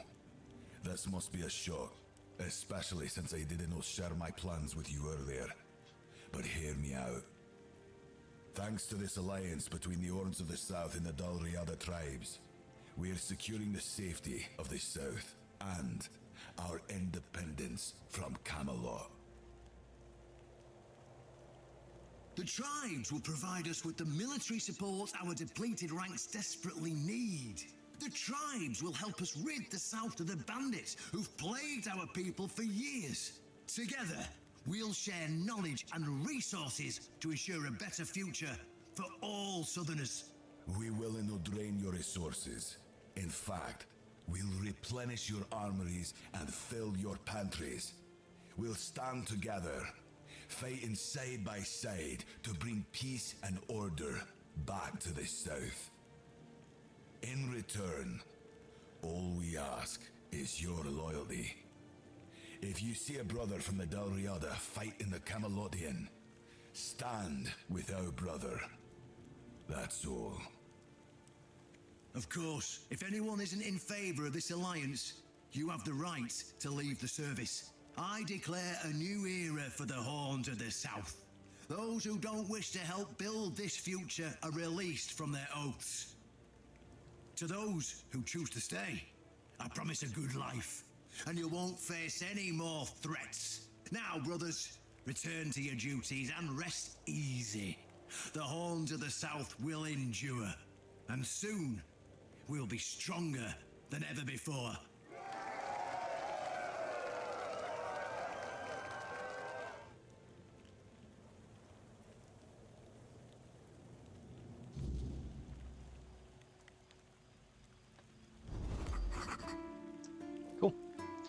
All Mother's Temple. Oh, right, there was also,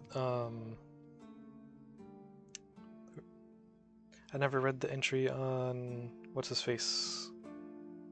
Asshole guy.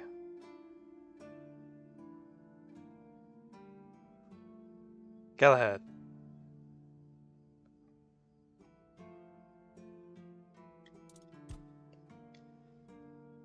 Galahad the Pure is a name spoken with both reverence and fear. To some, he's a righteous knight, cutting through corruption like a cleansing flame. To others, he's a butcher, leaving behind nothing but ash and charred ruins in his wake. A zealot driven by an unshakable belief in purity through fire, Galahad sees evil lurking everywhere, and he knows only one way to purge it. Fanatical and uncompromising, he commands absolute loyalty from his men, inspiring awe and dread in equal measure. His presence in the south signals trouble, for where Galahad walks, flames soon follow.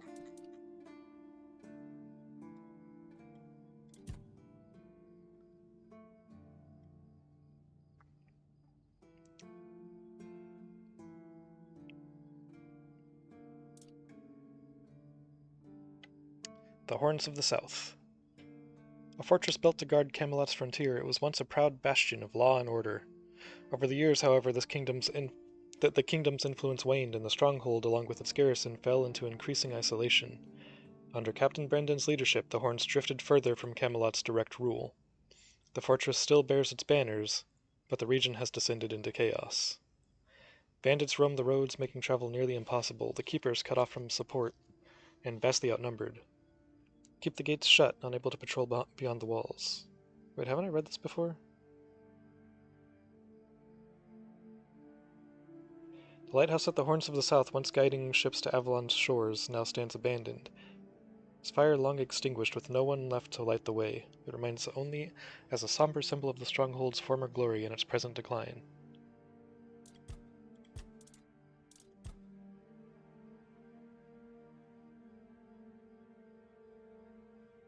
Oh, this was the new entry, okay.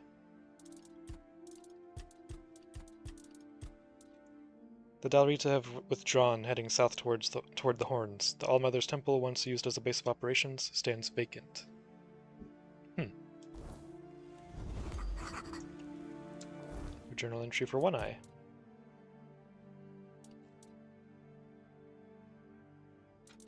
Haven't seen anyone from the island again yet.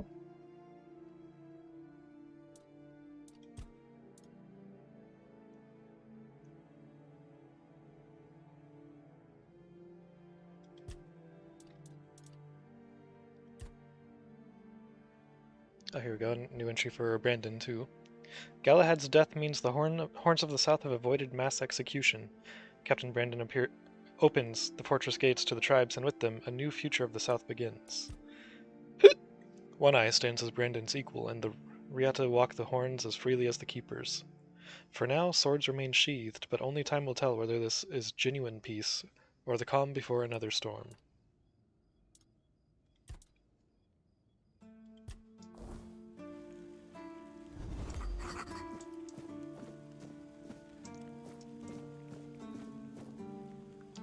It's nice to have a break.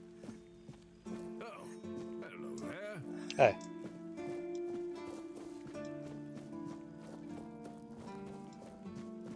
Any wood to chop?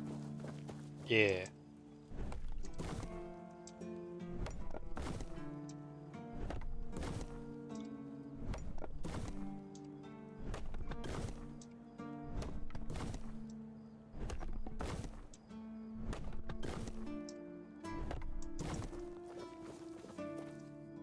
Almost forgot about you.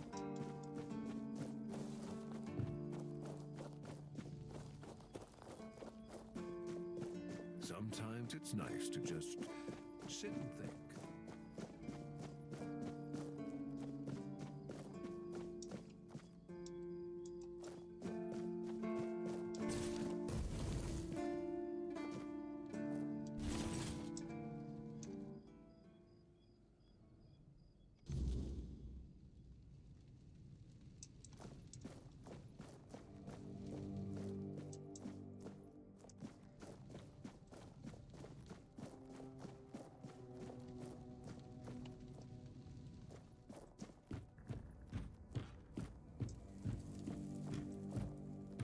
Nice room.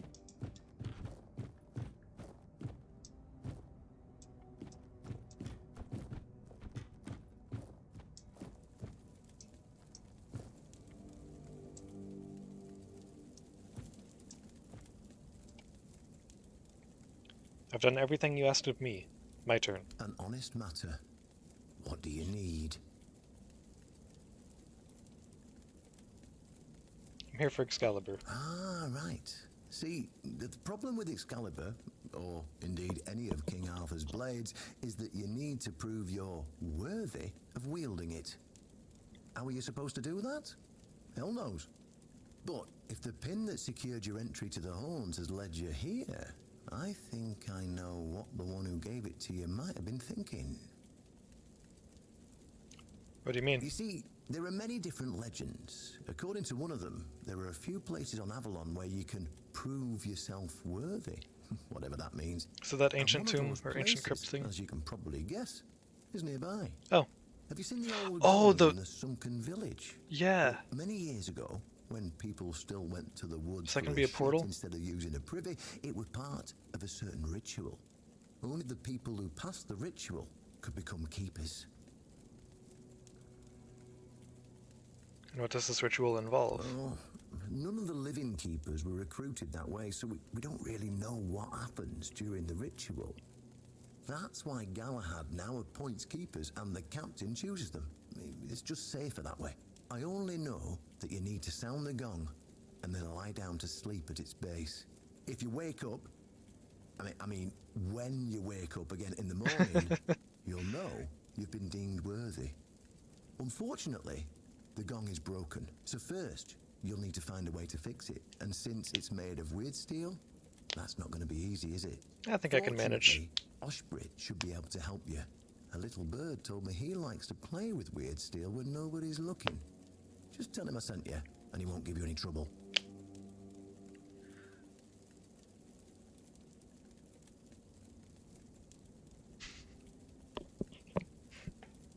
I skipped more than I thought by cheesing pulling out the sword. If I wake up? Well, I'm not going to lie. From what I've heard, many people never woke up. They fell into eternal slumber, so well, that's why we abandoned the tradition. And those who woke up were changed, and none of them ever wanted to say exactly what happened there. And what if it doesn't work? Then you'll have to find someone smarter than me, because I already told you everything I know.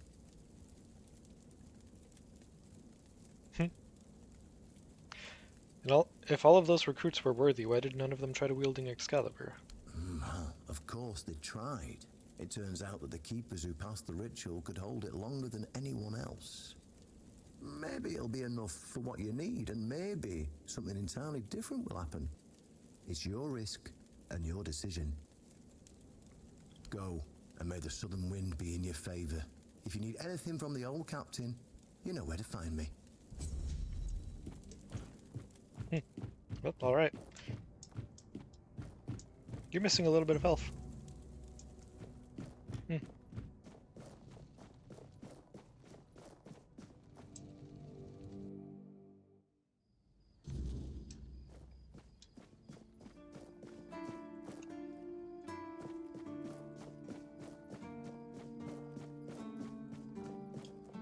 I need to fix the gong. Oh, hello there. What do you think about Brandon's deal with the Dalriada? Riordan's back, and with the Dalrita, no less. Bold move. Let's hope he knows what he's doing, or the keep's going to be in for one hell of a mess. You know, I'm not sure if I like it or dislike it that a lot of names in this are not pronounced like consistently. Because on one hand, it's got me like, okay, well, which one's the right pronunciation? But on the other hand, it's kind of a little more realistic that way.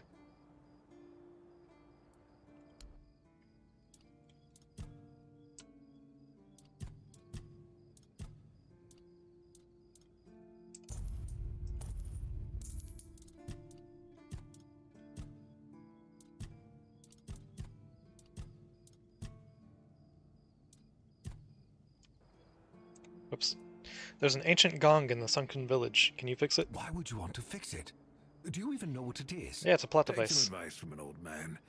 If there's a giant, ancient statue that somebody tried to turn to dust, they must have had a good reason for it.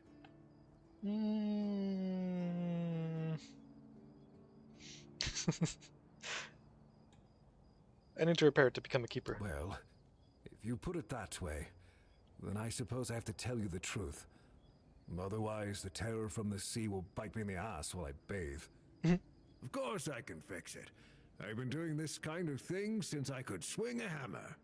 It's a skill we pass down from master to apprentice, generation to generation. Nothing fancy, just good old blacksmithing. Obviously, though, you'd have to bring me a couple things so that I can actually do it. Oh, that's it? 15 ethereal cobweb and the broken gong. I have what you wanted in order to fix the gong. I thought I was gonna at least have to bring some weird ore or something. How did you, Oh, forget it. I don't even want to know. Just give me a moment. I wonder if that's a special dialogue because I already have the stuff. Do whatever you need to if you're really sure about this. But please try to come back alive. Is there anything I should know? I have nothing to tell you. I could try to talk you out of it, but I'm guessing that wouldn't work. Nope. Okay, bye. Thank you.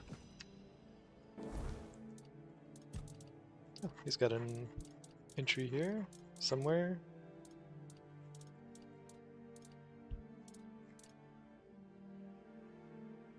There needs to be an option to sort this by, like, you know, alphabetical order.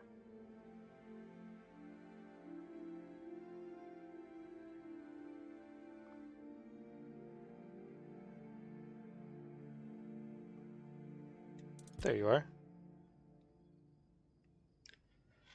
Osbert is the blacksmith of the Horns of the South, a man of iron, fire, and quick wit. Born into a family of smiths, he spent his life at the forge, hammering blades and breathing life into metal. His humor is as sharp as his work, offering a rare spark of warmth in the grim confines of the keep. But Osbert is more than a simple smith. His past is marked with whispers of forbidden knowledge, an understanding of ancient druidic magic that finds its way into his craft. He keeps his secrets close, hidden beneath the clang of his hammer. Yet his eyes always seem to be watching, waiting for the right question.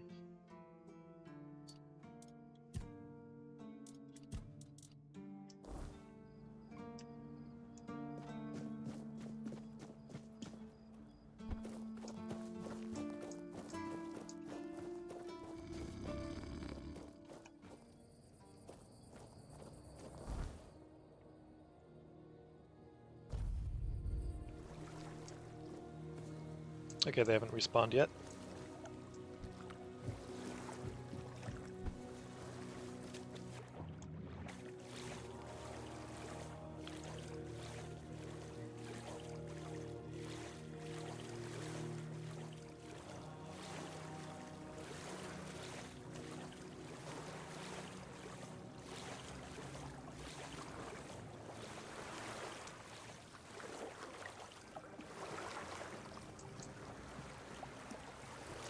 Hey, where's Hob?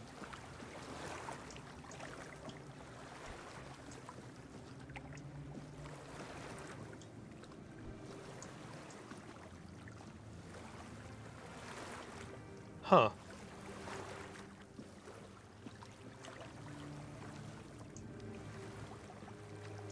Okay. Fix. Eternal Sea, interact.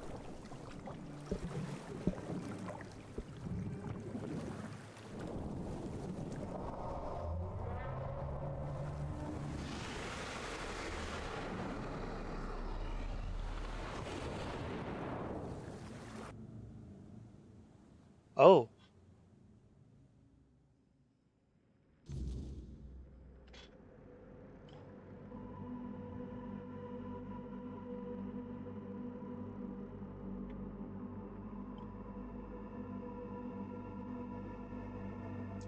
Okay.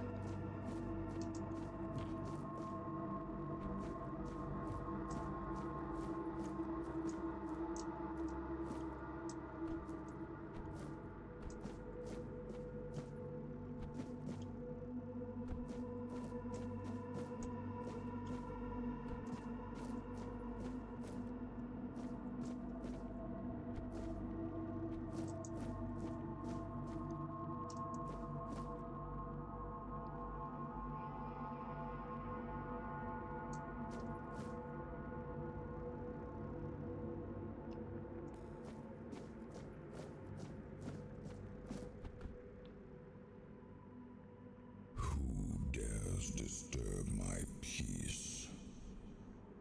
You made an oath never to summon me again.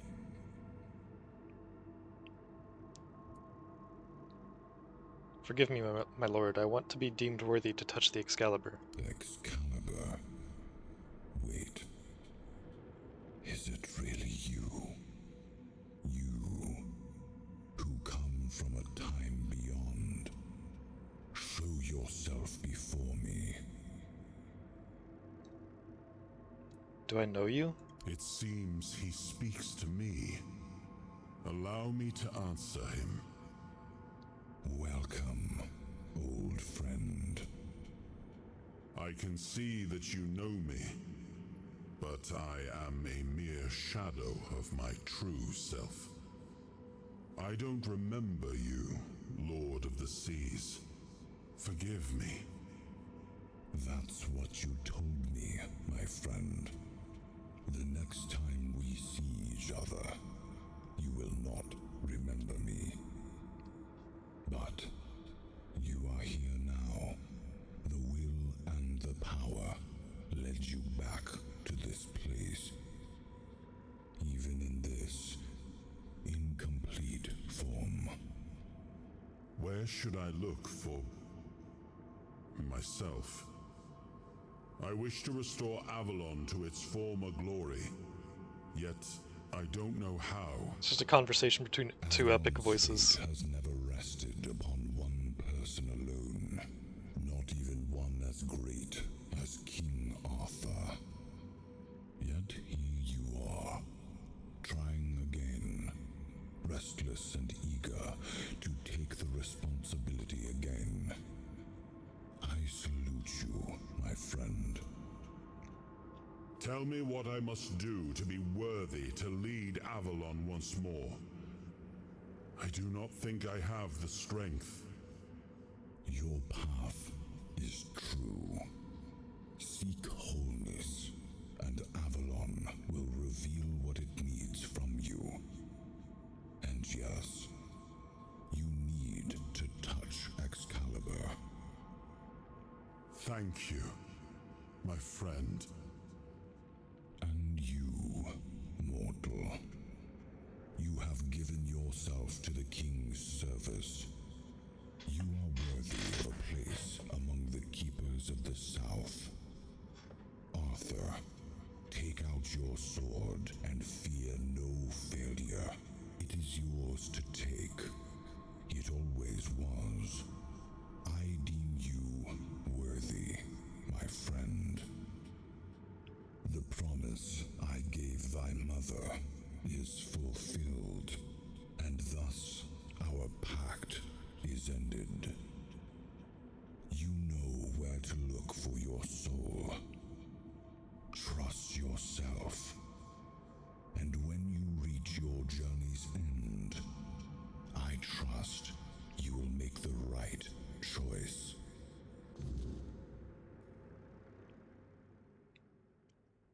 Huh.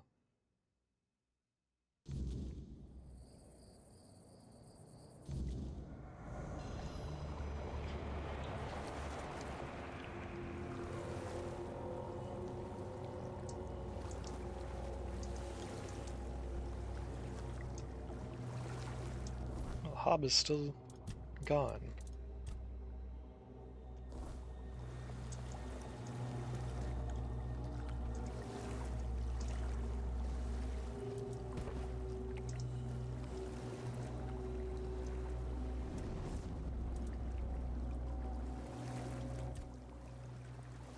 You and the Lord of the Seas. You seemed close. Yes, it seems we knew each other well during the war. And this proves that I sought allies beyond our own forces. And I trusted him enough to carry the knowledge of Excalibur. This must count for something.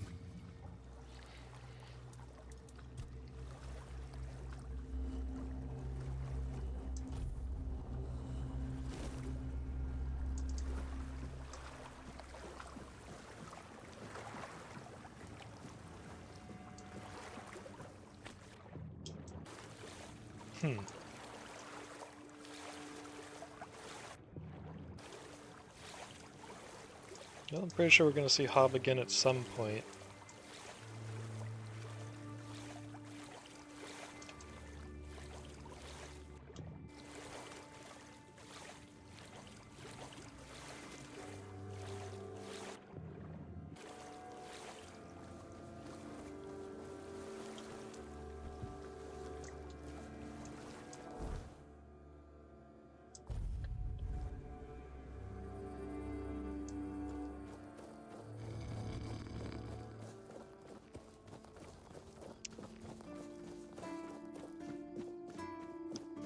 Alright. Let's draw Excalibur. The correct way.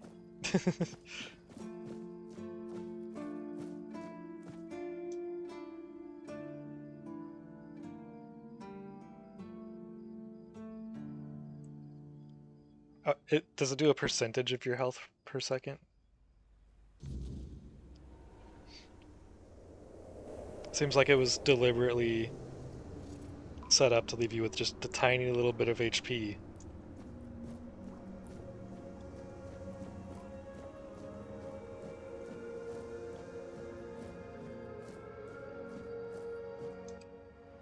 I am his will, the fire that bends the world to his command.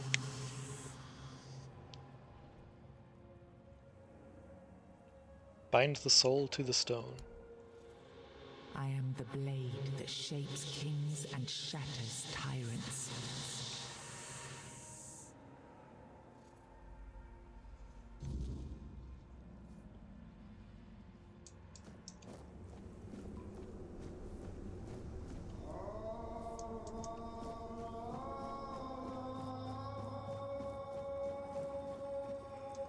He was the fire that forged order from chaos. He was the hand that lifted kingdoms, the will that carved a path through darkness.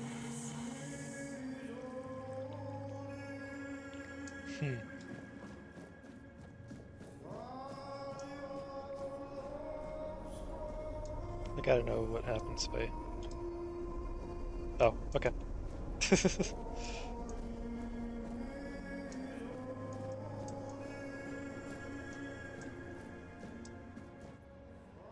Enough, Merlin.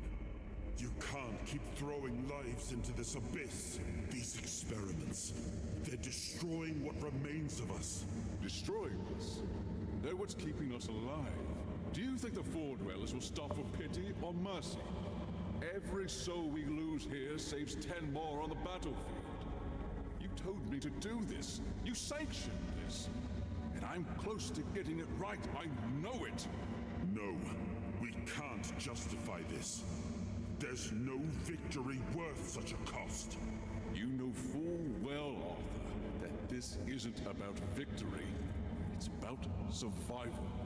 If we don't push these boundaries, there will be no future for your kingdom, for Avalon. You dream of peace, but without victory, there will be no peace to dream of. The path ahead is brutal, but if we relent now, we lose everything.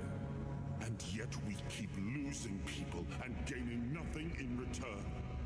We must change the path. They volunteered for this. They volunteered to save our kingdom, and you've gotten no closer to doing it. Their sacrifices cannot be in vain, Merlin. Find another way. Use your mind, your wisdom. Leave this slaughterhouse you've created behind. A different way. That will take time, and resources we may not have. The enemy won't wait. They will if I make them. Whatever it takes, I will buy you that time. Find me a weapon that wins this war without annihilating what we fight to protect. Whatever it takes. Yes. Let it be known that it was my decision, and I will bear the consequences of it. Oh no, my king. People can never know. It was all my idea, and you knew nothing about it. All of us have our role to play. You are the leader, and they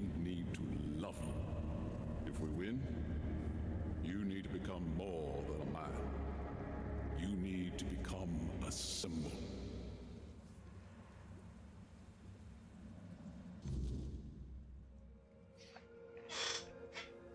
Now, what's the rest of his line there?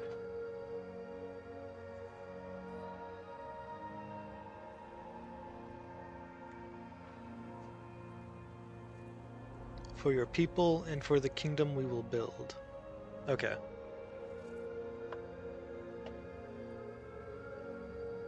I was able to catch it on the stream. You've gathered a new fragment of Arthur's soul, which totally didn't happen last night or anything. Unlocking its hidden potential, open the menu to explore the King's Soul skill tree, or visit a bonfire to develop new abilities.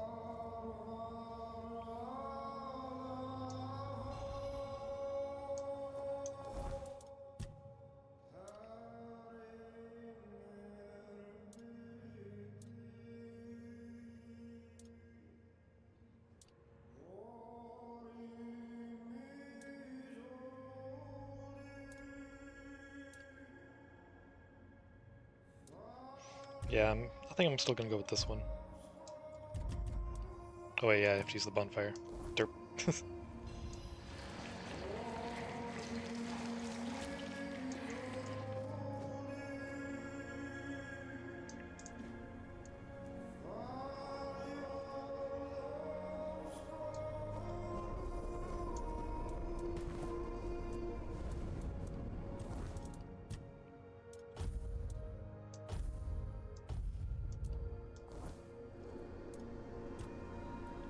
What do you remember about Merlin? Merlin saw Avalon for what it was long before the rest of us.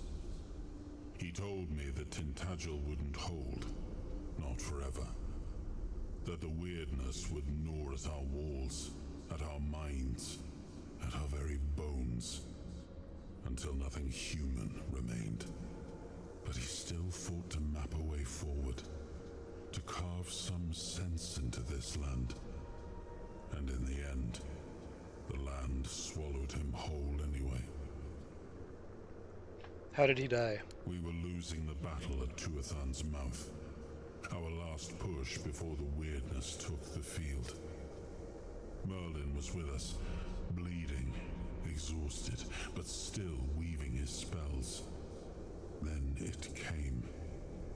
Not a beast, not a man, not something we ever had words for. A shadow, wearing 1,000 torn banners, moving like it had no shape of its own. Merlin raised his staff, spoke a name I didn't recognize. And then he was gone. Not killed, not struck down, just gone. Like the land itself had taken him back.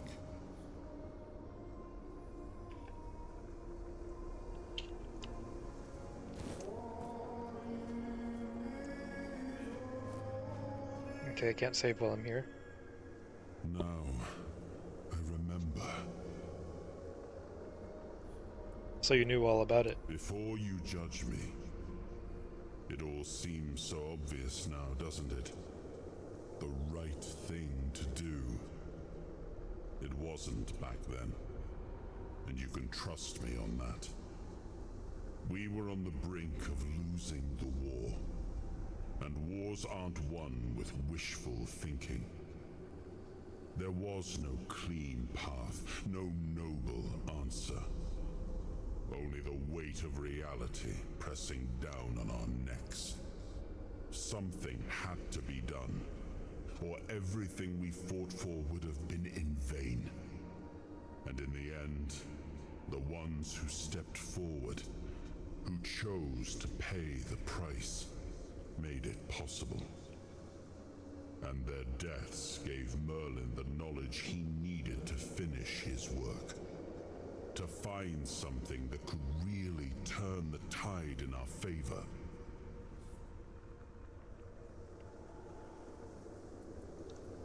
You really think that experimenting on your men was justified? Justified? No.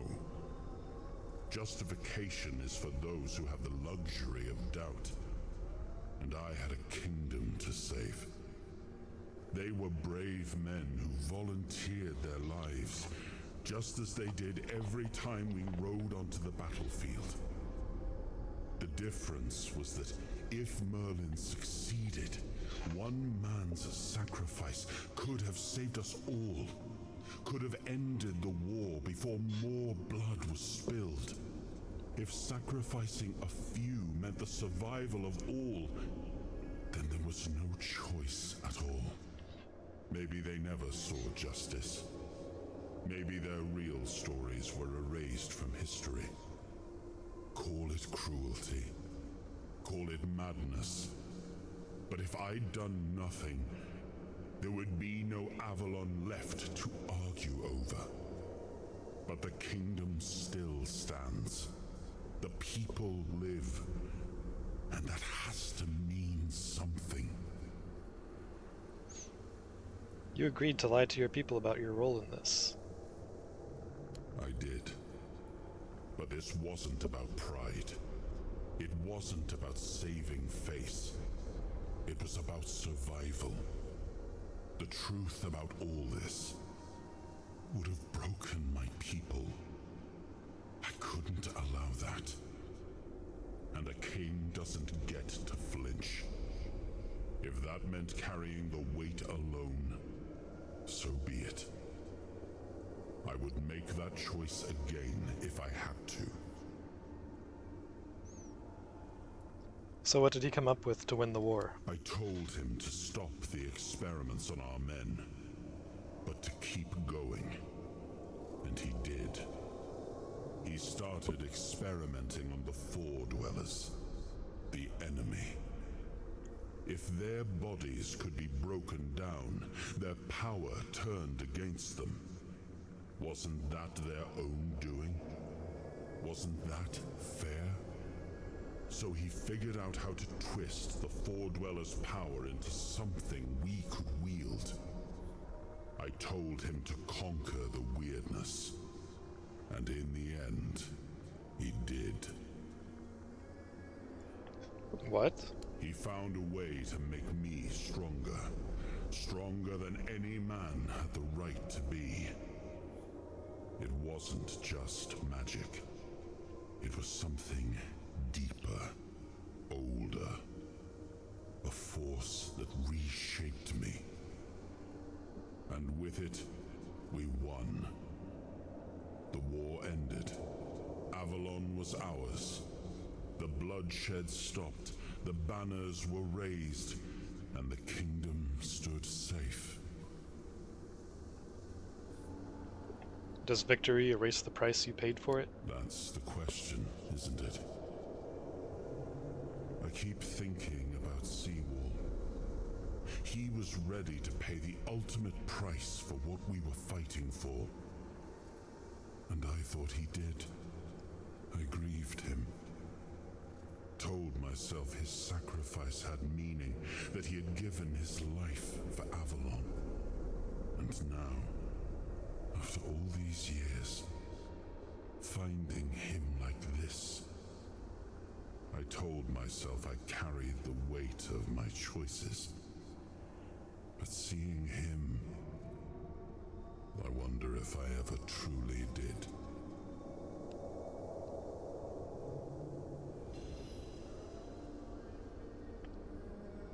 Oh, more memories to go through. Why did you leave Excalibur at the Horns of the South? It was supposed to be a reminder. The sword was never just steel.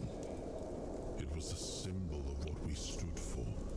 Strength, justice, the will to carve a path forward. A weapon, yes, but also a promise. I wanted them to remember, to fight for those ideals, to uphold them, even when I was gone, even when there was no king left to lead them.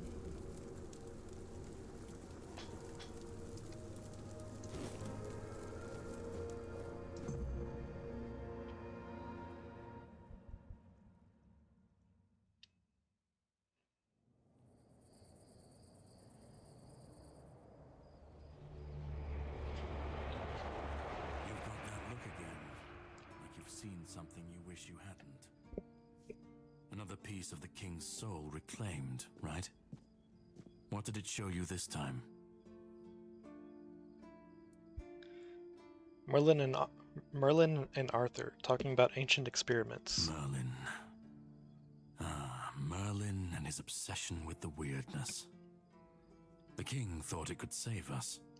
Merlin thought it could be controlled. Together, they were willing to tear the world apart to win.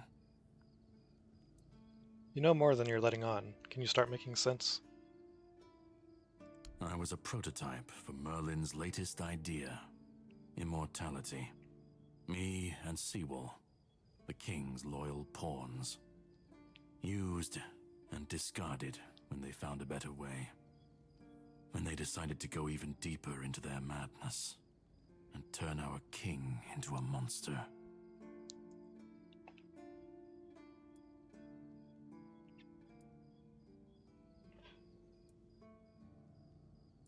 You didn't end like Seawall. Seawall was Merlin's first attempt. I was the last. We could say I was lucky, but to say that would take a truly macabre sense of humor, don't you think? Did Arthur know what was happening? Even if he didn't, he should have.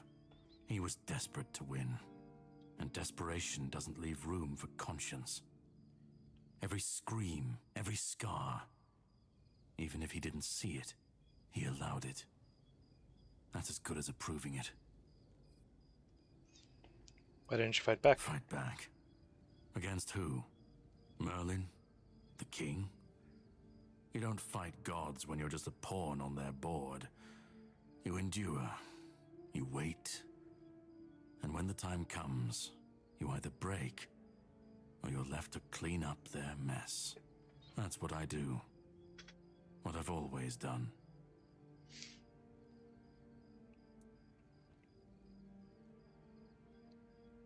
What do you mean, clean up their mess? The monsters, the weirdness, the chaos. All of it leads back to them. We're left in the ruins of their grand plans, trying to uphold their ideals, fighting for what never was. It's time to bury all these fairy tales in a well-deserved grave. And that's what I do. I spoke with Arthur. He said he had to do it or humanity would be lost. Of course he'd say that. There's always a scapegoat and a convenient excuse for men like him. But it doesn't absolve him. Yeah? Not when he was the one who unleashed this madness on all of us. He wanted victory, no matter the cost. And when you want something that badly, you stop looking too closely at what's being done in your name. And, after all, who said we were supposed to win this war? Who said we were supposed to survive?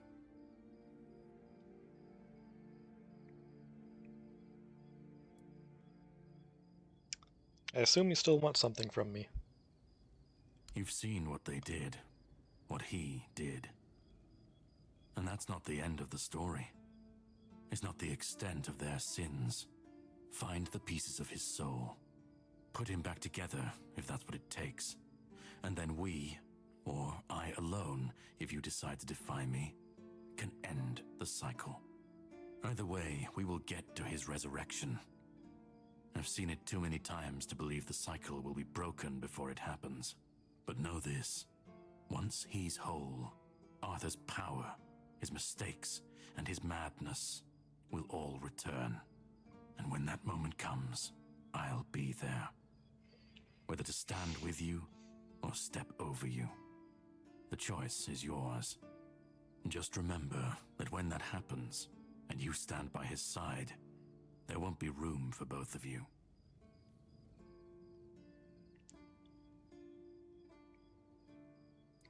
If I'm going to fix this, I need to know where to start. Start?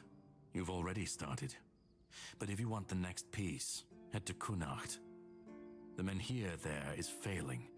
The weirdness swallowing what's left of the village. You will need to find another artifact. The shield our king gave to Palamedes. He was one of the king's finest. A voice of reason amidst the madness. But it didn't save him or his legacy from what they had coming. Find the shield. And then, well, we will meet meet again, we'll see if your perspective changes.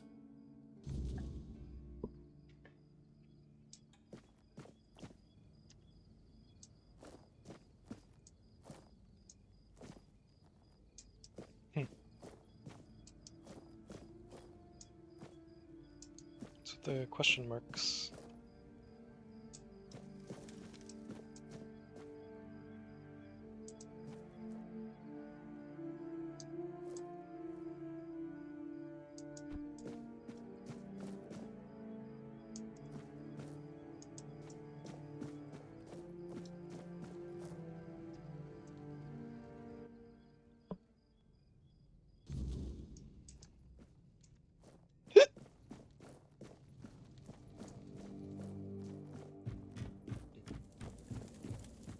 I did it.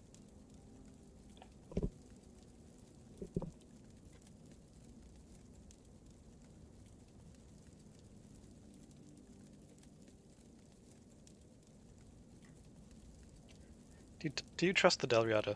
Their culture seems vastly different. Trust isn't a luxury we have right now. We understand enough, you know. They can fight, they're quick to learn the land, and they're just as desperate to survive as we are. And they don't really have a choice. Their enemies are our enemies now.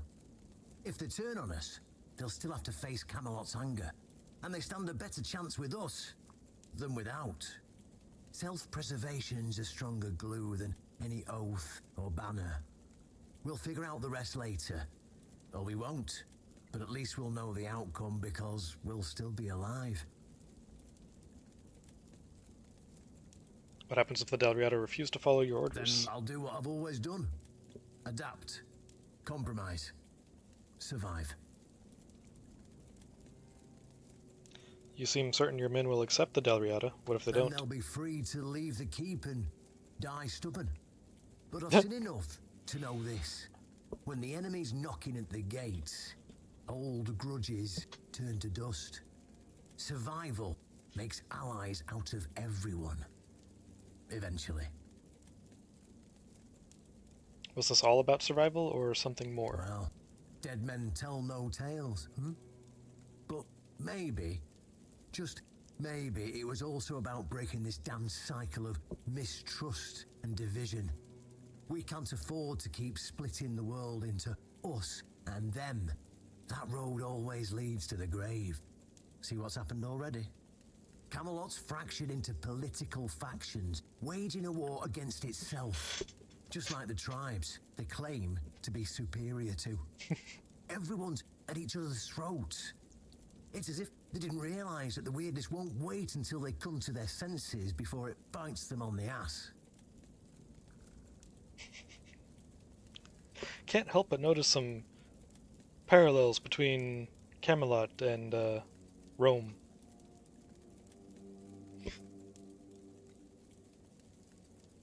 If your plan fails and Camelot comes knocking, what's the backup plan? All I can tell you right now is that we'll burn that bridge when we get to it.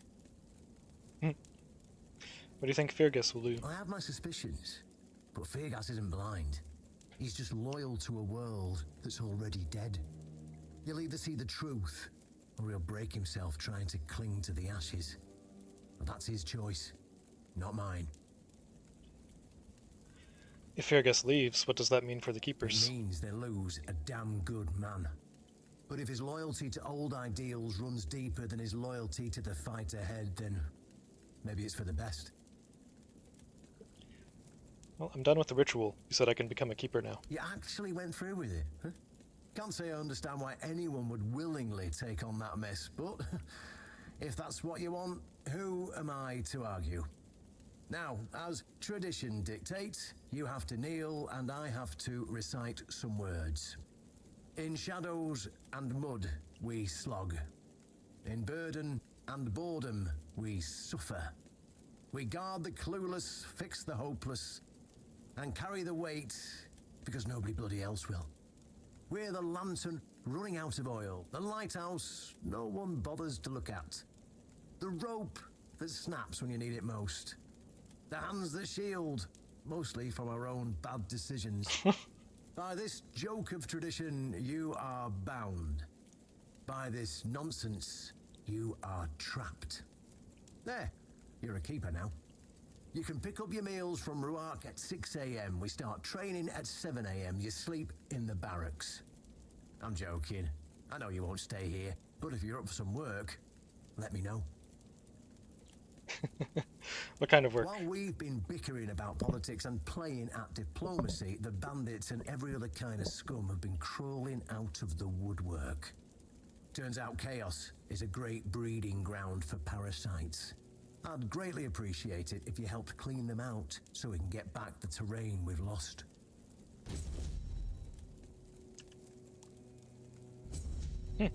All right.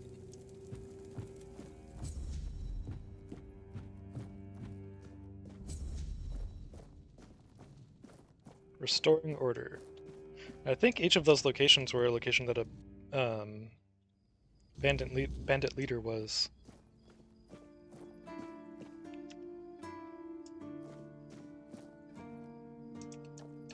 This will be fine.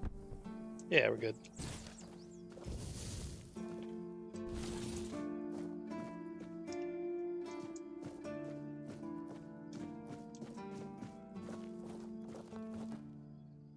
Oh, nothing to say. Okay.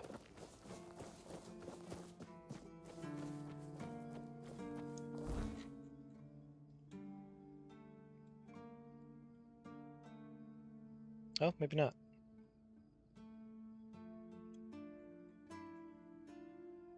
Well, no, there's... Okay, so there's not one here. But there was a bandit leader here, there was one here. Kind of in this general area. Okay.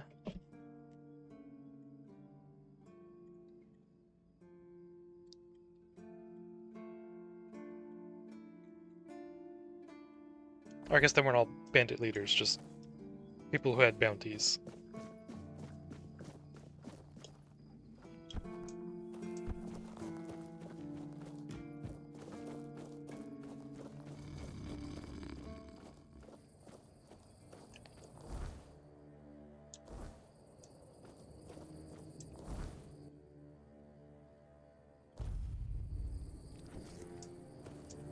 Alright. Let's go kick some ass.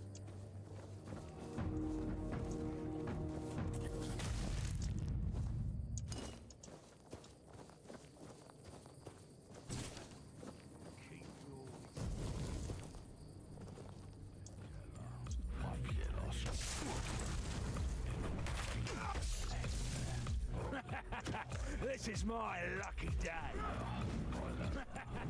This is my lucky day. That's a cool shield. Belongs to us now.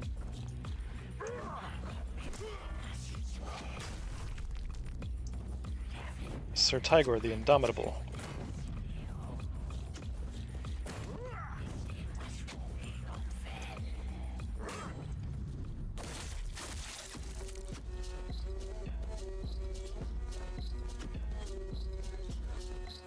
No match for our man.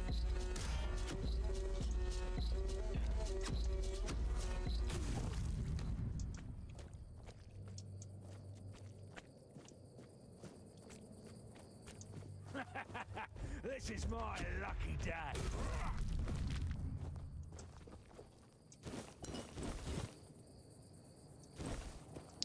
There's one left.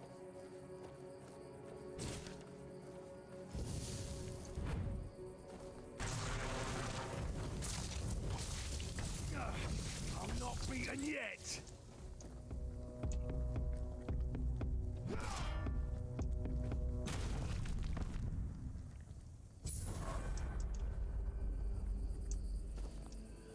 Oh, cool. Level up.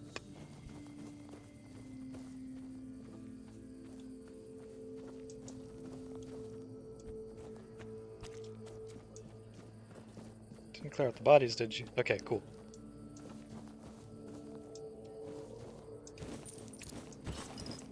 Frost Aegis.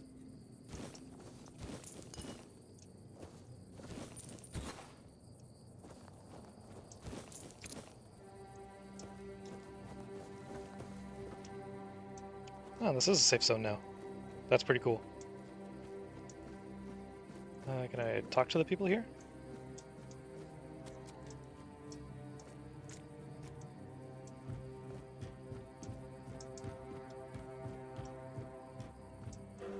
Nope.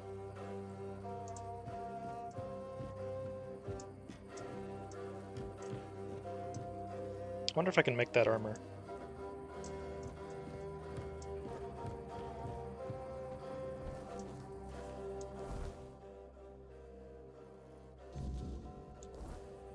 Oh wait.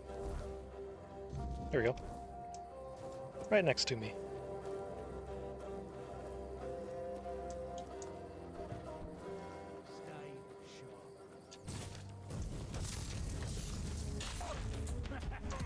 This is my lucky day.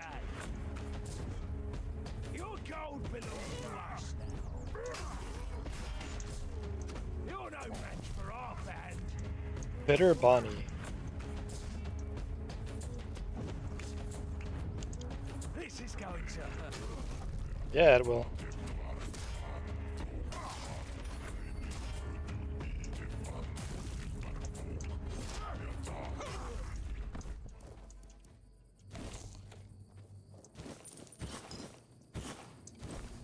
We'll make short work. This is going to hurt. Your gold belongs to us now.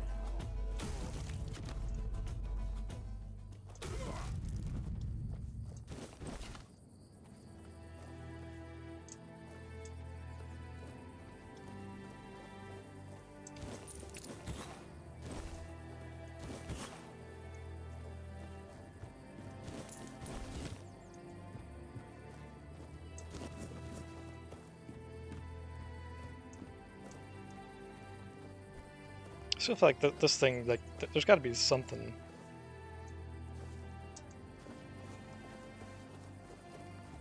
Right? Stay sharp.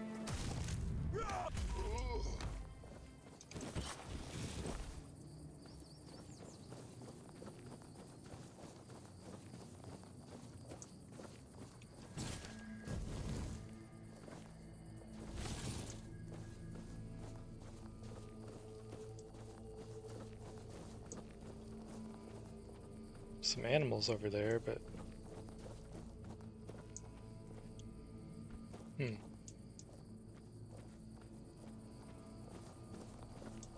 Where's the last one hiding at?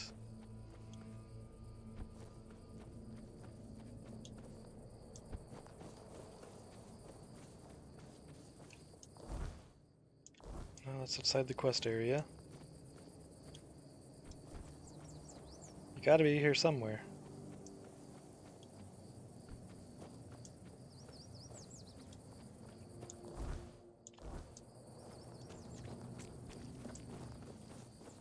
Ah, there you are.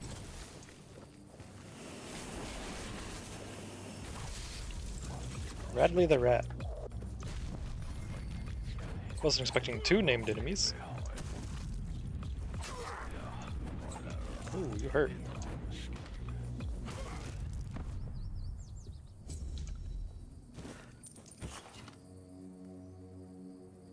Huh, didn't have anything special on you.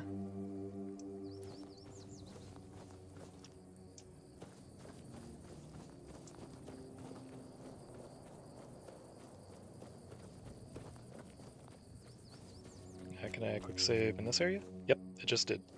Autosave.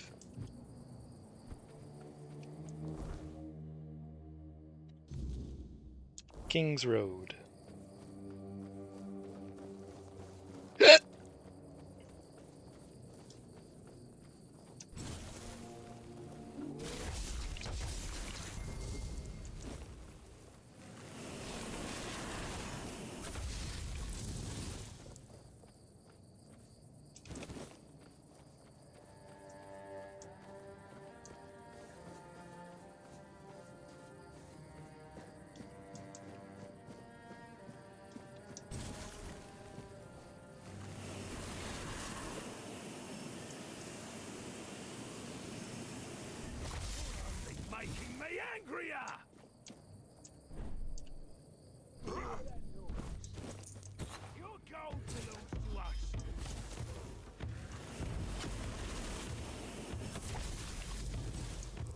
You'll regret.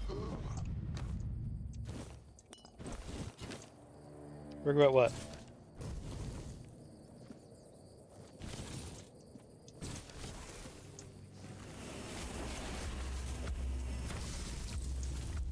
You'll regret this. Just like basically shoved him into the ground. I've taken down bigger foes.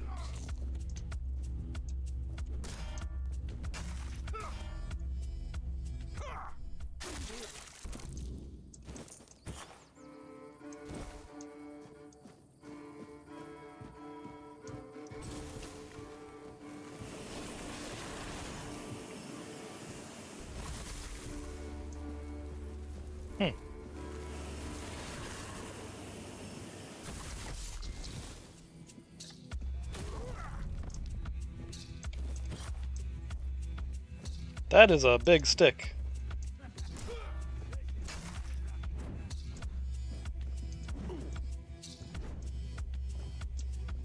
This is going to hurt.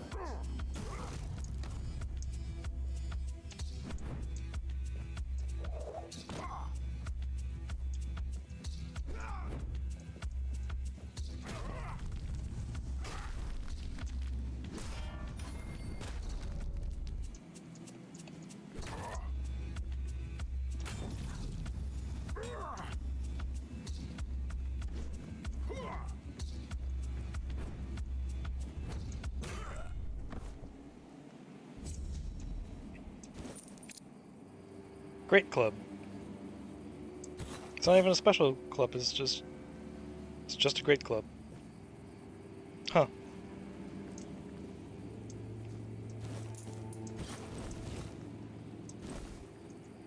Okay, what's this? Nothing, apparently.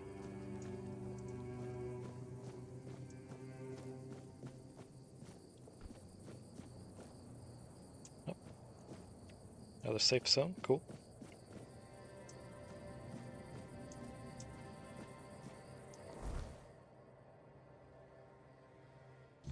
Little Grove.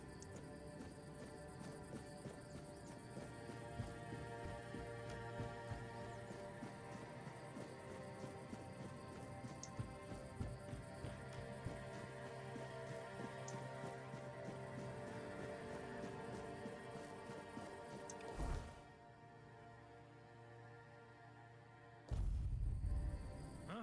Did you hear something?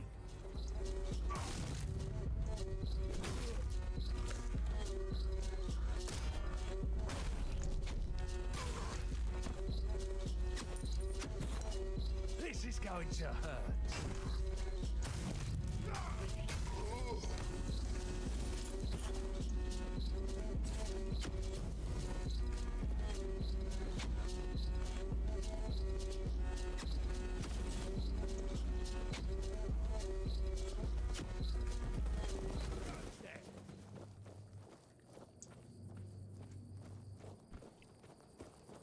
Your money or your... Well then, short working.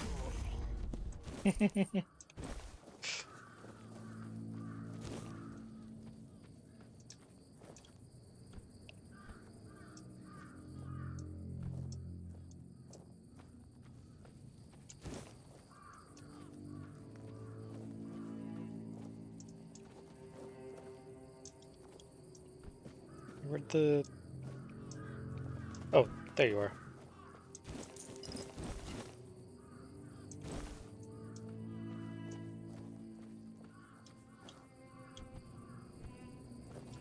Oh, yeah. Got some down here to deal with.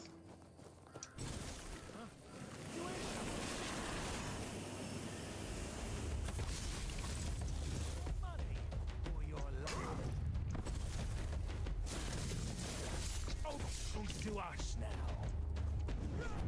Your gold belongs to... That was a heck of a slide.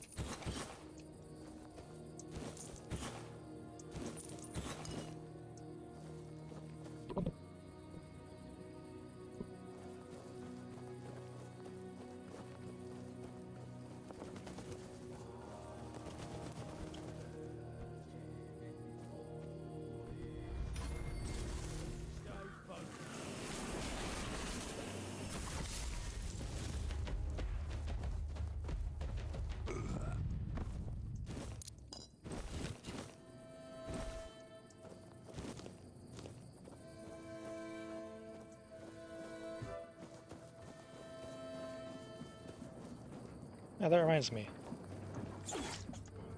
That hurt. Yep, that didn't work.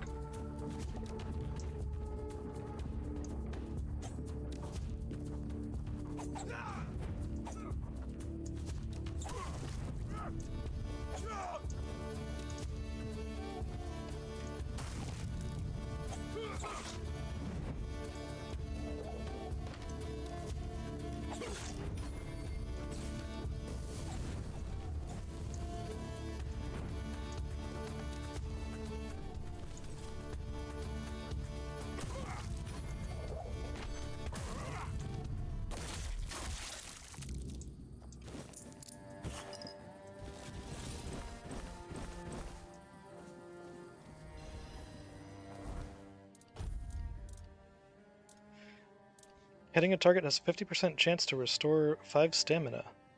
8 dex, 4 perception. Huh. Seems like something that could be pretty good. Hey, I never looked at the bitter sword. Hitting a target applies poison. Okay, simple enough.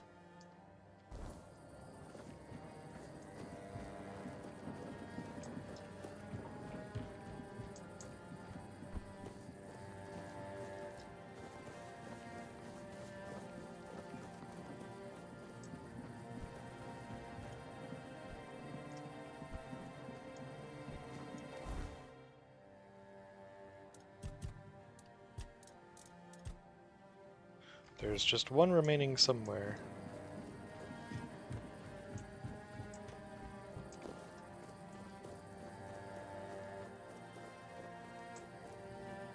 Oh! There you are.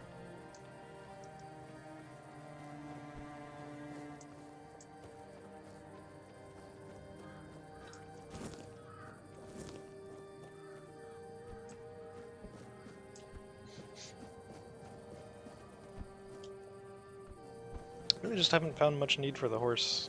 At least not yet.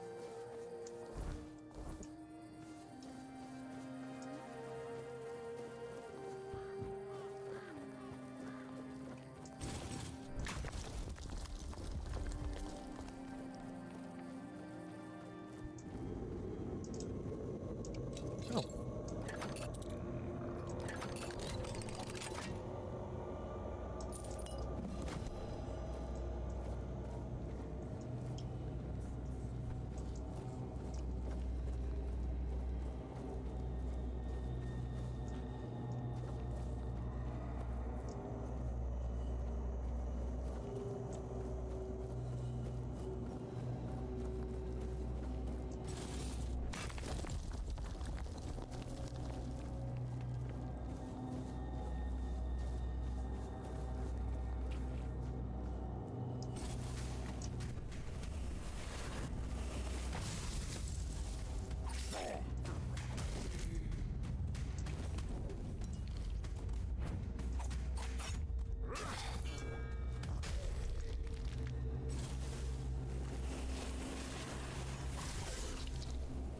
Immune. Well, you're not disappearing.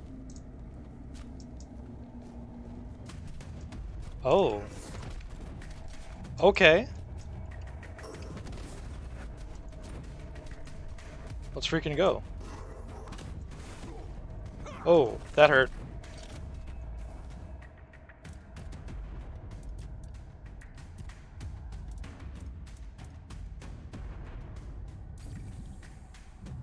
That hurt a lot.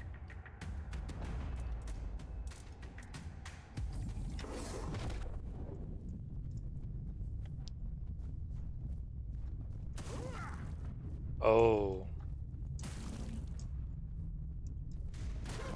Yep, I'm out.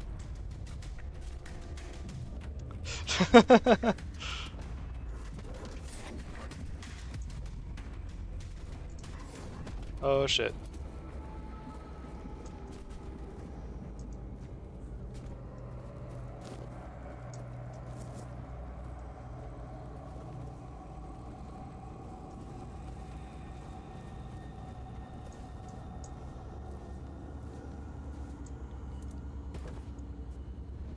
Well, now I know.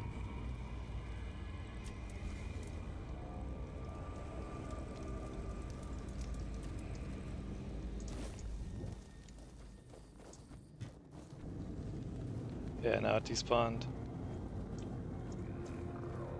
Huh.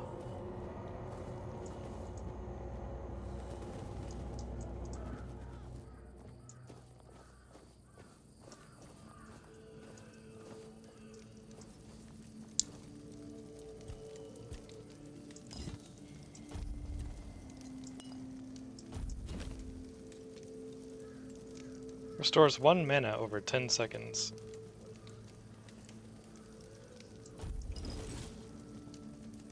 Bad. That dude with a heavy attack. His health bar didn't move. Yeah. And he was immune to the cold magic, and I didn't try the other magic. Didn't try the lightning. But I have a feeling it would have been a similar outcome. Increases max stamina by 6% armor relic.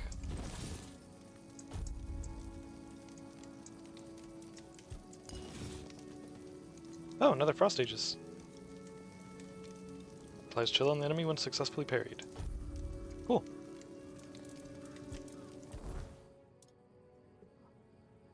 I do want to fight more of those dudes, though.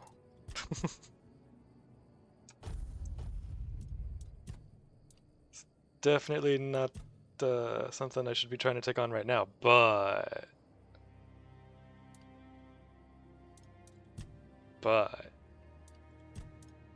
I do want to fight him.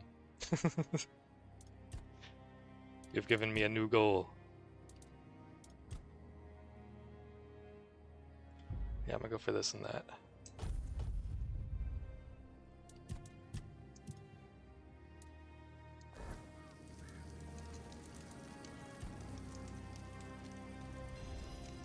Oh wait, did I get the one for the potions? Yes. Okay. So I guess I can go ahead and make some potions now.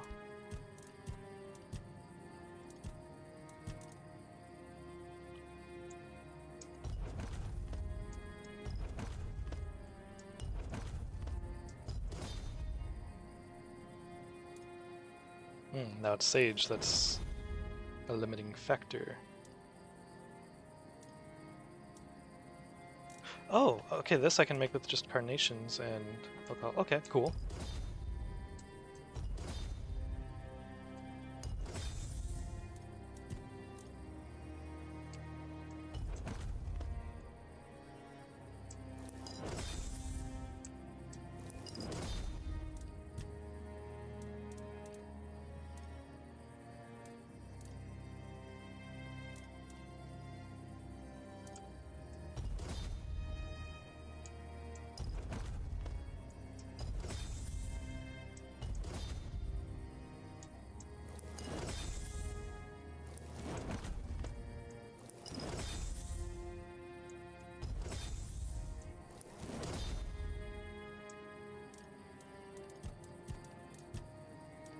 Other.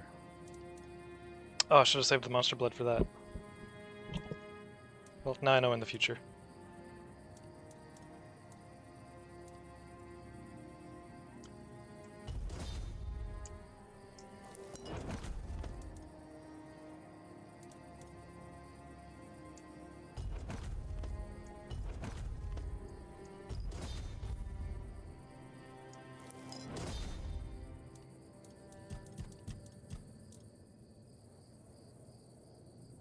Cool.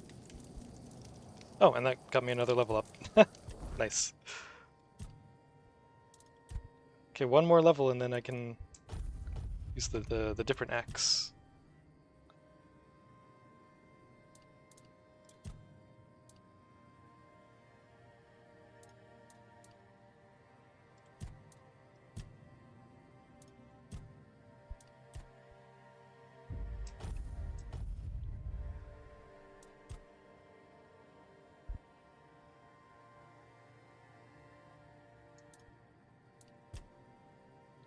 I think I'll go for this next.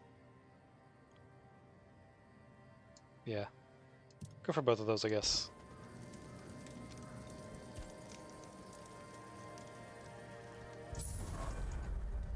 $2,680 XP from all those potions.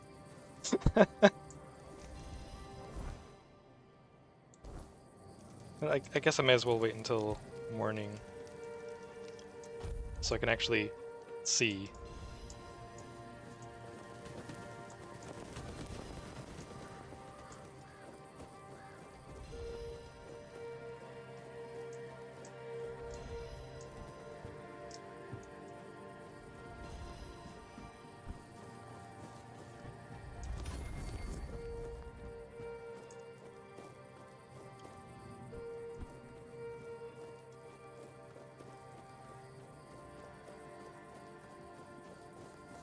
Are you inside?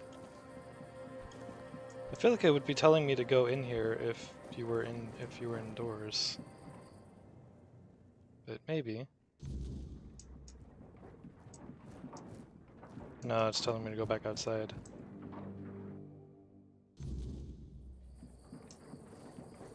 Where are you?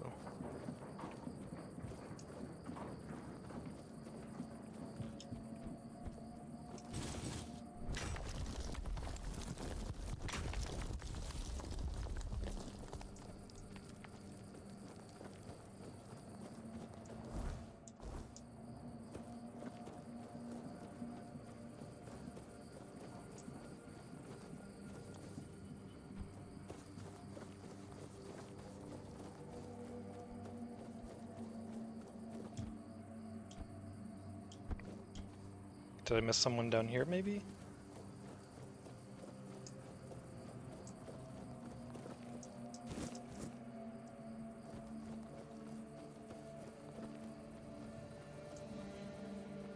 Doesn't look like it.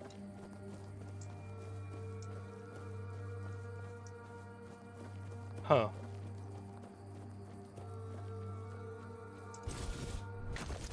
Oh, more sage. Always want more sage.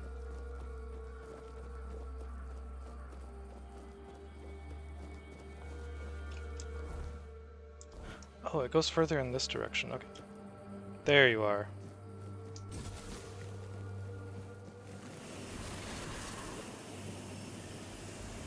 Knife-kissed Tessa.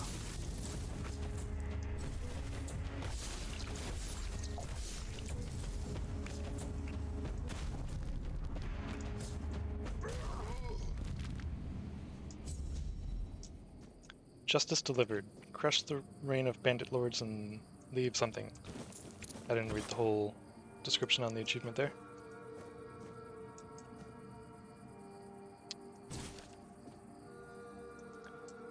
Oh, that's why you're called Knife-kissed. Okay. Got that Glasgow smile.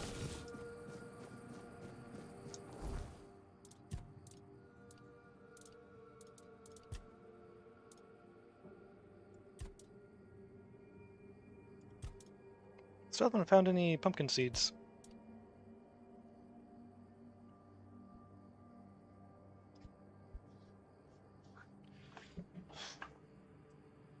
Or who to take this letter to, or...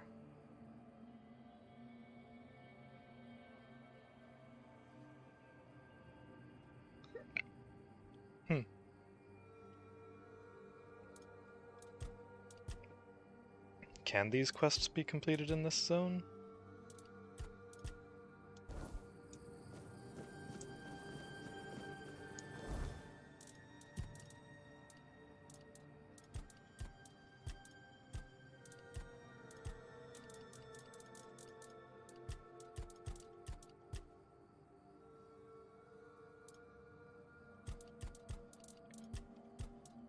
Wonder if he has anything else for me to do.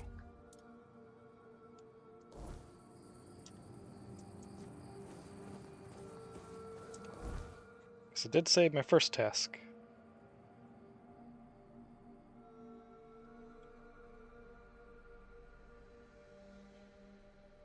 You know, actually, I'm curious.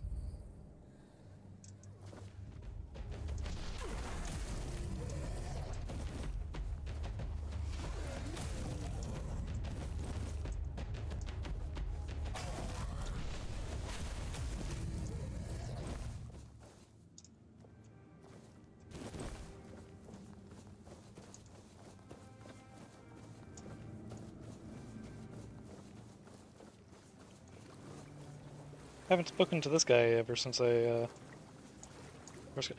Oh wait. Hang on, there was that pedestal thing with the Excalibur on it. Can I activate that now?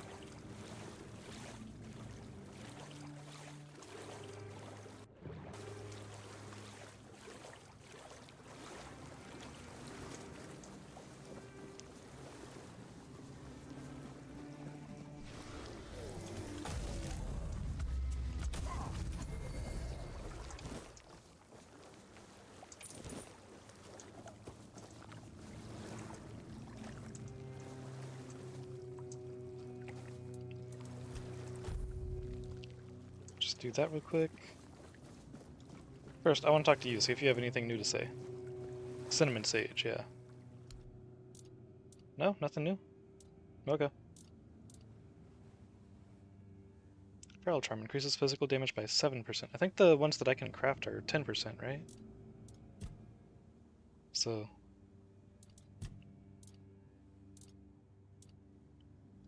yeah. One-handed weapons, don't need those. What happened to my shovel? Did I sell my shovel? Oh, I know, the shovel is iron and he doesn't take iron. That's right.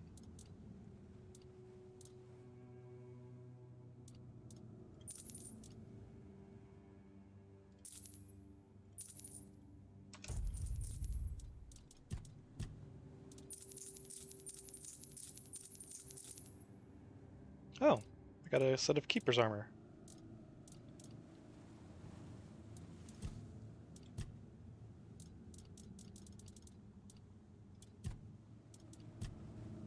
No headpiece? Okay. Increases incoming healing by 20%. Nice. But I like mine. Increases crit chance by 10%. Increases stamina regeneration by 10%. Attack speed by 10%. Critical damage by 10%. Seems like an actually pretty decent armor set.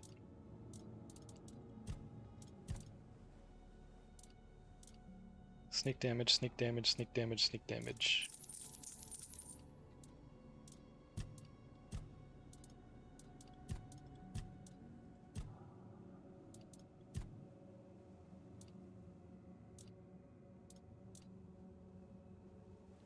These got some value, especially for their weight.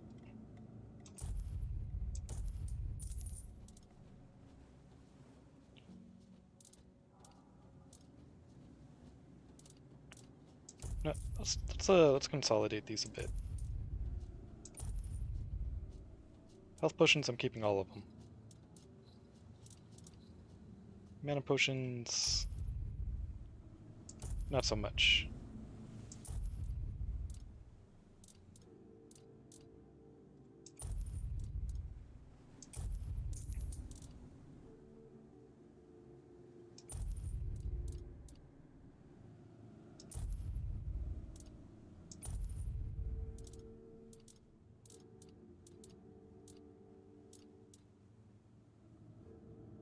Don't need that.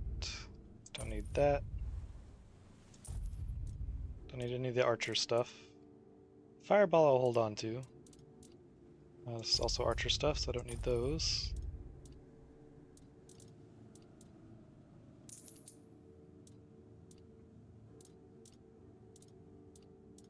Okay. Got that cleaned up a little bit.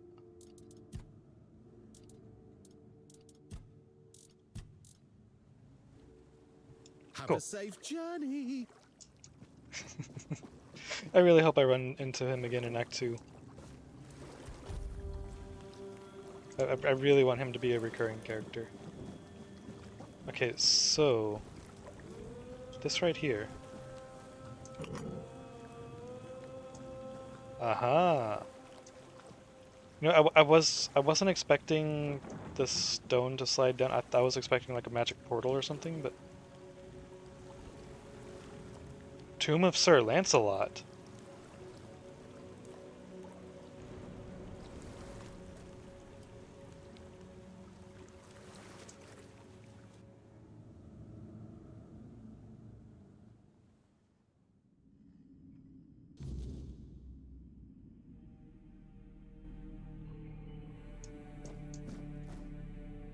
What the hell?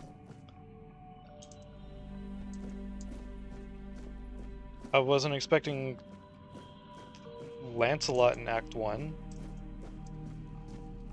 Or at least his tomb.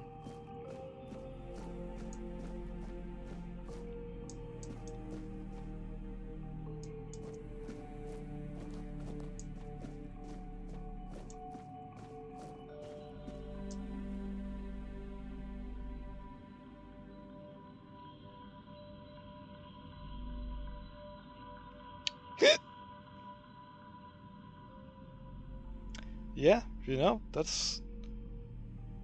for a tomb? Yeah. That'd be a nice tomb to have.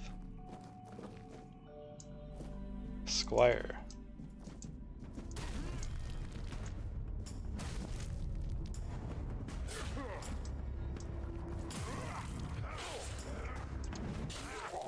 Ow. I got a little cocky.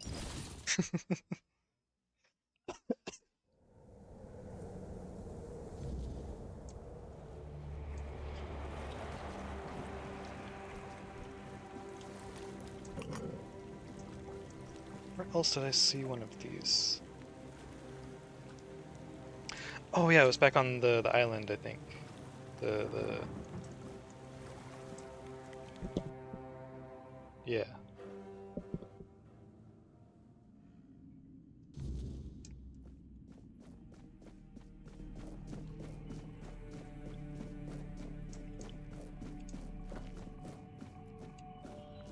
That is an awesome view right there.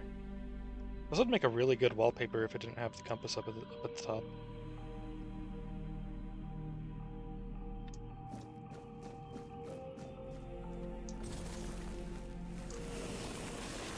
Can you be frozen? Apparently. Or at least chilled.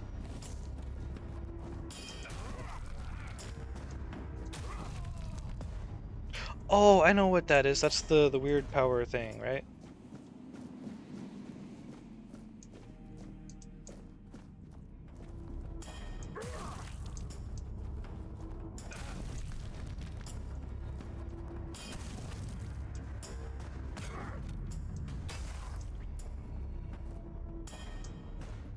Dang, ghosts not having any loot.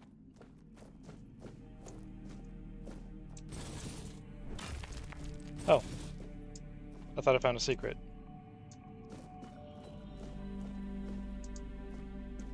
Well, it might still be a secret. Is it a secret? Oh, it is. Okay, I was thinking that it was gonna lead... Anyways. Really? That's it? I guess I can go down this way if I wanted to. So maybe opening this up lets me avoid something that's down here.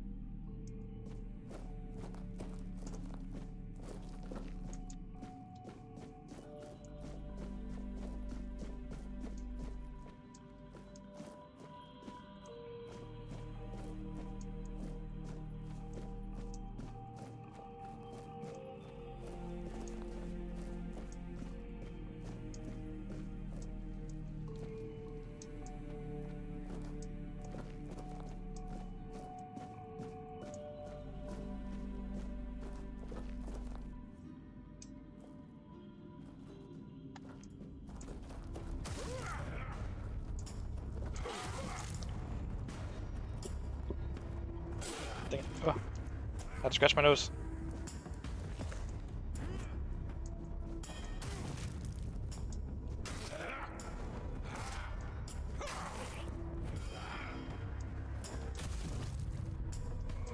Just gotta ask, how do you have a stamina bar as a ghost?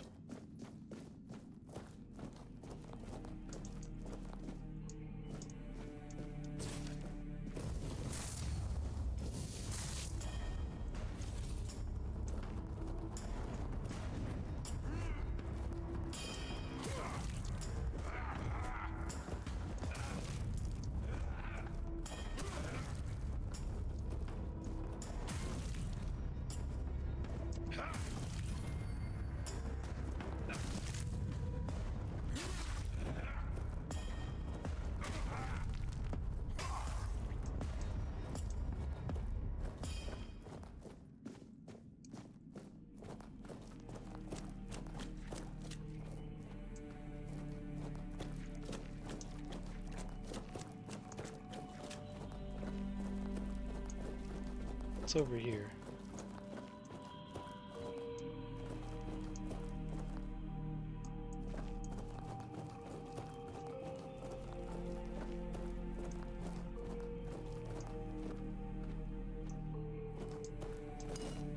Oh, I thought I'd have to dig it up first.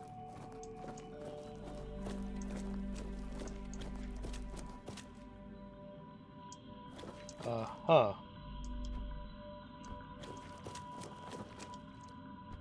Well, that doesn't look like a good sign.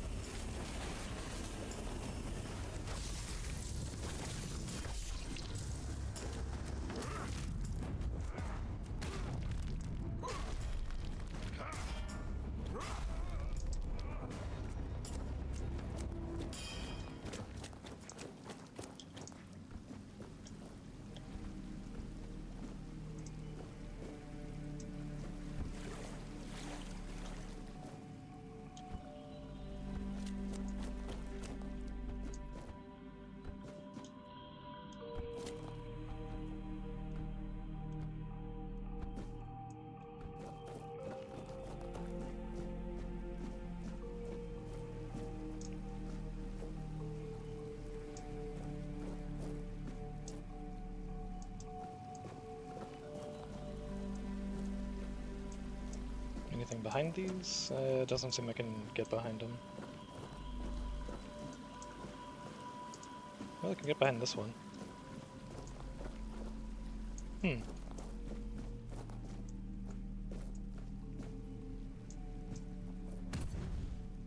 Oh, that did nothing.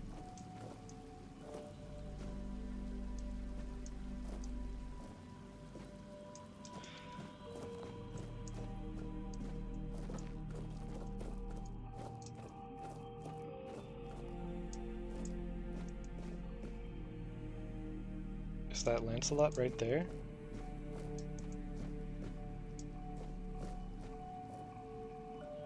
It's freaking Lancelot.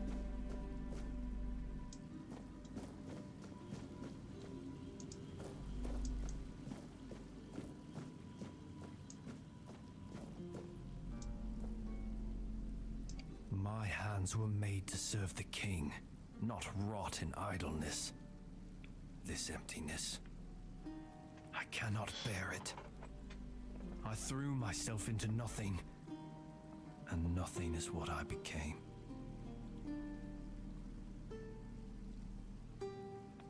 Nothing without my king. Nothing without my blade.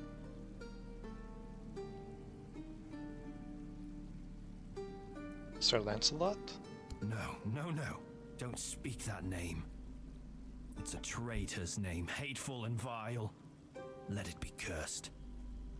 Let it be forgotten. Traitor's name? What happened to you?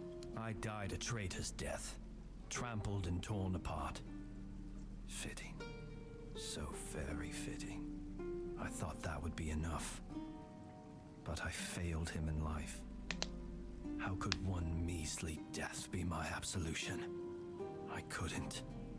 I can't. I clawed my way out of the abyss, but came back empty-handed. Arthur, maybe you should talk to him. Arthur? No, please. He cannot see me like this. He mustn't be made to look at me. My blade. My erendite. It remained behind. In the abyss.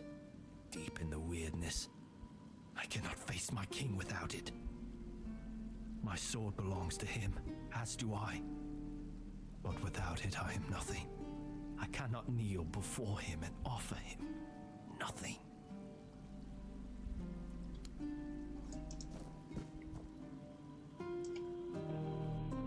Oh.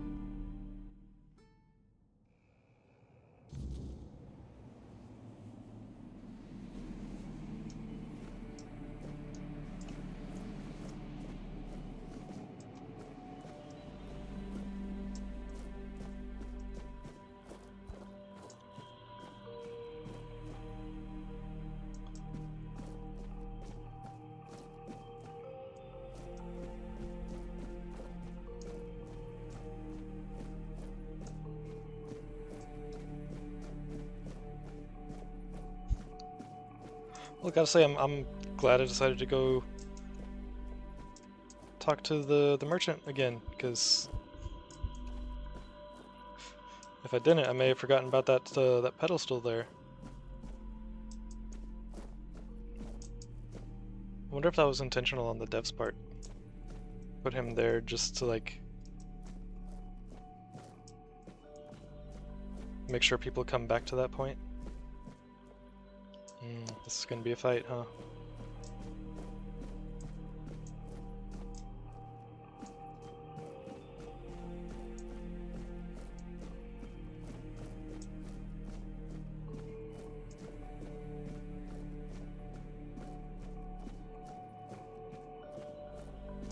Eldritch Reaver.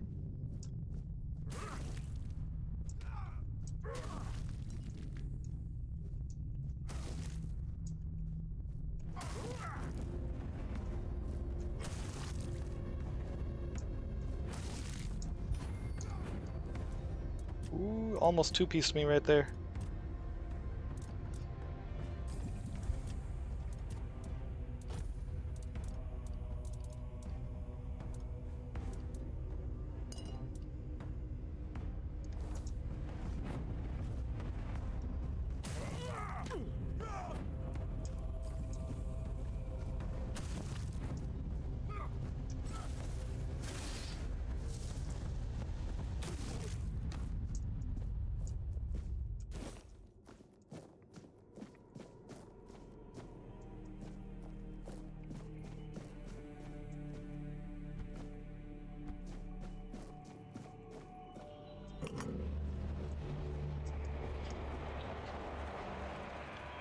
They're just fully formed, just in case.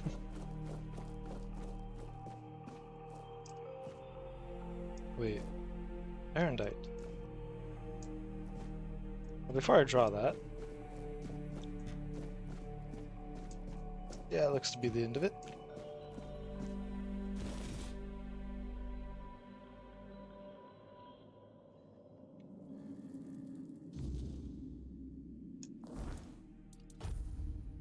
Oh, it's a two-handed sword. 18 strength, 10 dex, 10 endurance. Increases physical damage by up to 200% depending on missing health.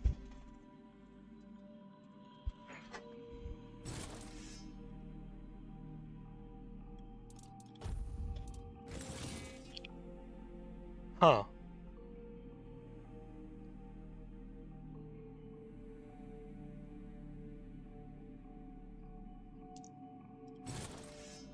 I mean, for Lancelot's sword, I think I could be persuaded away from axes.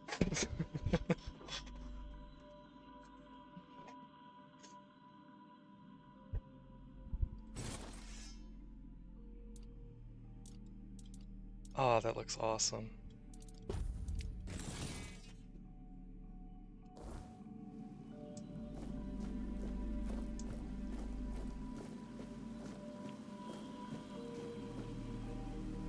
My name should have died with me. Why does it still linger? Is that what you were looking for? Erendite. Oh, how I long to hold it again. Just the weight of it in my hand makes me feel almost whole again. Like I might be worthy. Like maybe not everything was lost. Would you like to talk with Arthur now? No. I know. I feel that he's with you. But there's nothing I could say to him. I won't beg forgiveness for my betrayal. I don't even know what I fear more. His mercy or his scorn. Please, as his closest confidant, take my blade. And I beg you, let me serve you and Arthur on your journey. Let me prove my devotion, my remorse, not with words, but with deeds. Let me earn his trust again. This is all I ask.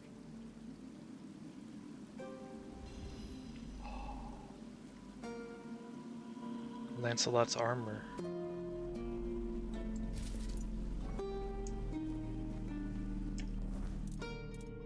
Hold up.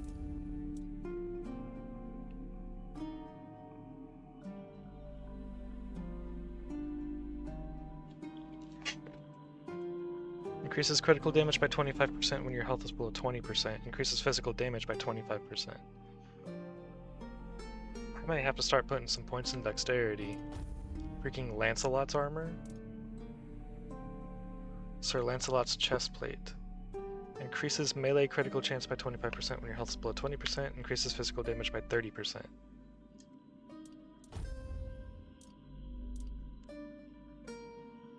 Increase attack speed when health is below 20%. Increase physical damage by 15%. Increase physical damage by 20%. Increase max stamina by 125% when your health is below 20%. Damn. Movement speed when health is below 20%. Physical damage by 15%.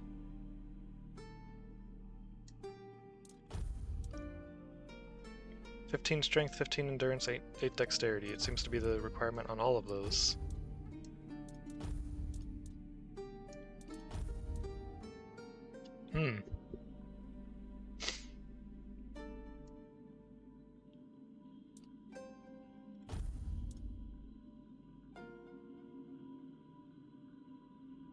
Oh wow, it's so light compared to mine. It's less than half the weight.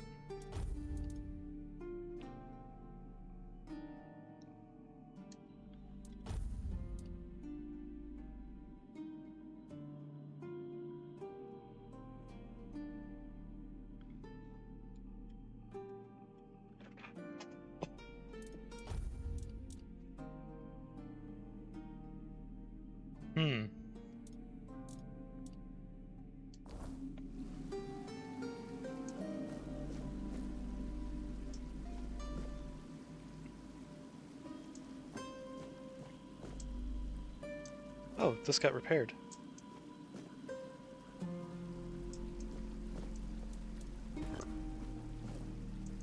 Cannot be placed in this area. Okay, I have to leave to do it. Oh, I can't interact with this now? Damn, I should have interacted with those before I went in. Maybe down below? Nope. Well. Okay then.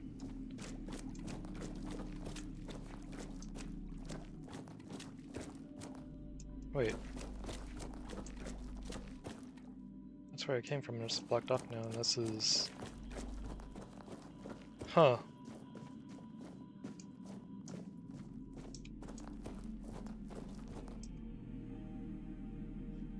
Well, that was very unexpected.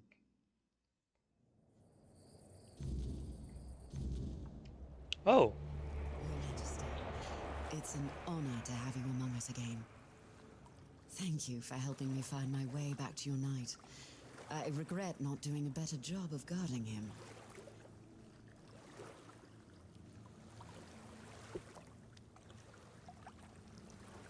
Who are you? My name is Fianola. I am here on behalf of the Royal Geographers. I was sent to do, well, quite a lot of work, actually. And as useful as it would be, the wordness never blessed me with an extra set of hands. Say, traveler, how would you feel about joining the oldest, most prestigious guild in Avalon? Count me in. Good, because you've already started. You found what was lost and opened a new path. What better way to prove yourself as a true geographer in the making? How do you know Arthur's with me? I'm a Pict. I can sense the wordness and the spirits within it. I knew you weren't alone when I saw you emerge. The soul you carry, however weak it may appear, is deeply connected to the wordness and to Avalon itself. Souls like that are rare. Besides, only the one who wields the power of Excalibur within could open this tomb. And that is rarer still. About your guild.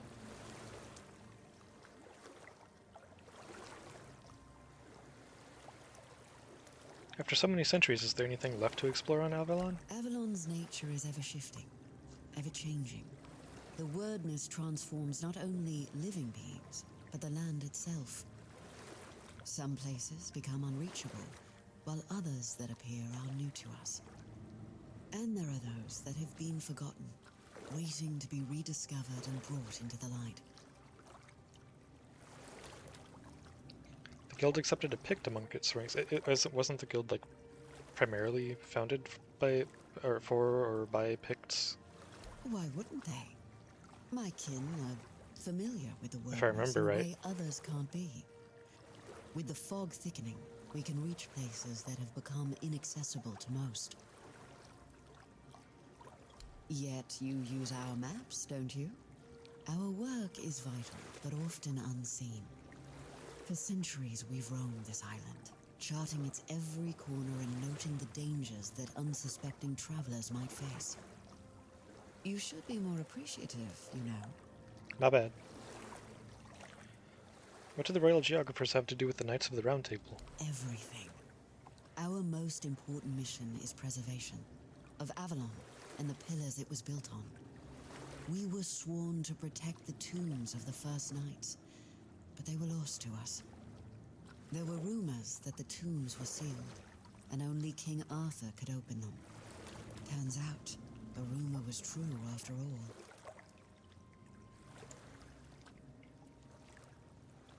Sir Lancelot's shade has joined us. Is that something you wanted as well? What is King Arthur without his faithful knights?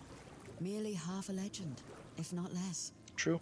They thrive by his side, and he thrives by theirs. And Avalon's foundations only grow stronger because of it. Sir Lancelot carries centuries of grief, and only serving his king once more can ease it. Tell me about other tombs. I appreciate your eagerness, but let's not get ahead of ourselves. The other tombs are scattered across Avalon, hidden and sealed, waiting for the one who can call the knights back. Let your soul guide you. Find them, and I will find you.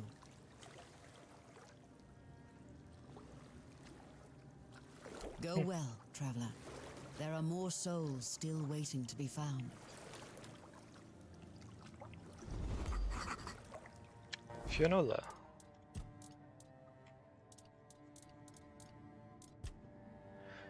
Fionola is both a Pict and royal geographer, a combination that makes her uniquely suited to navigate Avalon's shifting landscape. Her connection to the weirdness runs deep, woven into her very being. While most see chaos in the fog, Fionola reads its patterns, deciphering secrets hidden for centuries.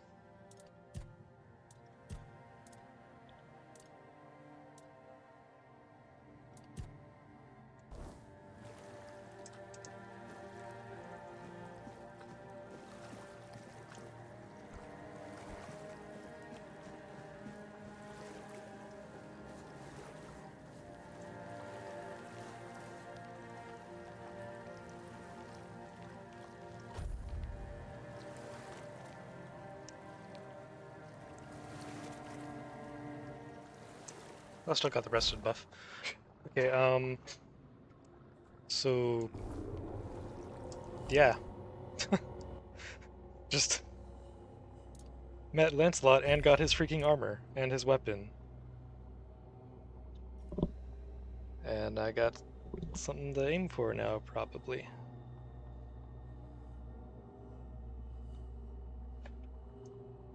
With my, my stats.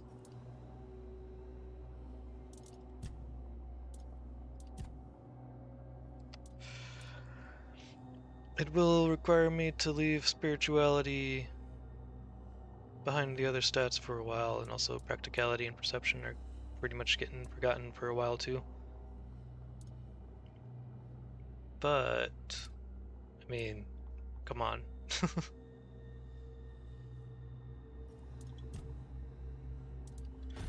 No, we can at least see what it looks like.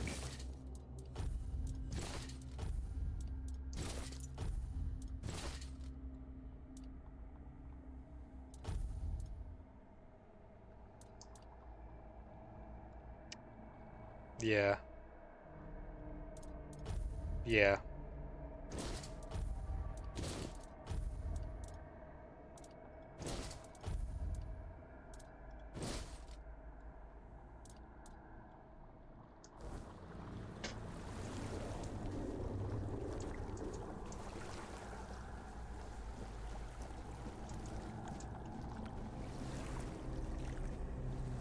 Honestly, the impact from attributes themselves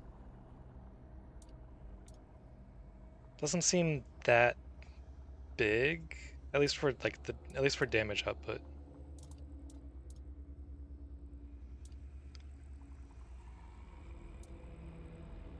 It's like I feel like the most important thing for attributes is meeting gear requirements.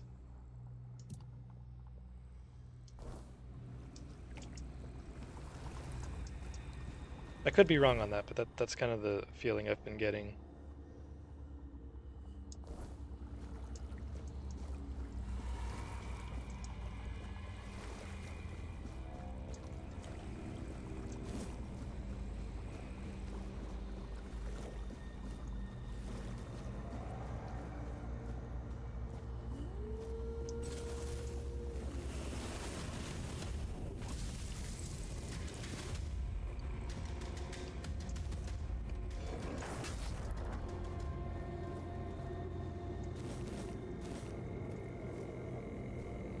It's you again.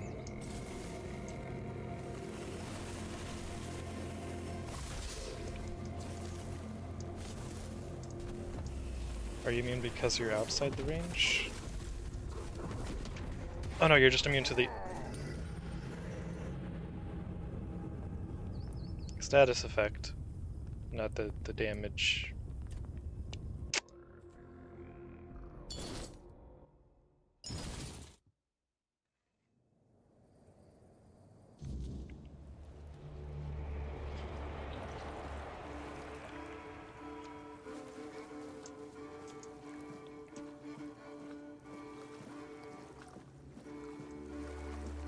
You remember in another stream, it's either the last one or the one before that, I think, when I mentioned that I feel like the Weird Knight isn't like all that threatening.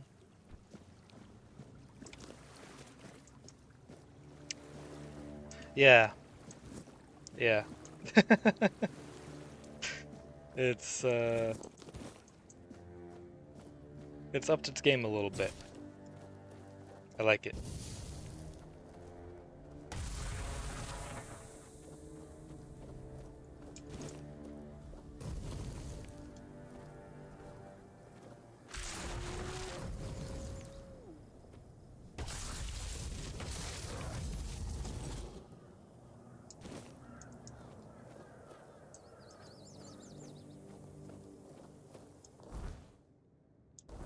Notice those guys, I don't think they've been ringing the bell anymore, have they? They just kind of show up. Be all like badass and everything.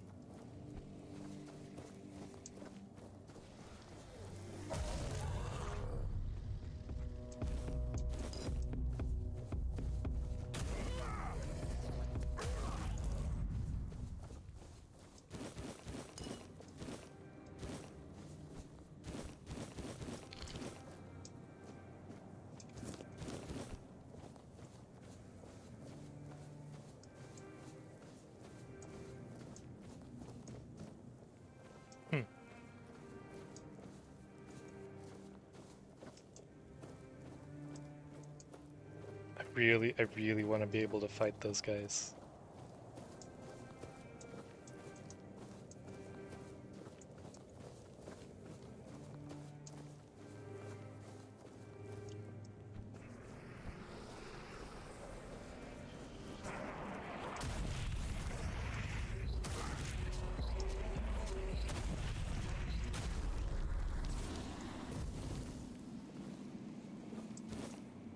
Yeah, so if I pick this up... Oh, yeah, that gives a good amount of charge, actually. Cool. So that was worth the point that I put into it. Is there a question mark over here?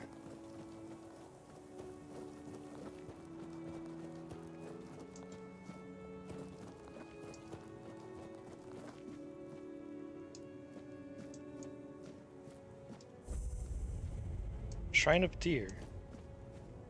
Oh. Requires antler fragments. Get 10% movement speed multiplier. Okay. Cool.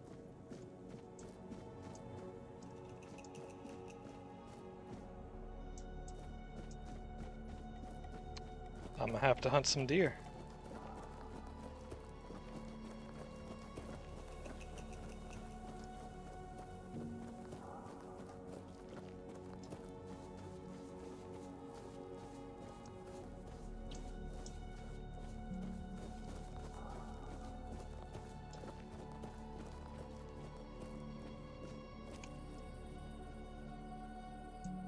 Okay, got my quick save.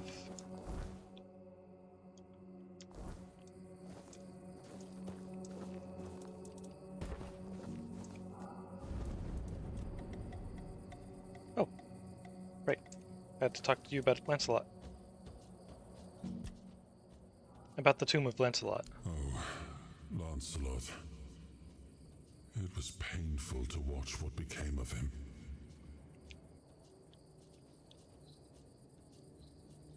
How was Lancelot before? Confident, steadfast, eloquent. Nothing like the tormented soul you've seen. He was admired by the people and by his fellow knights. He had quite the following, though he never seemed to care for it. Only later did I realize how wrong I had been. He was also much sought after. Left a trail of broken hearts wherever he went. But there was only one he ever held in his heart. And that was Avalon. Did Lancelot truly betray you? I always believed Lancelot to be honest to a fault. He never hesitated to speak his mind. And I valued that in him as much as his loyalty.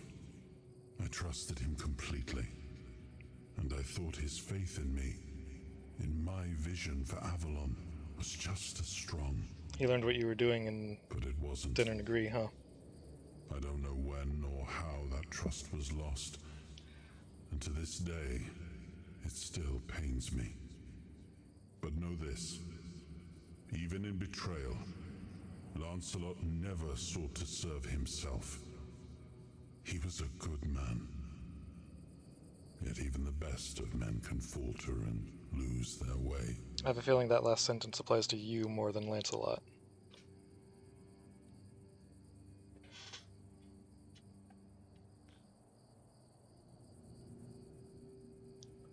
Actually, I feel like probably all of everything you just said there is probably more applicable to you than it is to Lancelot here. Will you forgive him? I forgave him long ago. What saddens me is that he still cannot forgive himself. But I understand why. The rebellion he led hurt not only me, it wounded all of Avalon. And Lancelot always hated senseless bloodshed. To be the cause of so much suffering, perhaps fighting by our side will finally bring him peace.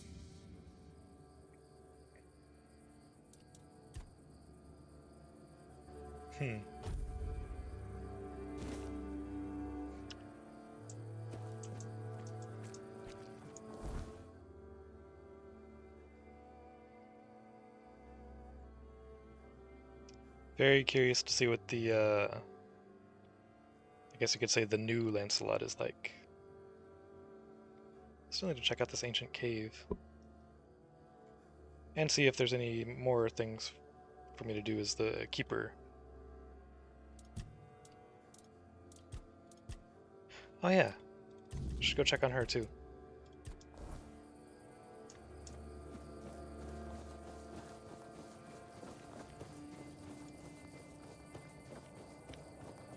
See if enough time has passed yet.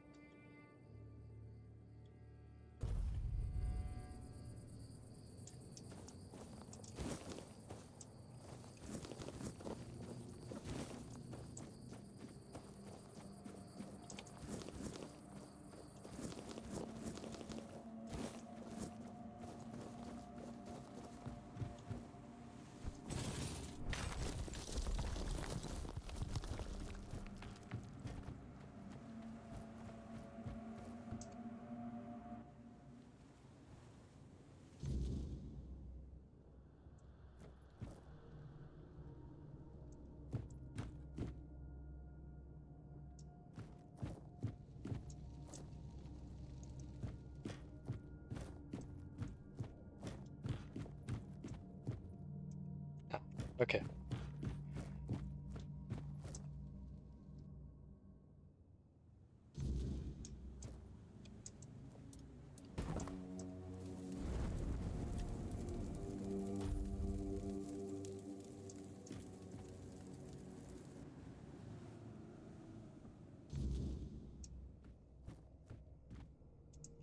Oh, it's you again. How marvelous. Have you come to revel in my despair? To observe the depths to which I've plummeted? No, I just wanted to check on you. Oh, well, as you can see, I'm completely miserable. You may leave now. Are you going to be alright? Truly, do you even need to ask? Of course not. My life is in a shambles. Should I dare to return to Camelot, I'd become a laughingstock.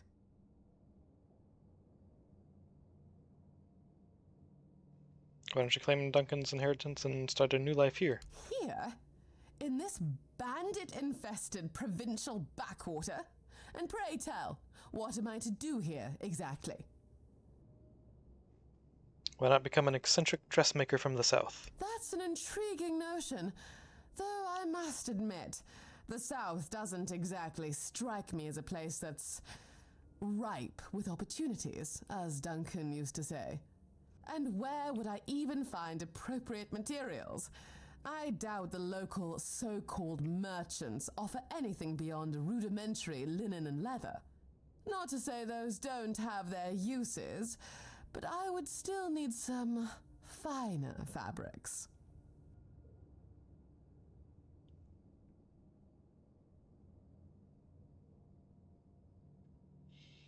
I can help you with the materials. I tend to collect many different things. Well, I suppose that could work, as long as you at least try to keep blood off them. Oh, no, dear gods. I will most definitely need to hire a competent washerwoman. Or man, since this part of Avalon appears to be lacking any other options. I must confess, this concept grows increasingly appealing by the minute. Now, if you'd be so kind as to excuse me, I have much to prepare. Do visit again when you have something of interest. Ragged Nobleman's Doublet. I could probably buy one of those back from a merchant somewhere. Pretty sure I've sold a few of those.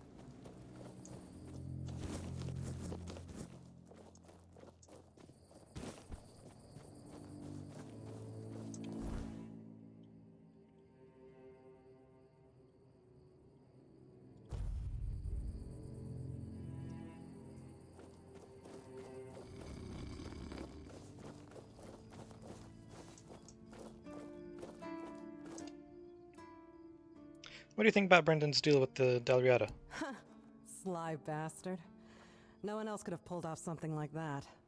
You won't hear me complaining, that's for sure. Brandon finally broke the decades-old crust that had grown over this place. Nothing thrives in stagnation, least of all trade. Now, this place might finally get a bit livelier. Personally, I can't wait to see where this goes.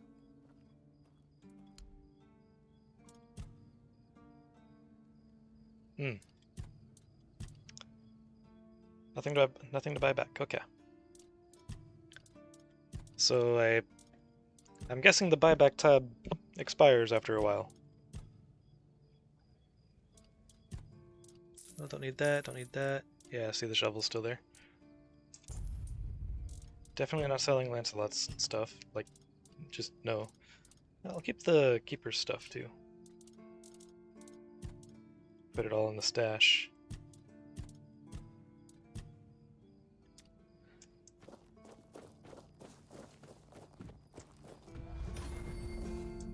Oh, right. Please. Dragging those Del Rita dogs back here? Oh, I'm not sticking around to see how that ends. Let someone else get their throat slit. Did they resist? Oh, I hope they did. Go chop off some heads.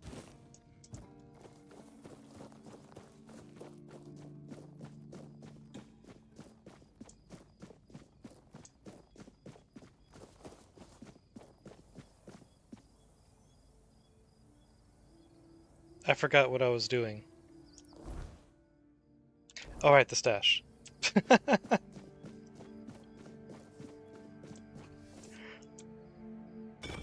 That was a derp moment. Keep that too, because it's cool.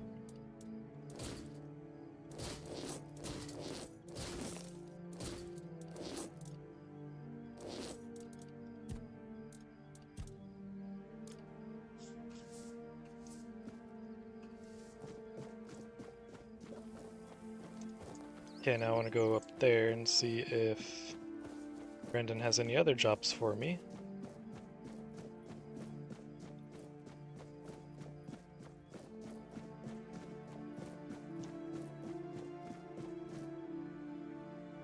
I thought I saw something just clip through the door there.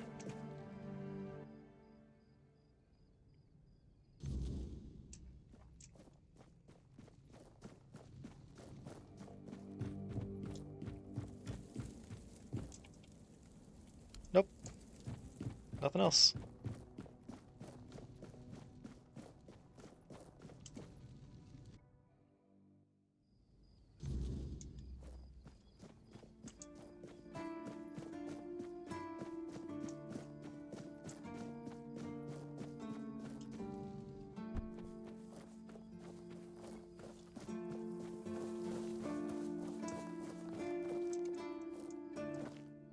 Nothing? Alright.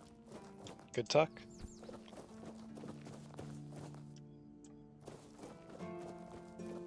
Blessings upon you. Certainly.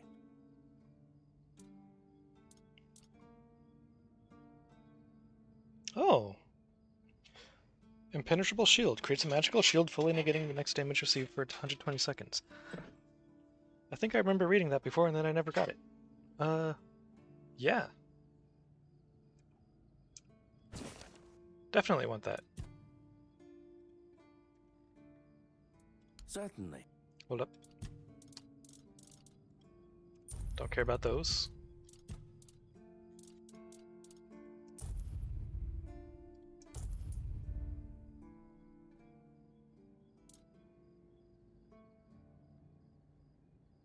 That could be good.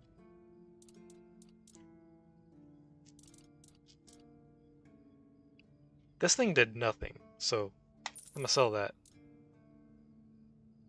You know what? Since you're kind of similar, but for mana, I'm gonna assume you do nothing too, so I'm gonna sell you. This also didn't seem like it worked, but I'm gonna hold on to it still.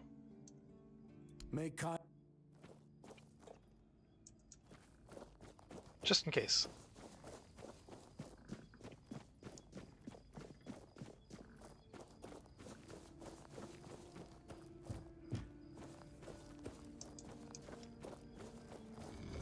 What time is it? Okay. It's 11 o'clock.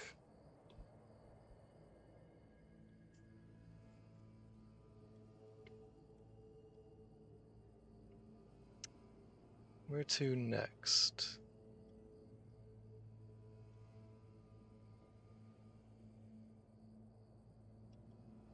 Alright, this is the beach that I arrived here on.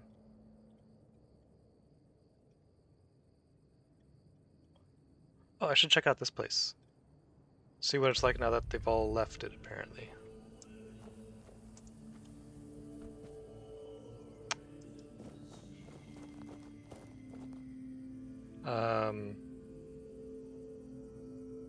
I was lied to. What do you think about Brendan's deal with the Dalriata? I wonder if any of those southern wimps would be up to spar. I might even try to go easy on him. Can you tell me about the others in the camp? Can you tell me about Vran? Well, she's Volker. And that's it. The whole tribe used to think they were Mater's gift to Avalon. Now they just look for new battles to die in. Great warriors, but who knows what goes on in their heads? Can you tell me about Therov? No. He's a bloody thoid. I'd say I trust those magic users as far as I can throw them, but I can throw people pretty damn far. What about Ugwe? He's a fellow Ulfrate and one of the best smiths I know. Can't say a bad word about him. The three of us, we spar sometimes.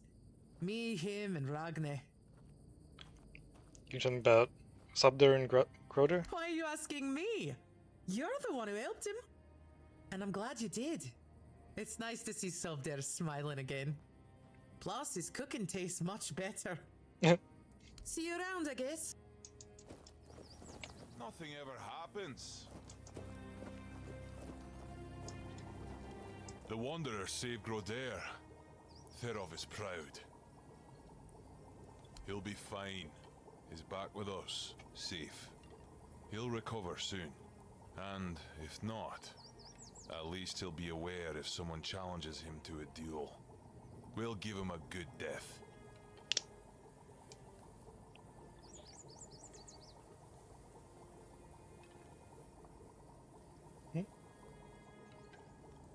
We don't wish to.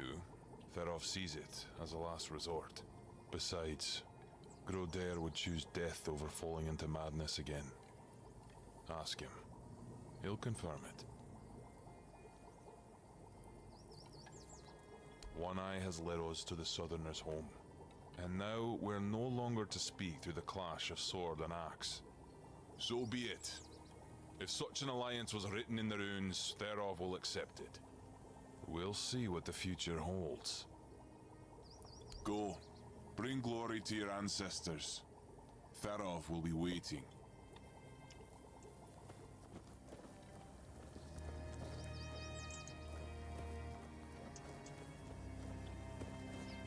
Okay, so what about up here?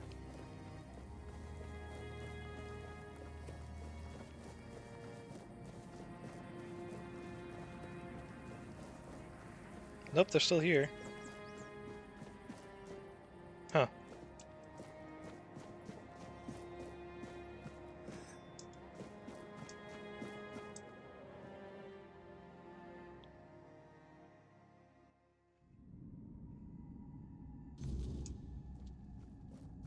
Yep, still in here too.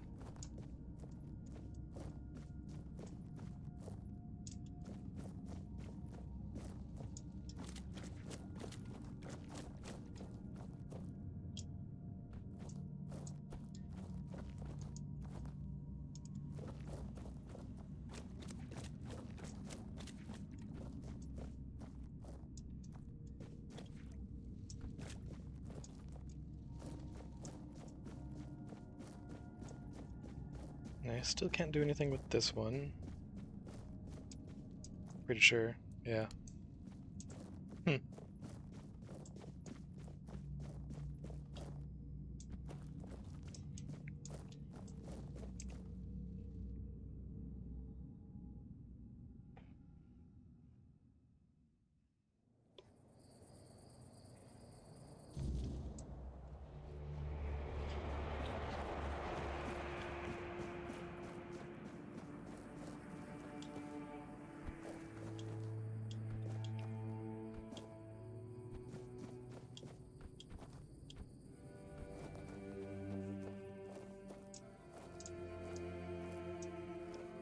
That's still unusable.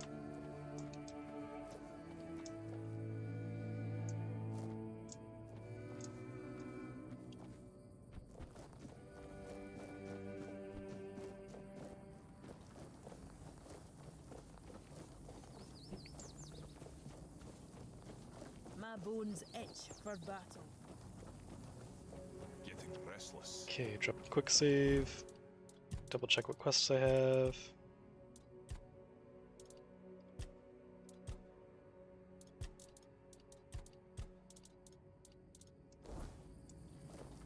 Okay, well, let's go check out that ancient cave.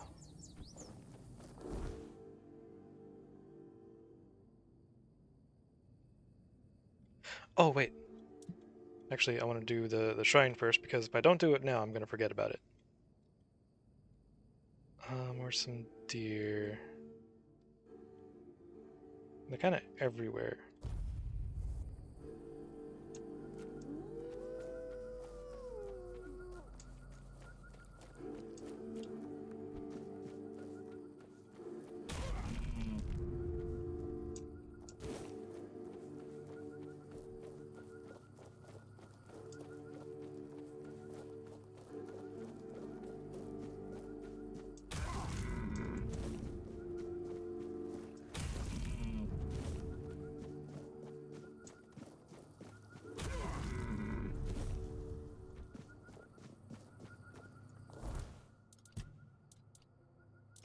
Oh yeah, where would I want to put that spell?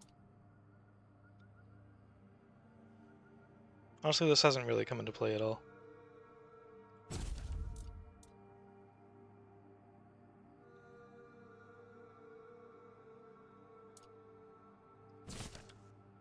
That should be good.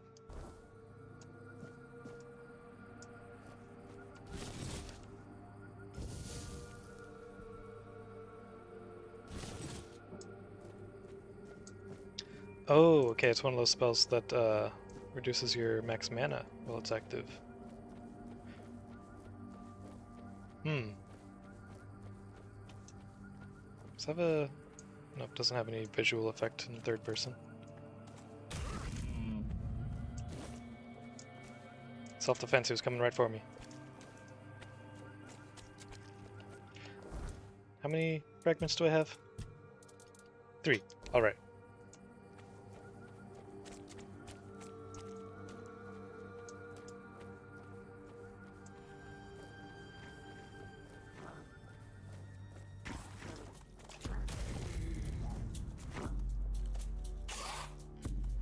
Heh.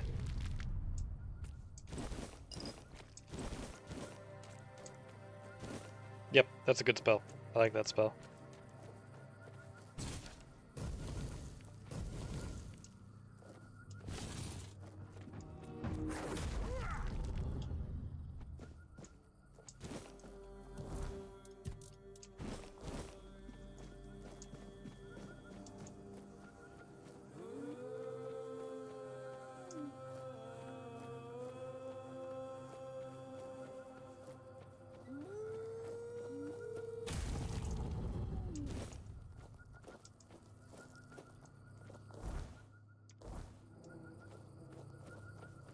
There's the waypoint.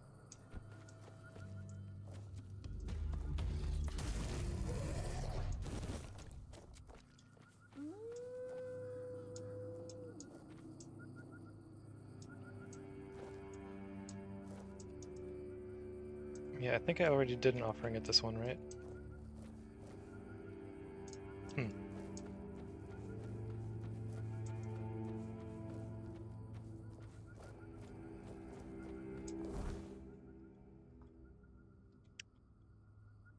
I wonder if he's back down here. Could go check on him. First I'm going to turn this in.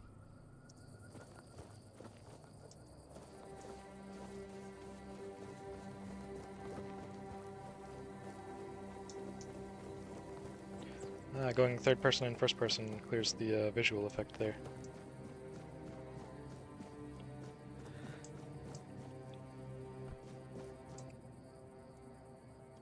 Cool.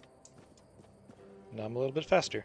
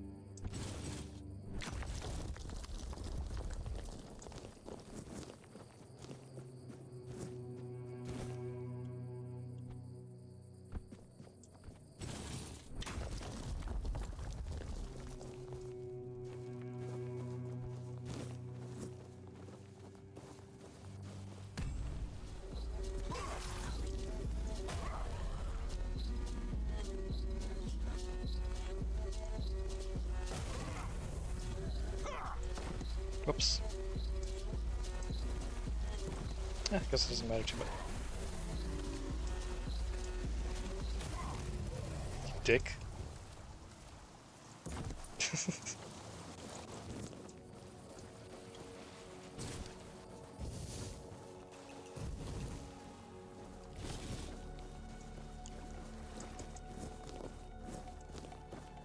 You know, that shield spell would have been really good to have in the Galahad fight.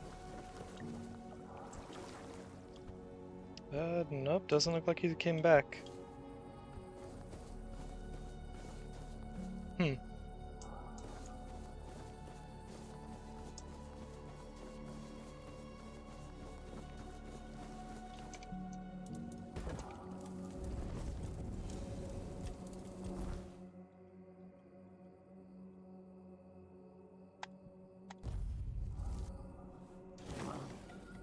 Oh, Ogre respawned.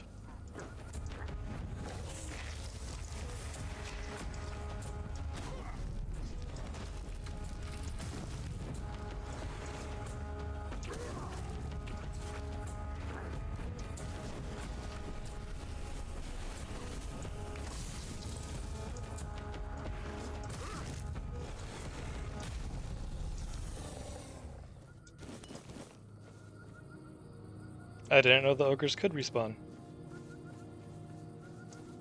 Or at least that one. I guess... Well, no, the one at the beach never respawned, at least as far as I'm aware. And that one wasn't a quest target. The second one was a quest target, so it makes sense that it wouldn't respawn.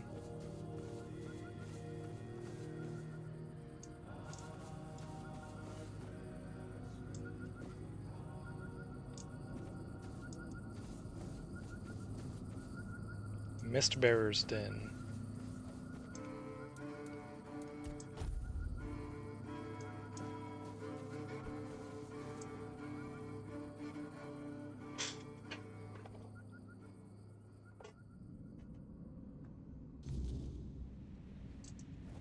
Oh. Even your silence carries weight here. There's nothing for you here, Wanderer. The doors are closed. And if I couldn't open them, you won't either. Are you sure about that? Who are you? Tyrannus of the Thoid tribe, Dalriata. And you? Don't bother introducing myself to the soon-to-be dead. What the fuck? It's a pleasure to meet you. Likewise. Great minds think alike. And apparently they're drawn to the same places. If you're set on going further, you'll need every bit of life force you have. A curse for killing a member of the Thoid tribe could take half of it. What is this place? I thought that since you're here, you'd know what lies behind these stone doors. Nope. I don't know what I'm capable of. Many have tried. I thought I was worthy, but I keep failing. I've been camped here for 3 moons. There's no life for me outside this cave. If I can't get through, this is where my story ends. Why do you care so much about getting past these doors? This is my destiny, one I chose for myself. I'll either get through or die trying. But my strength is fading. This isn't how I wanted it to end. What will I meet? It is death and magic. It draws its power from the ancient mist. Of those who went hunting for it, only a scant few ever returned to their tribes. Look for the mist, and in the mist for antlers and an evil eye. They say its feet don't touch the ground. Though those are the words of the madman who somehow survived an encounter with it. We call them the Mist Bearers. You want to hunt a Mistbearer? Everyone from Thoid wants to face one of those wraiths. And I'd love to get my hands on one of their corpses. Those are priceless and can be used for strong magic. If I you like manage strong to slay magic. the Mistbearer, I'll pay you in gold for everything you bring back. At least I'll get something out of this pointless mission. Then maybe I'll invite you to further collaboration. Collaboration? What do you mean? Return alive and you'll find out. Good luck, Wanderer. May fate be kinder to you than it has been to me. Whispers in the Dark. That's a good song.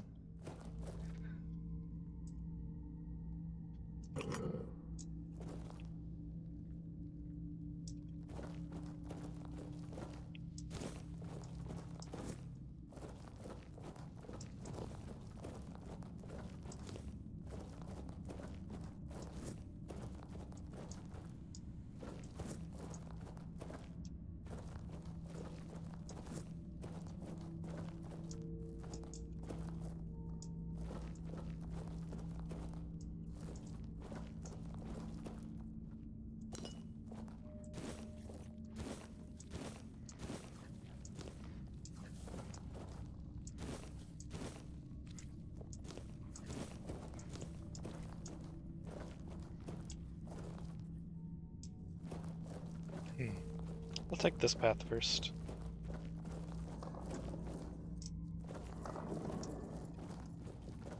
Excuse me, coming through. Nope, nothing to dig there.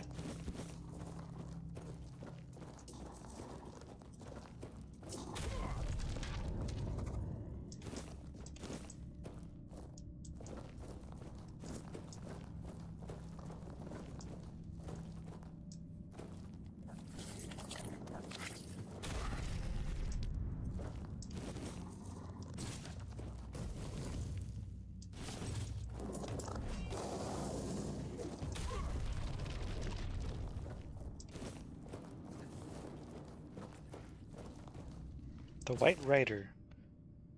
White was the man clothed in white garments, with a white gown clinging to his side. White was his overcoat lined with ermine fur.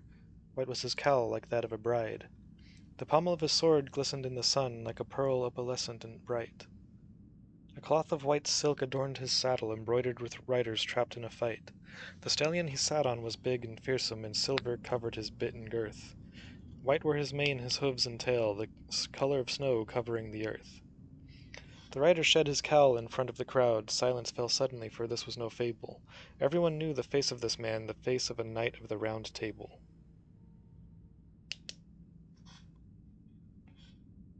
I'm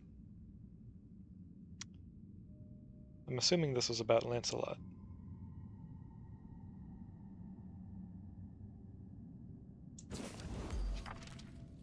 Oh, new recipe unlocked. Knights. Wait, increases max mana. Huh.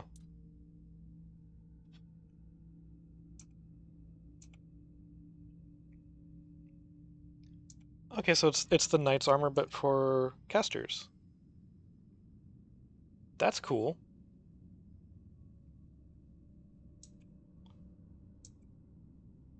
I approve.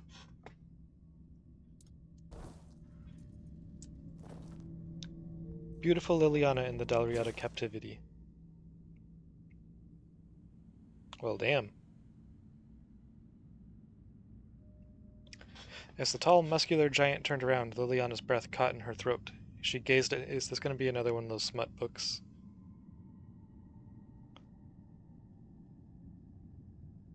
Yep.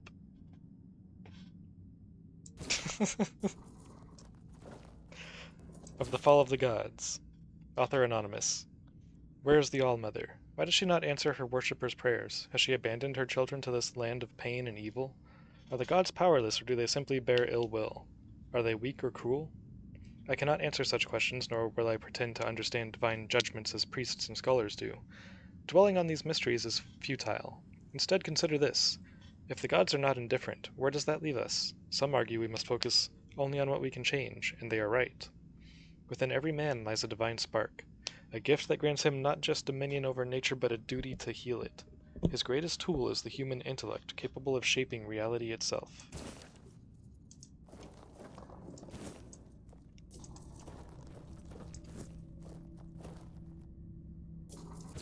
Beautiful Liliana and the Lustful Marquise.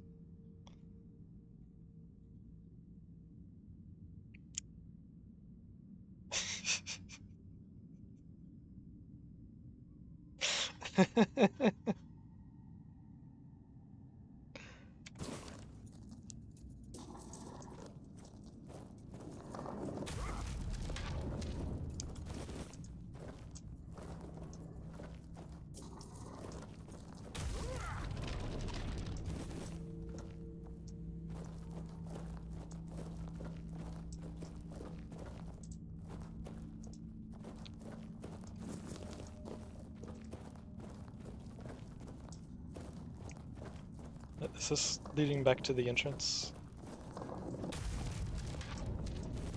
I feel like this is leading back to the entrance.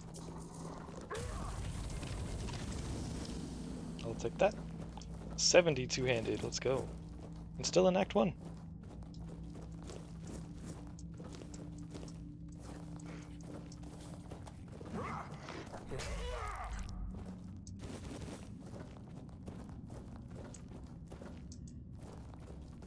Yep. Back at the entrance.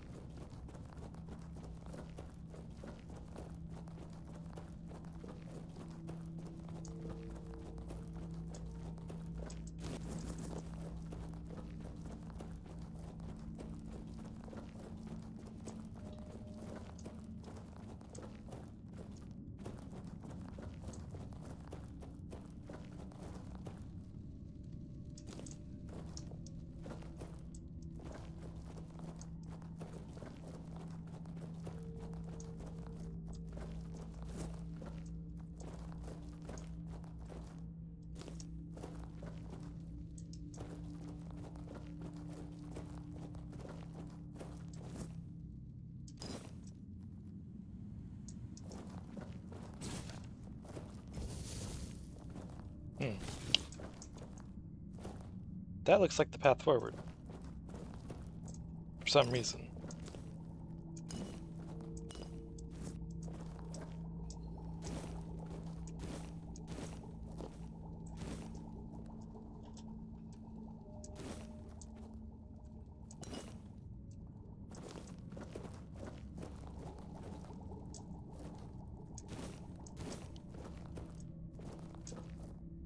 Just a regular spiked mace, okay.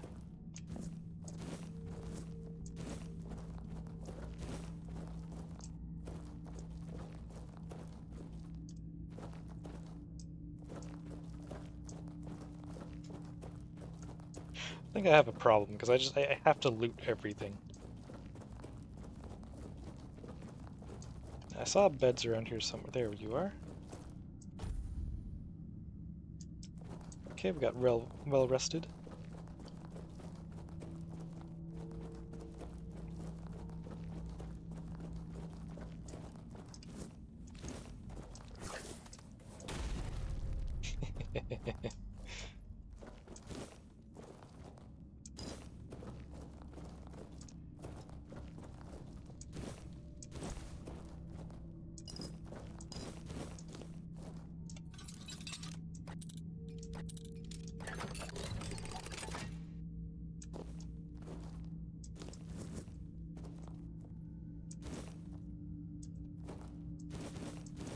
Spoiled meat.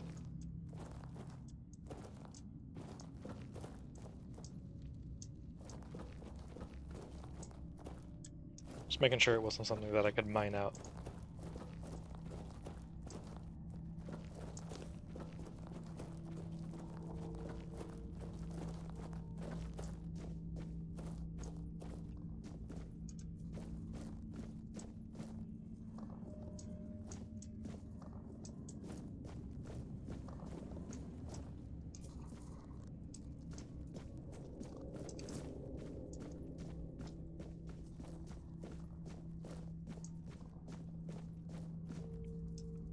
There's a path over there. There's also the downstairs area.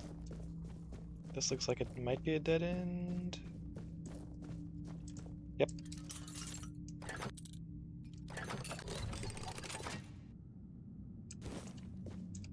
Good amount of bear pelts and wolf pelts. Starborn egg. Weapon deals an additional 11% damage. Oh, that's it. Just weapon deals an additional 11% damage. Cool.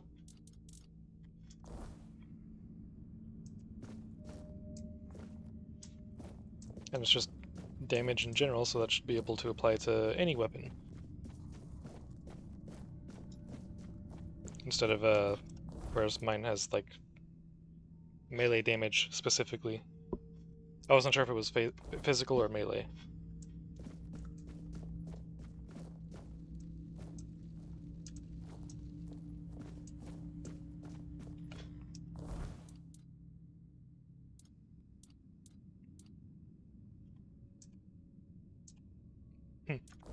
I was saying if, or I was wondering if maybe there's some way to upgrade spells like that. Somehow bind runes to those. But I don't think so.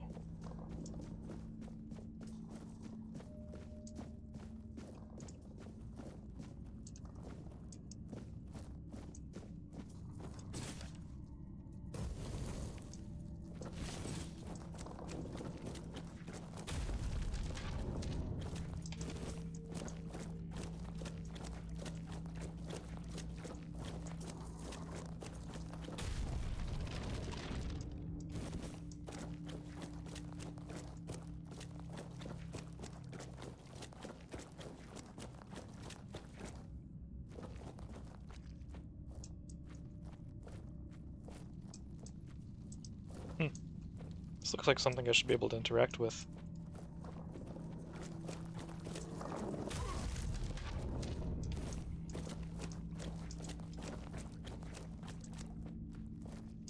Okay, so the quest marker is leading me there, so I'm gonna go back up here. Check out this other path. And pick up those mushrooms. And those ones.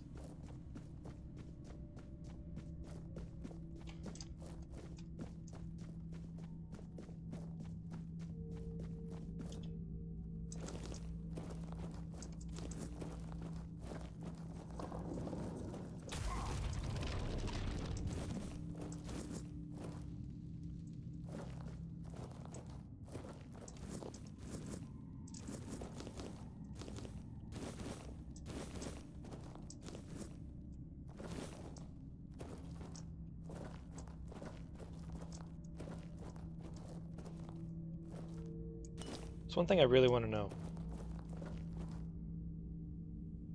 There's actually a few things I really want to know. Who's maintaining these torches and candles, for one? And two, how are these plants growing in here with no sunlight?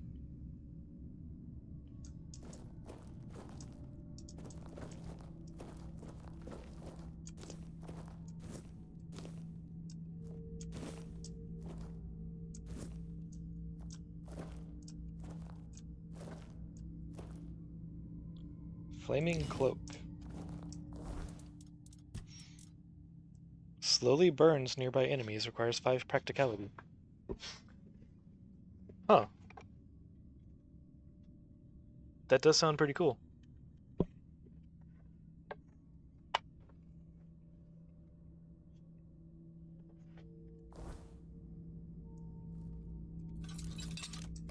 probably end up giving that a try at some point.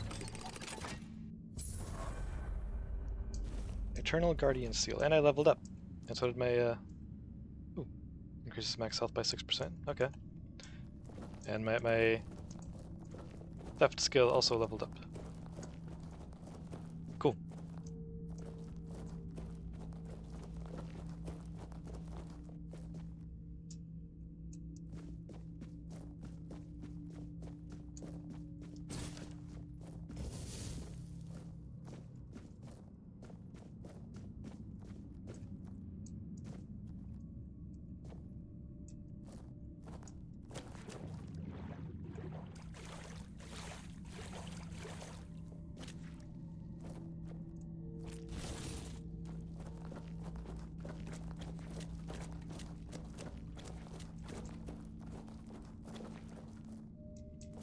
Smart thing to do would be to go back and rest again to get another save. But I'm not doing that.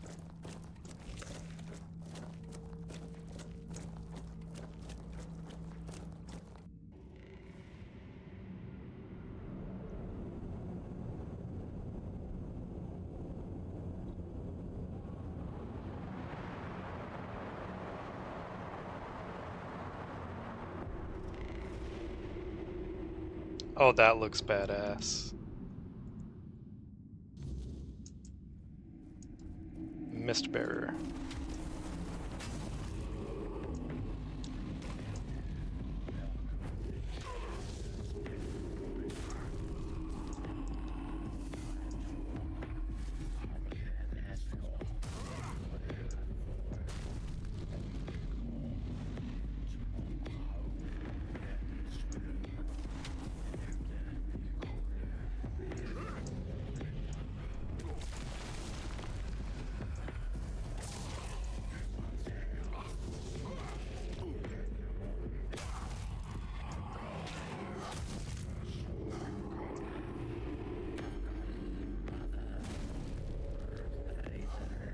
This is cool. Love the music.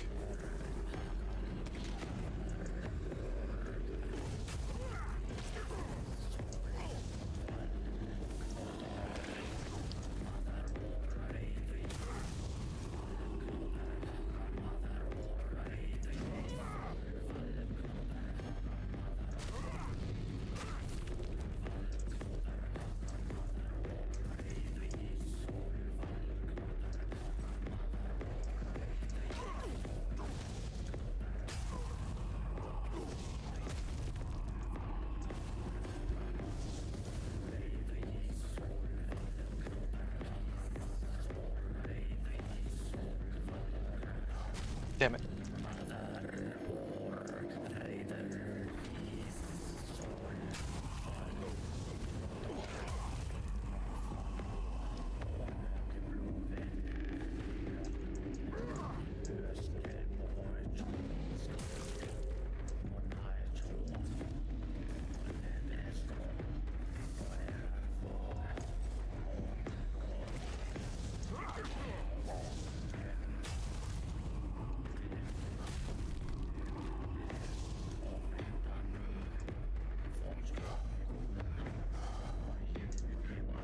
Damn it, my stamina.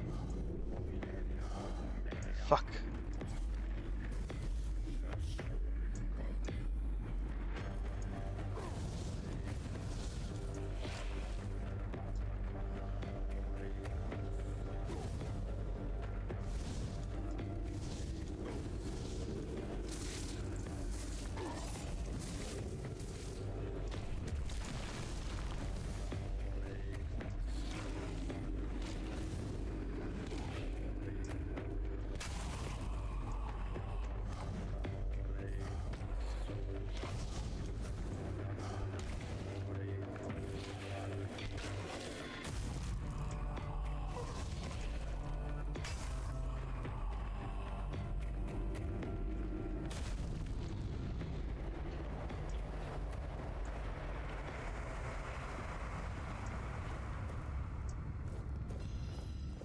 That was cool.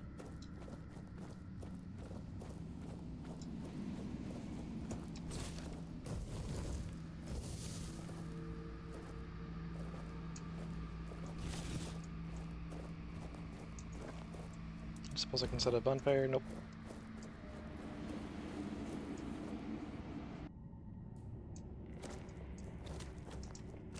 Oh yeah, let me read the entry on the Mistbearer.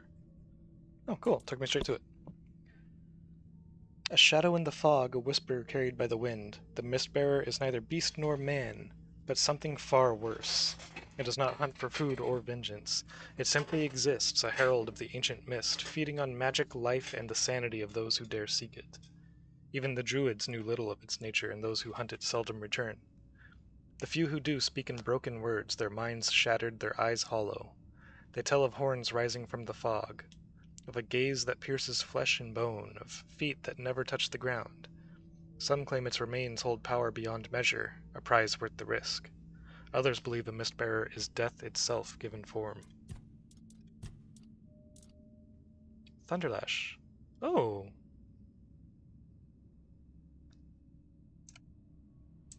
I got a new spell. Weird Lantern. Miscellaneous. Unfading Ember ignites enemies when they hit you in close combat. Okay.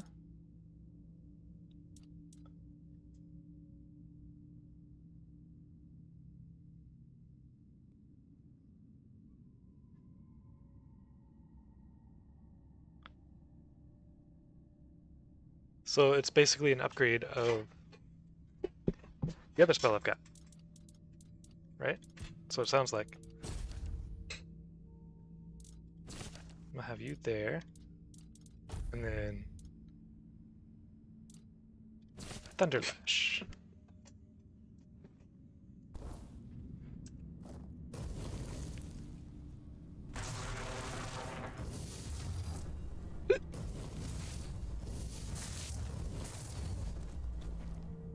Yep.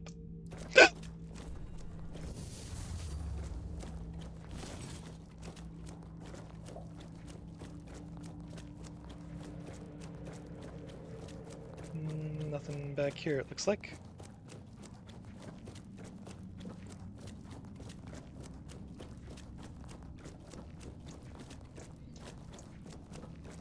Yeah, that was a pretty cool boss fight. Really cool monster design.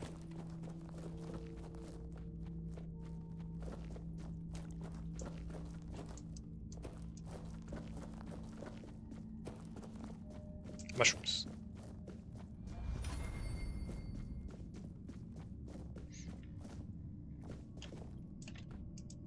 Really? I can't just step over that? There you go.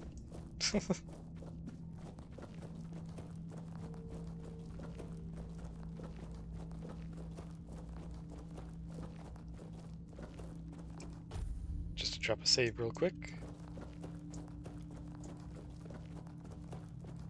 And I guess reapply the well-rested.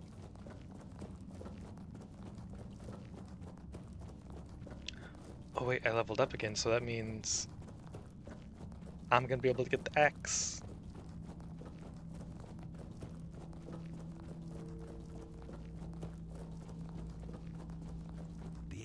You did it. Impressed. Hell yeah. I wish I'd been the one to face the Mistbearer, but I bow to the one who managed to slay it. Here are the Mistbearer's remains. Excellent. And here's your reward.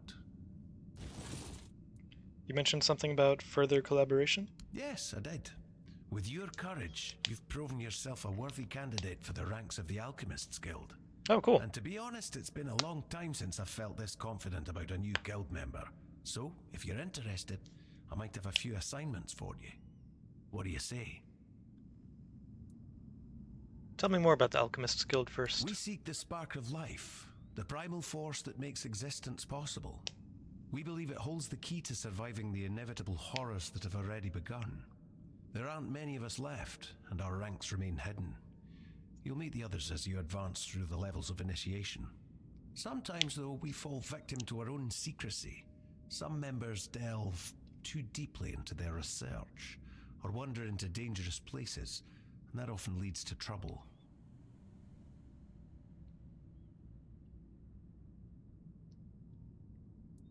What kind of trouble does the guild face? Experiments that spiral out of control, or a misinterpretation of the meaning of life itself. Sometimes it's both. You'll understand in time. But first, I'd like you to do some reconnaissance for me. Consider it a warm-up.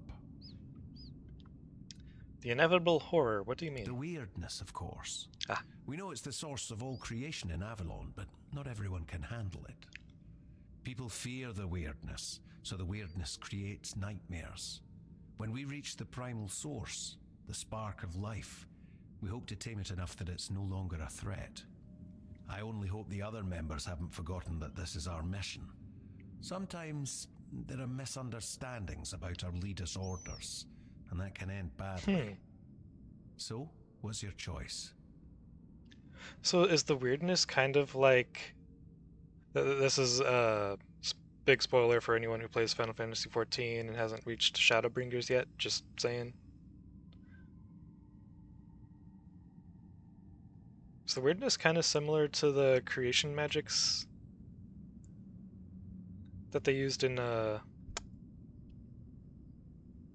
I can't remember the name of it. I know there was Amarat, which I think that was just one of the cities.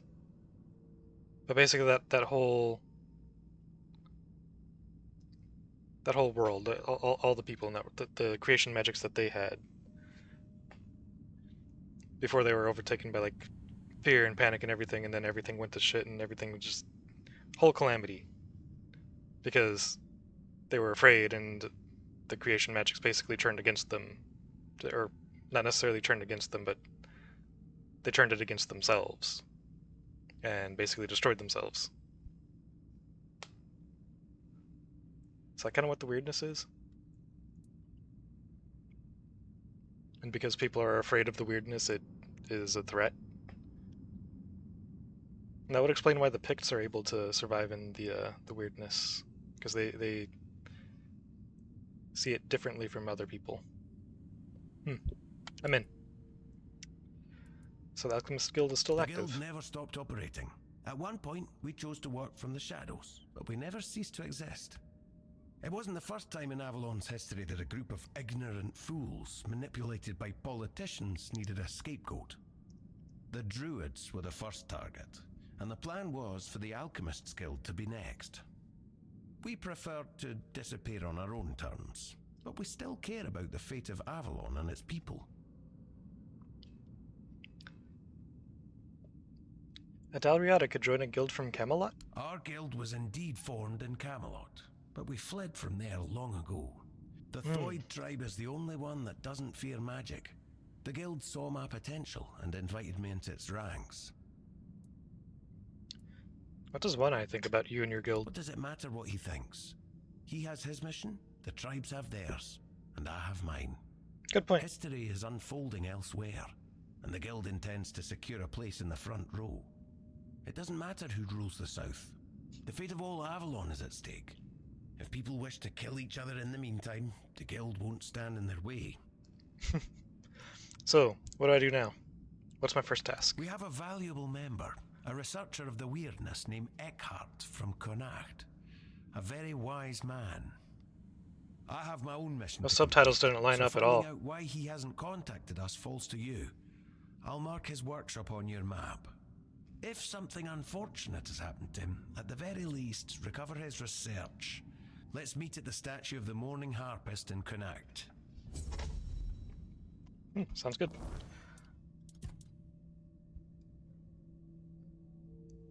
You read this guy's entry, wherever it is. I would love a sort function or a search function. All the way at the bottom. Tyrannus of the Thude tribe is a wandering alchemist tied to the Alchemist Guild. Practical and reserved, he speaks only when necessary, valuing knowledge over conflict. The Guild's goal, to uncover the spark of life, guides his work, and he has little patience for politics or tribal disputes. His interest in the weirdness is not fear but control, seeking to understand it before it destroys Avalon.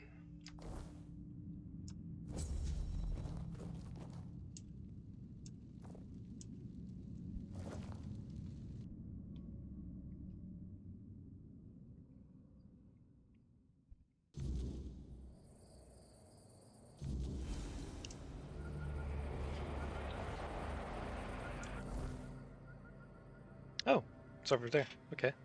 I thought it was gonna take me to Guanacht, like immediately.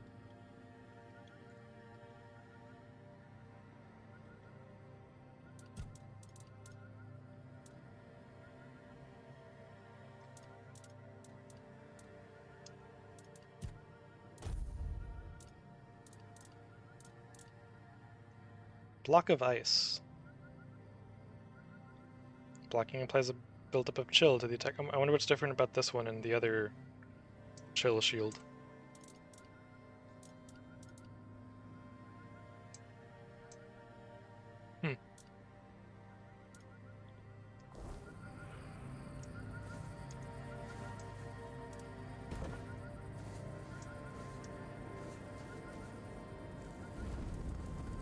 Hi, Arthur. Gonna level up real quick. Boom.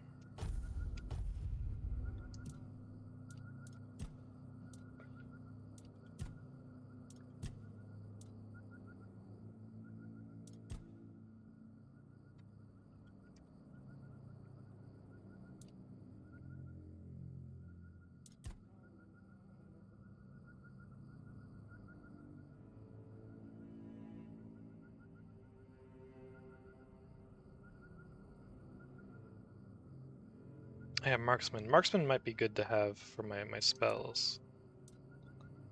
But it's not a priority right now. I'm gonna go with this.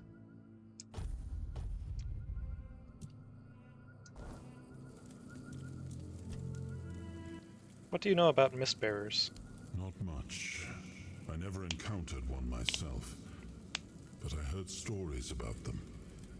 Mistbearers, like most creatures on this island, emerged from the weirdness. They were always drawn to magic. The druids believed they fed on it in some way. Merlin forbade his apprentices from hunting them. Druids were too valuable to our war effort to be distracted by such pursuits, and they were meant to carry on Merlin's legacy should he fall. What became of them after the war, I do not know.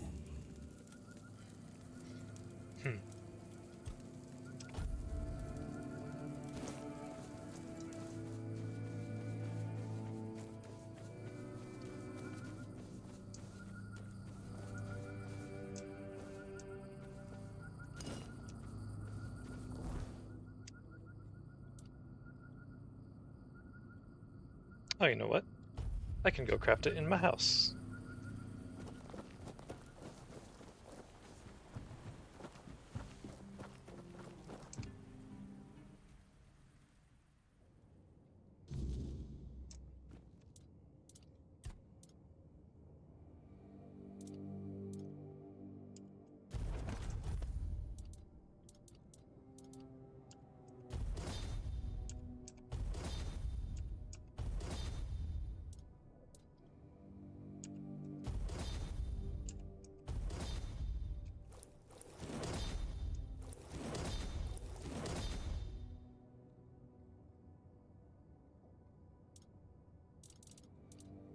Now then, what's it take to make this axe? And where is it?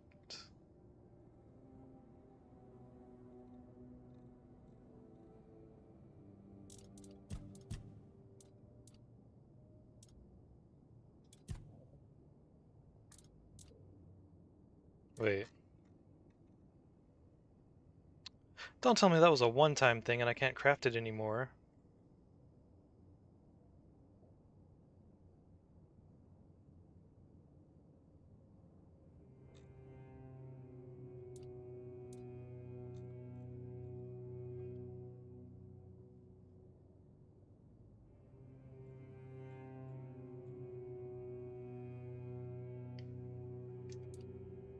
God damn it.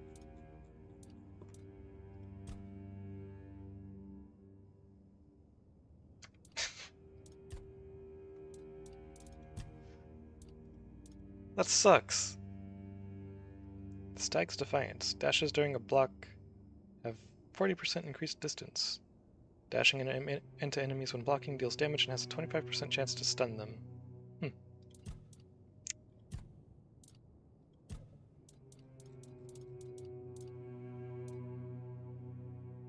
I am so disappointed right now.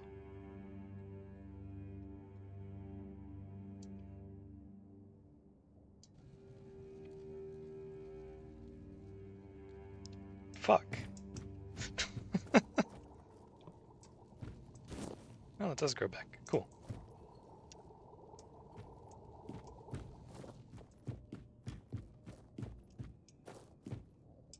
Damn, that was a really freaking cool axe, too.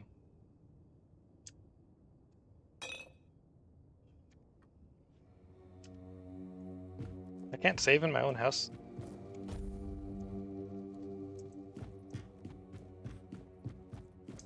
Quick save, I mean.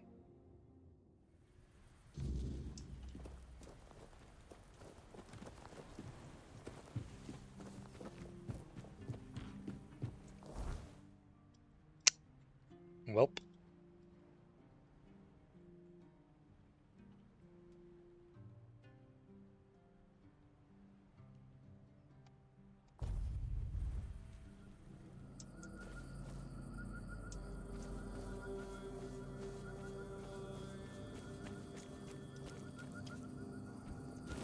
I'll take that.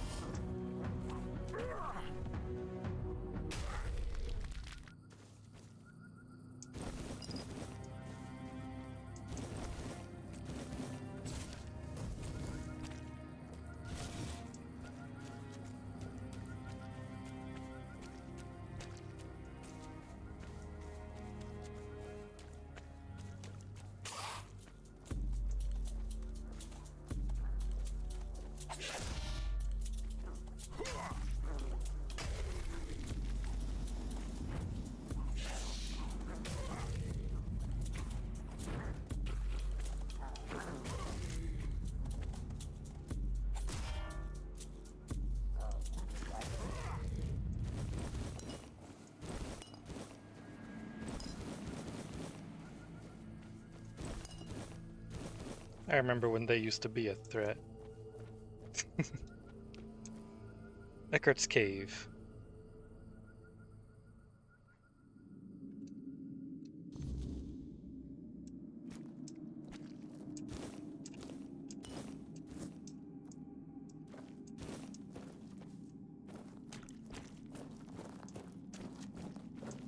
Who goes there?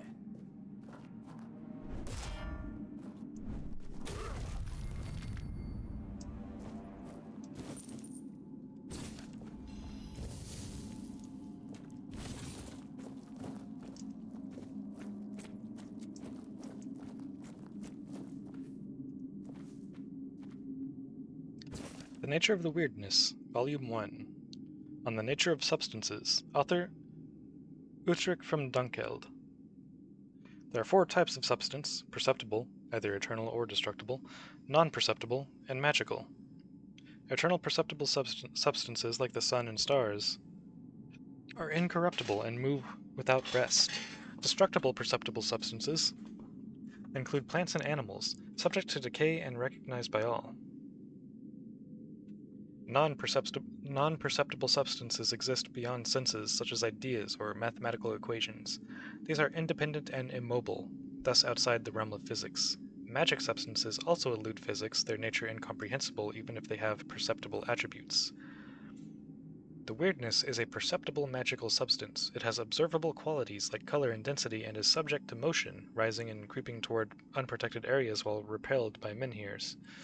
Its magical essence is undeniable as it interacts with destructible substances, causing decay and transformation.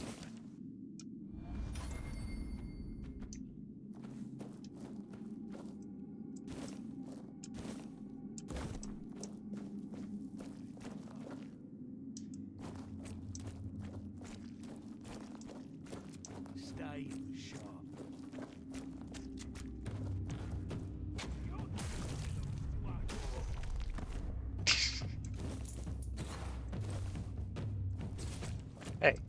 Hey.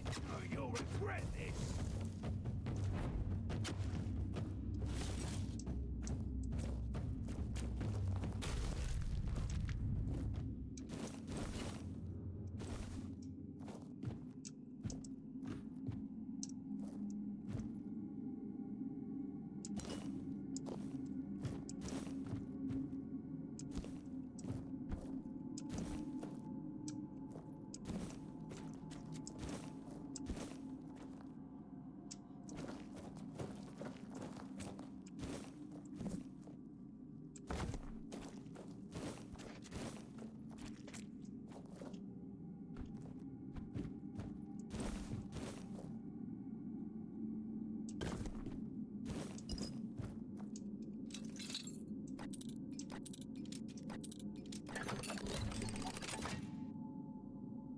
Arcanist's sword.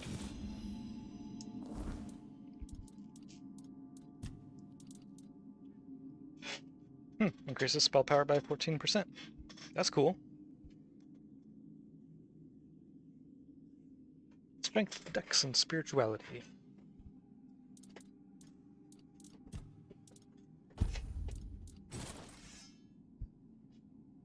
Oh, looks nice.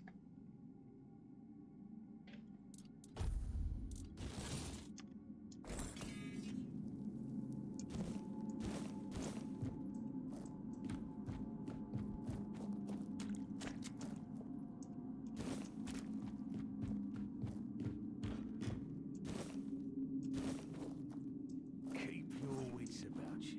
Okay.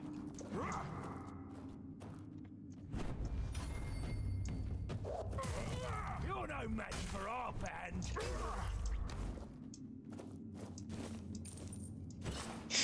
Those giant clubs are just funny.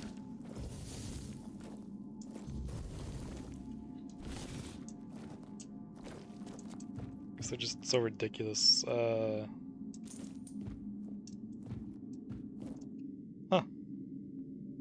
Well, there's Eckert. Old steel ring. Increases max health and stamina by 3% each.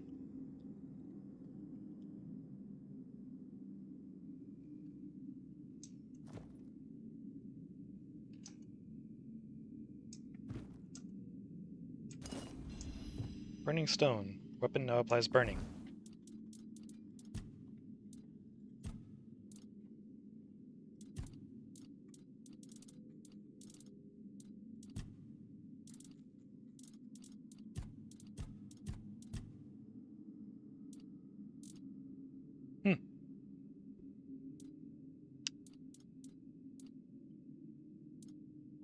Inflicts burn. Weapon now applies burning.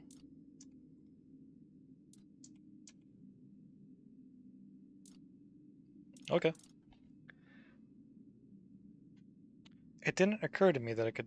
Well, no, putting this on my axe wouldn't do anything because it's two-handed, so I'd have to swap away from it anyways.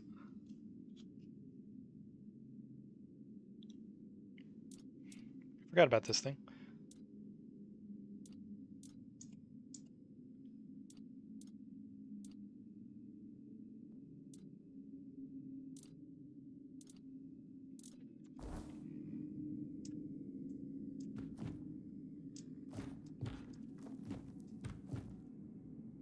Oh, origin potion. Nice.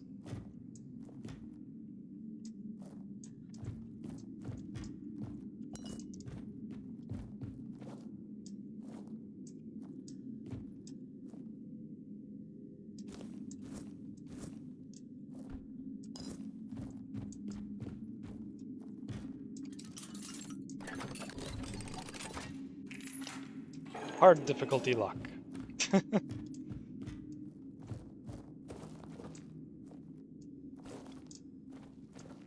Oh, okay, that's path I already took over there.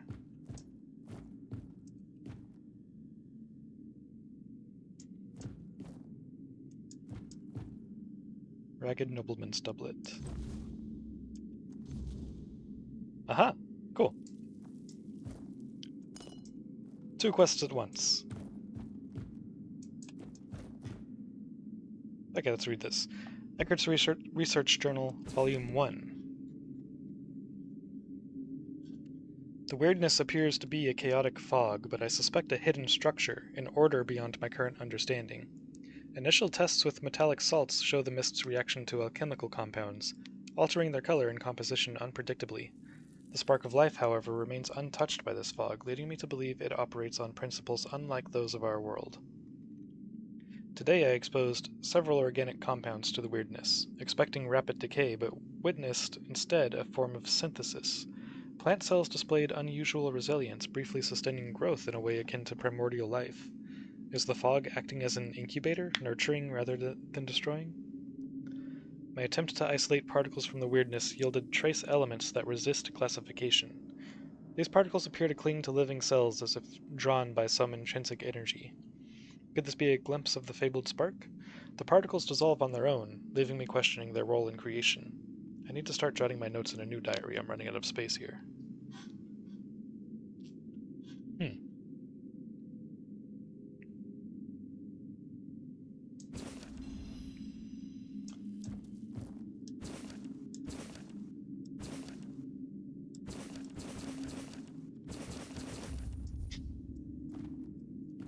Apparently pressing N multiple times will open it multiple times. Eckert's Research Journal, Volume 2.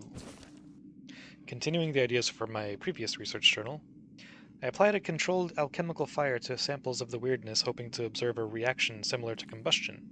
Instead, the fog seemed to absorb the fire's energy, growing denser and shifting hue. This may indicate that the fog can store energy, a concept I have yet to fully understand. Recent tests reveal the weirdness has no effect on inert matter, yet it resonates powerfully with anything bearing life energy. The fog's attraction to living things may explain its ancient presence, perhaps awaiting activation by life's very spark. This possibility could hold profound implications for the Guild's pursuit of the true source of life itself. In an attempt to draw out the spark of life directly from within the weirdness, I witnessed a reaction unlike any I've seen. A fleeting manifestation of form emerging from the mist itself. It held shape briefly before collapsing, yet in that moment I glimpsed pure potential. Creation at its most raw and unrefined. This could be the first step toward unearthing life's very essence.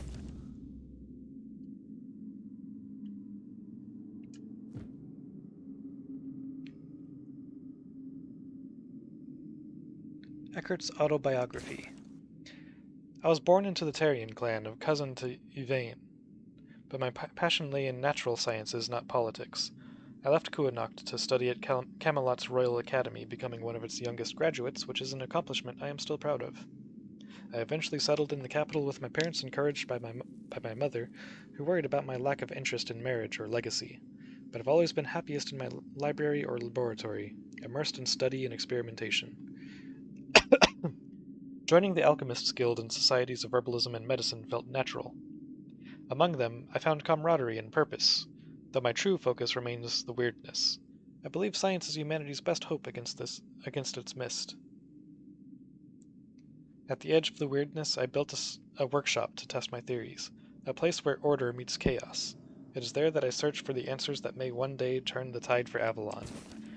And then bandits happened.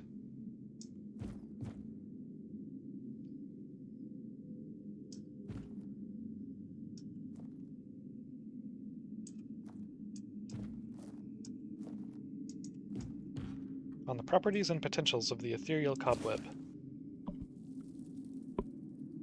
The ethereal cobweb, a rare product of the weirdness, is as delicate as it is potent. When thrown into fire, it reveals its primary property, repelling the weirdness, a vital defense against the mist's advance. Yet we believe its potential goes beyond this single use.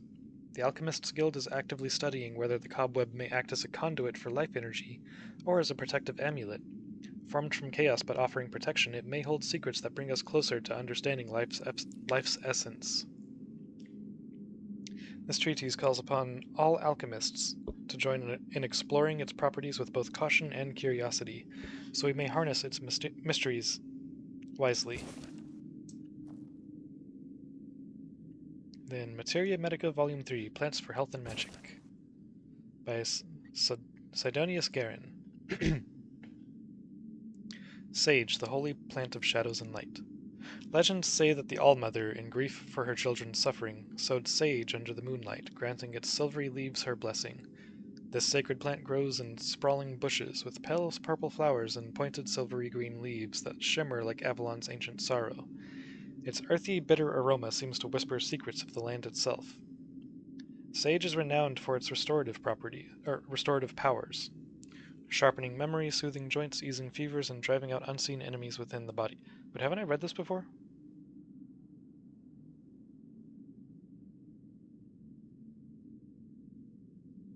Yeah, I have read this one before.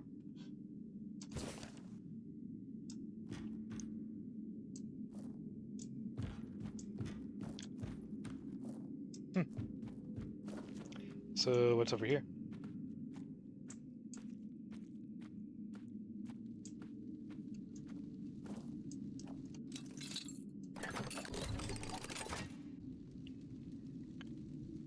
Winter Crone's Wrath. Isn't that what I already have? Yeah.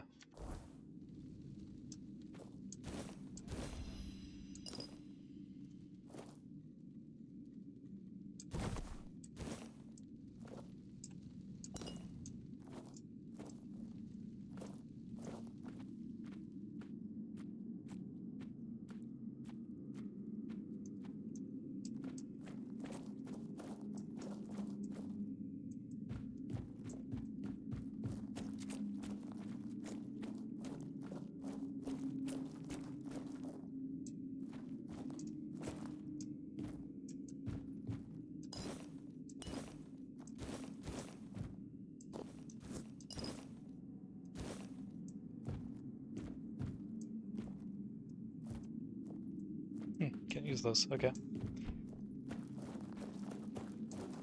So yeah, that spin that way goes back up to the office area. I guess kind of office area. Whoa, what the heck was that jump?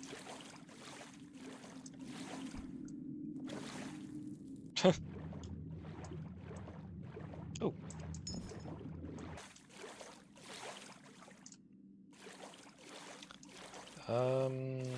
Looks like that's everything for over here. I believe that's pretty much it for this cave.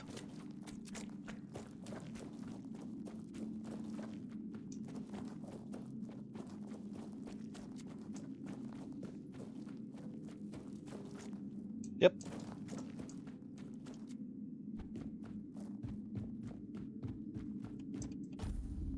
Gonna just borrow your bed real quick. I'm sure you won't mind.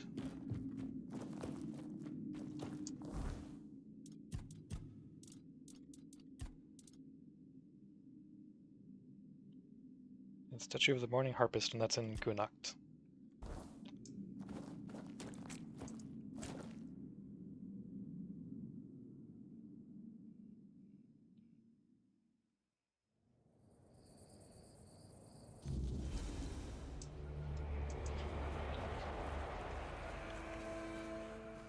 Alright, let me just bring her these materials.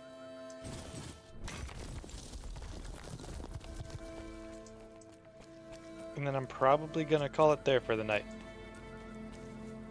It's been, what, a 7.5 hour stream? And it is a little after midnight now.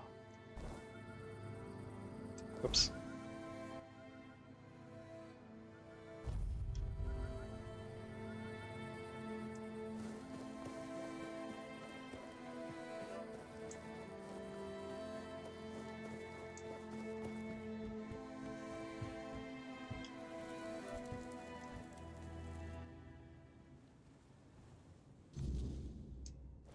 And then tomorrow,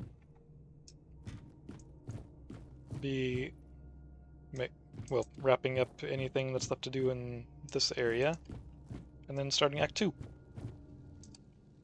I think it's Act 2 when I go to Kunacht. Found this set of clothes.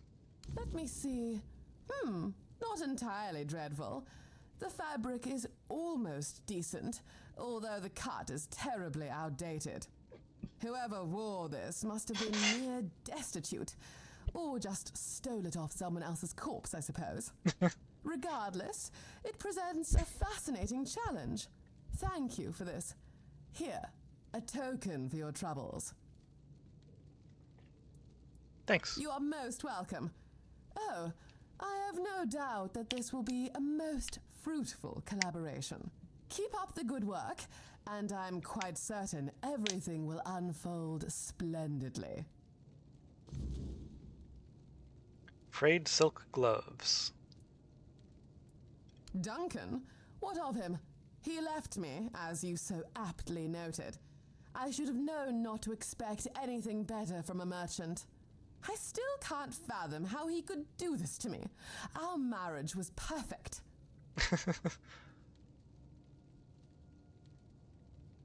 It wasn't perfect for him. He wanted love. Love? How childish. And to think I took him for a grown man. If he desired love, he should have taken a lover. That's the customary practice in Camelot. Even my parents maintained lovers, and were all the happier for it. Huh. Yep, burn it to the ground. The two of you seem to have vastly different ideas of a happy marriage. He was the one who sought an alliance with my family. He willingly took on my surname. He should have been well aware of the implications. Besides, he never once voiced his discontent. Perhaps if he had, I might have been able to devise a solution. Possibly. But could you truly have loved him? I don't know. I've never been in love. I My scarcely God. understand what it involves. I know courtly love. It's just a lot of sighing and longing from afar. Romantic, perhaps, but utterly impractical within the confines of marriage. You live under the same roof, for crying out loud.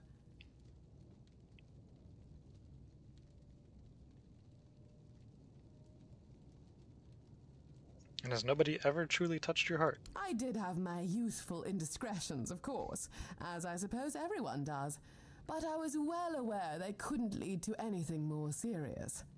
I have always known I would marry a man chosen for me by my parents. I lacked any real choice in the matter, so I resolved to make the best of my circumstances. At least, that's what I believed. Very well, off you go then.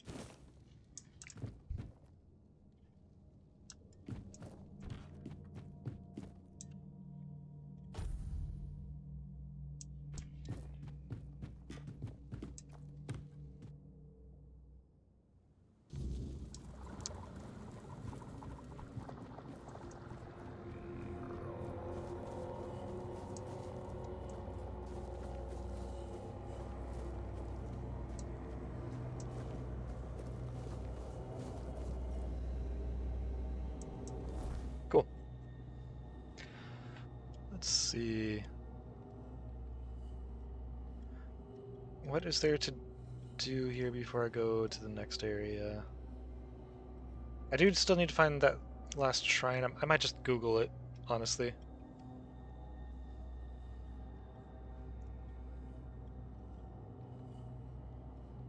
Other than that, I think just her quest here, and that's probably about it.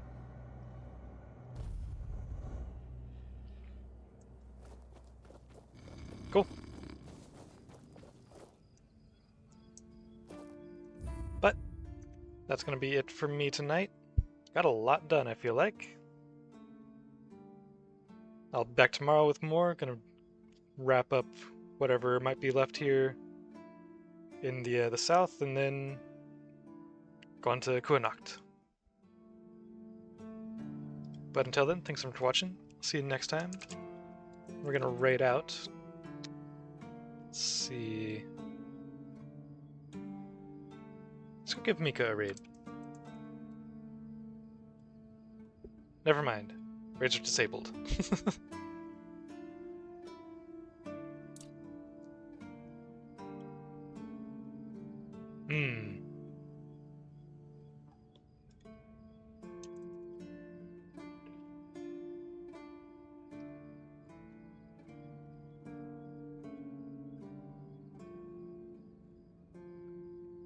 Who else could I raid?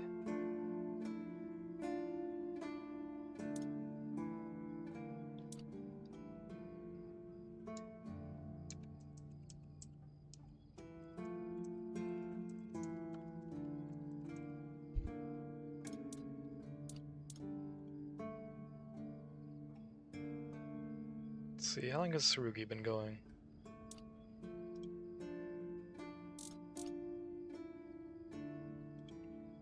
Yeah, let's go raid Sarugi. He's playing Final Fantasy X. I think. Is it Final Fantasy X or is it Final Fantasy X-2? Okay, Final Fantasy X.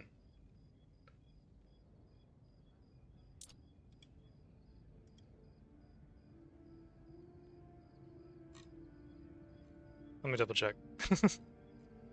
Could have sworn he was streaming Final Fantasy X-2 recently.